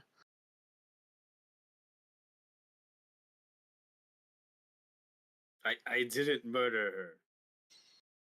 Technically, I He just killed her sacked son. her. And then your doctor killed her.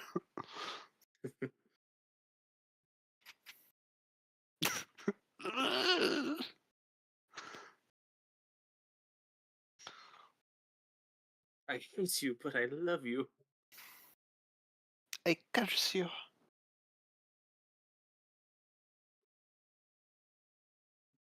Now it's hard. I can't see this scene and not think of I Willem was just- Dafoe. I was just about to say that, yeah. Willem Dafoe going crazy? Oh god, we were just supposed to put the fire in post. Willem, stop. Well, this isn't even the final take. Stop. Ah, jeez. Completely robbed of a Best Supporting Actor nomination. Yeah. I mean, I guess that whole movie is just kind of snubbed in general. Yeah, got a few technical awards. Yeah, the pity awards. It better win for makeup, and I want to see a shot of Orlog's Whoa, dick. whoa, whoa! What are you doing with your arm there, Robert? Please don't do that on camera. Sorry, better win for makeup and what? No, for the Oscars, it better win for makeup, and they better show that shot in front of Of the the whole penis. audience. Yeah. I mean, that'd be awesome. I hope they don't even. I hope they just make an Oscar that's shaped like the penis and they give it to the makeup artist. Oh my god. Just a gold orcock. Ew. Mm. This does do the thing from the book, though. It's not just the bite. The turns are you gotta. You gotta also drink of their blood. I feel like we go to that like with stuff too. I mean, it Mhm. depends on the It's version. kind of 50-50. but yeah.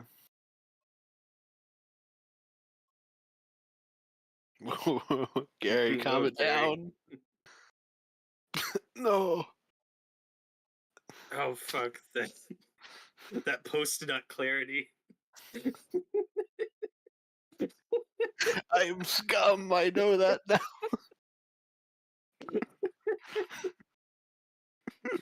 He had it instantly. He had like current nut clarity. Uh, that is a great line. Take me away from all this death. He's like, all right. No, fuck it. Even he's scared. He's like, oh. Winona, Yeah. calm down.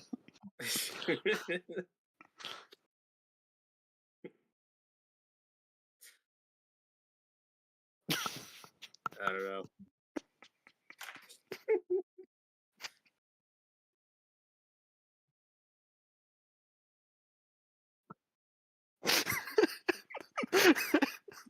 Thank God I muted the soundboard. No, you're No, worse no, off no. for it. Oh No, my I don't want. God. I wouldn't want Oh, it in the shit. recording. That's all I'm saying. What? I wouldn't want it in the recording. No, it would be better if it was in the recording. Oh God. This scene is so freaking awesome.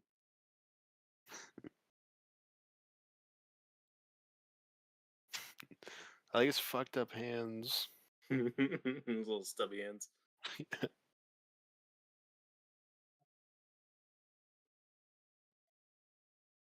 Like I Richard love how Grant just has. He's just got like a potion.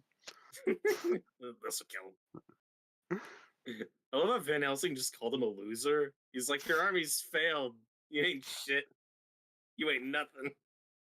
He turns into the Batman in that Riddler scene. Like, you're a virgin. You're gonna die alone.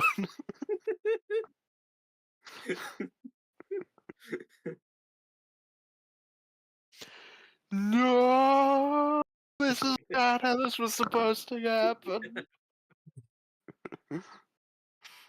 Oh god, yeah, this is the scene I saw when I was a kid, and I was like, what the fuck is this? So cool. Yeah, it's so cool.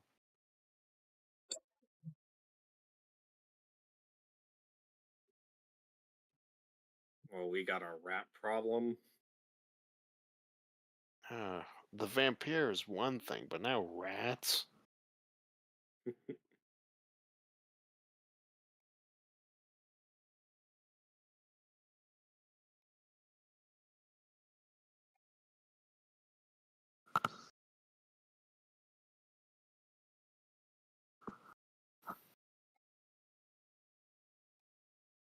There's little touches like that, like him Yeah, it's a standing great over her bed and then transition. fading away. You admire him? Yeah. I wish I could be him. Not gonna lie.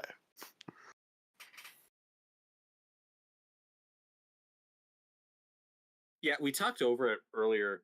We do a weird thing with Anthony Hopkins, I guess just because it takes a while for his Van Helsing to show up, but obviously he's in the prologue as a different character, which is kind of cool, you know, just thematically links him and Yeah. Dracula together in the past. Like, that's cool. But then, I don't know if you've ever noticed, but we do all this narration from all these characters. Yeah, But when he we does do the the Demeter. when we do the captain's log on the Demeter, it's him, and I noticed that on like my second viewing. I'm like, that's a weird choice. Yeah, I've never really been sure why it's him.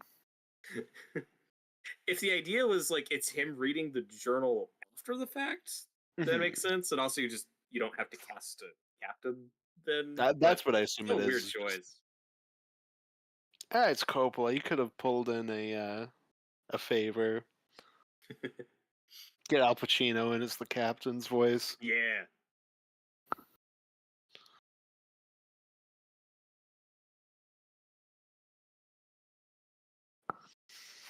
Well, that didn't go as planned. Gotta go back home. He's behind me, isn't he? This is what the MCU Blade's gonna be like. That didn't work out. Better go home.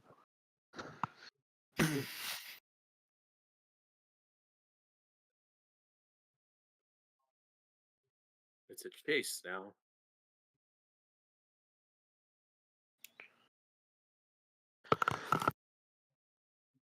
Hey, it's the Indiana Jones thing. I like how you have both of their paths, though. Yeah. You never do that in Indiana Jones. Nope.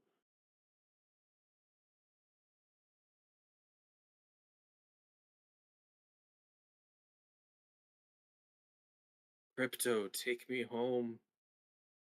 Caligon, take me away. Oh fuck, she's getting British teeth. Quick. Becoming extra British, quick decapitator. Well, really, that's what Dracula's about: is becoming extra British. I'm sorry, Jonathan, but your sister is a werewolf. That's my wife.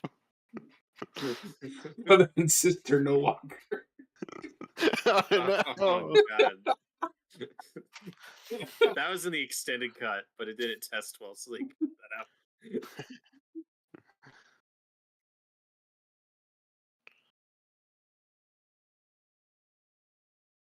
That's actually the reason that Dracula is so like focused on Mina.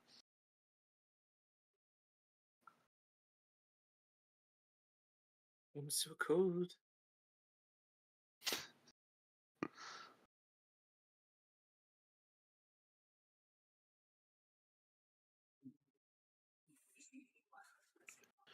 So when I was like 10, yeah, it was when I was 10, for my 10th birthday, my dad gave me my first knife, and I was like, this is awesome. Like, what do I do with it? And he just gave me a bunch of like wooden sticks, and he's like, here, you can go into my tool room, and you can just like carve at them. And I would just go in there, and I'm like, I don't know what to do with it. So I would basically just carve them into little steaks. So I just had like a shit ton of steaks, because I would just sit there, just like carving sharp edges into these wooden sticks. Which is really funny to think about, because like I said, I was only 10. Oh god, you take one to school. And they Yeah. call the principals. They're like, oh god. Keep an eye on Maybe this the kid. worst thing I ever brought Weird. to school by mistake. But you gotta drive the stake through the werewolf's heart. Look, a gypsy in the road. Quick, we must kill her.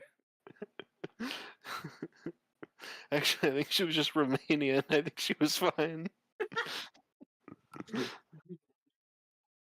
The end of the world. No, it's the world's not flat. You god damn it, Jonathan.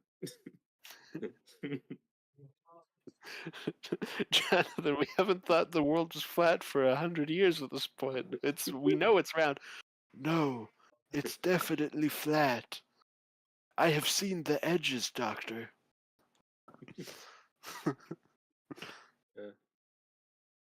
I do like that it's snowing now, because now it's like a Christmas movie.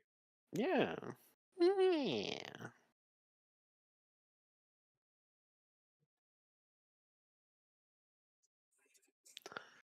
Look, I'm me, really Hungry. I'm a man, you're a woman. I remember as a kid, I thought this was like the funniest scene. He's just like, stop.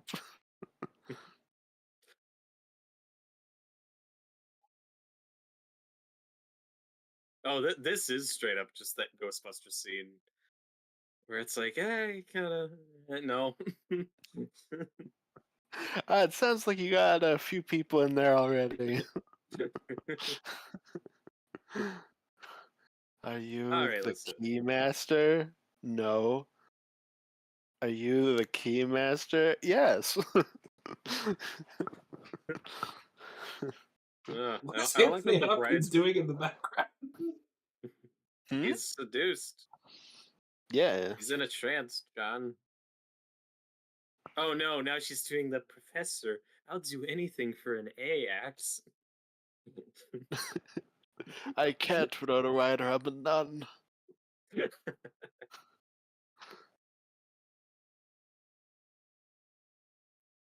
I know that Lucy harbored feelings for you. What? Who the fuck are you talking to? So yeah, all right, I'll do it. Oh god, All right, you convinced me. Whoa, he went straight to. he starts talking like Dennis Hopper in Blue Velvet. It's really weird.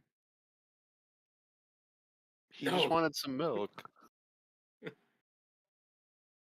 Wait a minute, no. I No, can't- I don't like can't- this. Safe word, safe word. Jesus cracker. Get away. Jump, Jesus Christmas. I can't do it when the brides are watching.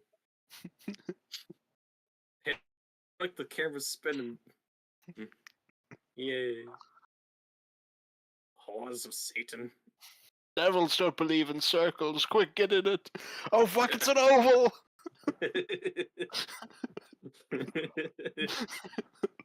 God, that was like the funniest thing I've ever seen when I was a kid.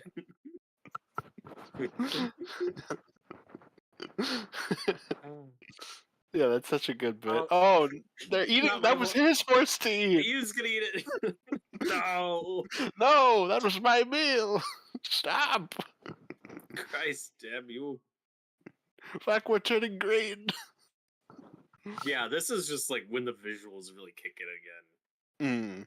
Where we kind of get back into high gear. We're getting back to the dark country. Yeah. All right. I guess they'll cut off their heads.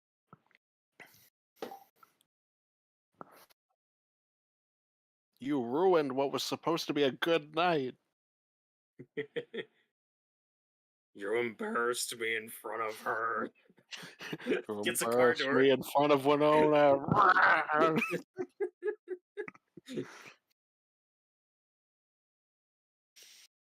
Drago!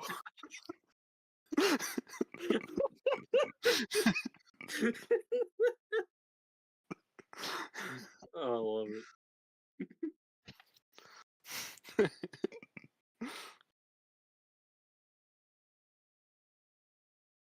Which song is that in that montage? It's been so long since I watched that. Oh, that may be Hearts on Fire. That's what I'm thinking, but I couldn't remember for sure. And then we do it again later. Like that song pops up a couple times in that movie. Yeah. It's kind of the song. But we mentioned it briefly earlier, but this is also one of the very few adaptations to do the communion wafers as kind of a repellent against vampires, because there's a bunch of stuff in the book. There's the communion wafers, of course, the crucifix, which we almost always do, and then holy water, and then of course the wolf's bane and garlic and all that stuff. And we usually pick like just kind of one or two, maybe three things in adaptations. This one Because vampires are so weak. They are. Oh yeah, there's also this whole thing. I don't know if this is in the Dracula book, but there's this whole thing in folklore, or one piece of folklore where with vampires, it's like one way to shoo them off is if you throw like a bunch of beans on the ground, they'll get like fixated on it, have to count all of them because they're like have these weird mental tics. Like there's weird shit like that. I don't think that's from Dracula. I think that's from Sesame Street. He is the count. Yeah. But yeah, there's lots of weird stuff. No, With the count is going to kill me. Count these beans. 1, 2, 3. Now I dine on Elmo's blood. But, Oscar the Grouch is his Renfield. That's why he lives in the trash. But yeah, I can't think of any other adaptations that do this whole chase sequence. That's awesome. Oh, we never do that. Yeah, we also never go to the Bowie knife. Mm-hmm. The greatest way to kill Dracula, though, is still in one of the Lee sequels, where he gets the metal pipe through his chest and then struck by lightning. And it like That's goes. amazing. They do like a close-up shot. There's like blood going down his eyes. It's awesome. There's also one where he's on a frozen lake and he just falls to the ice. No, I love this whole sequence. Yeah, it's great.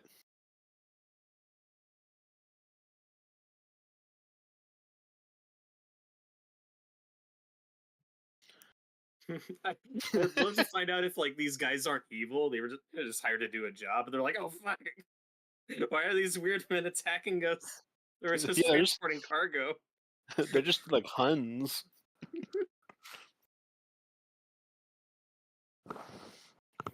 They kill them all. No, Kill the foreigners. Quincy. Oh, fuck. They would go for the Texan. Oh, of course. So that one just looked like Leatherface.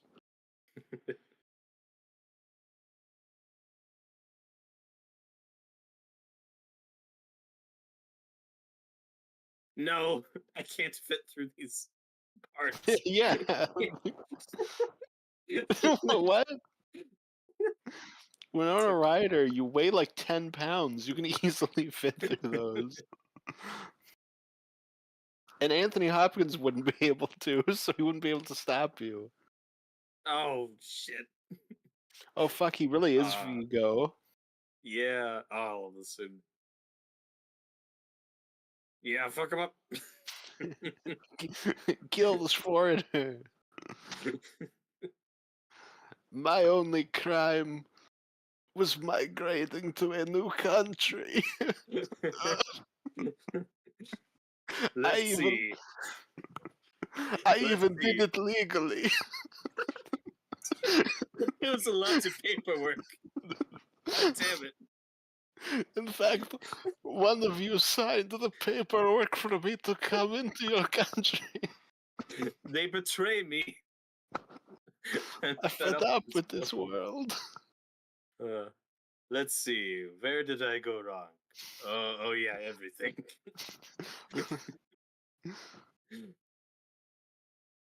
Oh, poor Quincy. How dare you come into our country and want to have multiple wives? Go back to your land to do that. Van Helsing. Now he's turned us into monsters.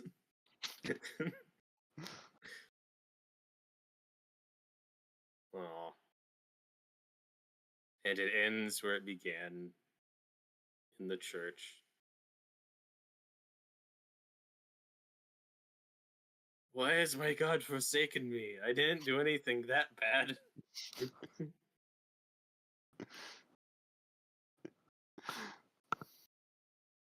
Okay, I believed in post-birth abortion. I mean, who doesn't these days?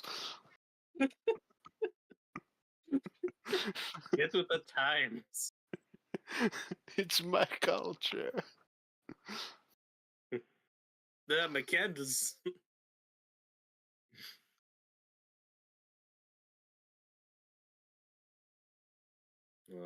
Now, obviously, this isn't from the book. Dracula's death in the book is pretty simple, where they just open the thing and they cut his neck and stab his heart with the knives. So they got that part right. They just Did make it movie-ified. You got to make it movie, and for this version of the story, it makes sense for Mita to be the one to deliver the final blow.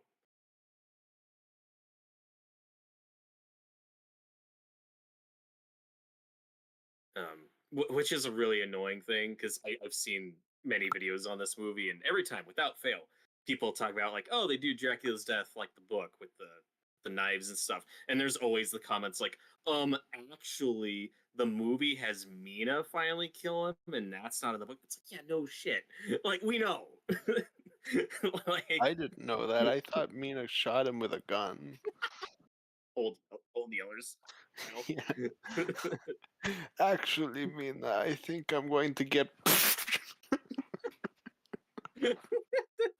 I'm doing better now. Aw. But he was her true love.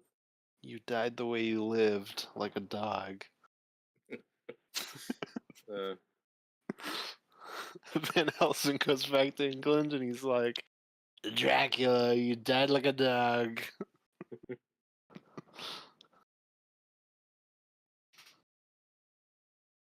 Yeah, and I know they shot more of an epilogue with the characters that was cut out, but I think ending it here works. I like this beautiful This mural this shot. Mina and Jonathan do not work out after this. No, I wanted to mention that there are versions where Mina and Jonathan live, and and in the book, obviously, they stay married and are happy together. This is a version where I'm like, that relationship ain't lasting. What does the next day look like for these people? But yeah, I don't think these Fred stick together. Fox? Yeah, it's produced by Fred Fox. And then Coppola and Fred Fox would produce that Frankenstein movie a couple Oh, years later. I thought you were going to say Megalopolis. I don't know if Fred Fox was associated with Megalopolis. He May have was been. not. He's not. Oh. Oh. I think Fred Fox is dead. Possibly. This He's film is pretty not. old. Yeah, that's All right, well, It's that was from our 1002. commentary of Dracula. yeah. It did was it. very good. One, two. So many beans. A bean. A boom. We did it. Another Dracula comment in the can. I'm ready to be done Hey. with Dracula for a bit. You're not ready to jump into the BBC Netflix series? Let's do it right now. Come on. Yeah. Austin, get it to timestamp 0. No, I don't have another commentary in me tonight. Yeah, couple of good movies. Austin, you should watch that Frankenstein movie Yeah, I'm going sometime. to. I've been meaning to watch it for a while. Noah liked it more than I was expecting, even though we were talking over it the whole Oh, thing. really? Yeah, no, you really liked it. That's awesome. It's really over the top, but I don't know if you're willing to like meet it on that terms. I think it's a pretty good motion picture. Hmm? And Dracula's okay. It's hot. I like the first. It's I like watching the a first painting. bit, and then I get kind of bored. How do you get bored with Anthony Hopkins? What's wrong with you? Yeah, it's so good. Eh, Fred Fox is in fact still alive. Yay. the world can rest easy. Exactly. This is gonna horribly date this commentary. The last thing I guess he's only done executive producing in the last like 20 years. Yeah, that only kind of counts. Yeah, who knows?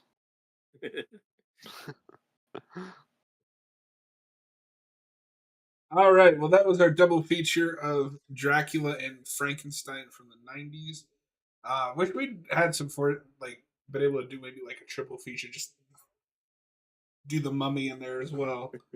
That's Tackle fine. them all in That'll one be go, its but own it's it can wait. I've never seen this credit before. On a few TV shows, he was an executive director. Oh, What does that even mean? I don't know. oh, Austin, when I was trying to find the Frankenstein movie we watched on Letterboxd, I found this.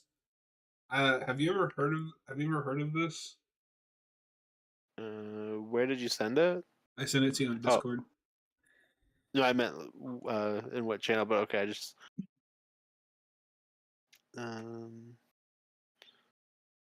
this song is terrible. I'm It's not so listening to this 90s. anymore. It's very like Mask of the Phantasm, where it's just this Yeah. super 90s pop song added to the end credits. I've not heard of this. Noah thought I was making it up as I was describing it. I kind of want to see it. It sounds weird. Oh god, yeah, it sounded awful. Yeah, I'm Yeah, sure it is.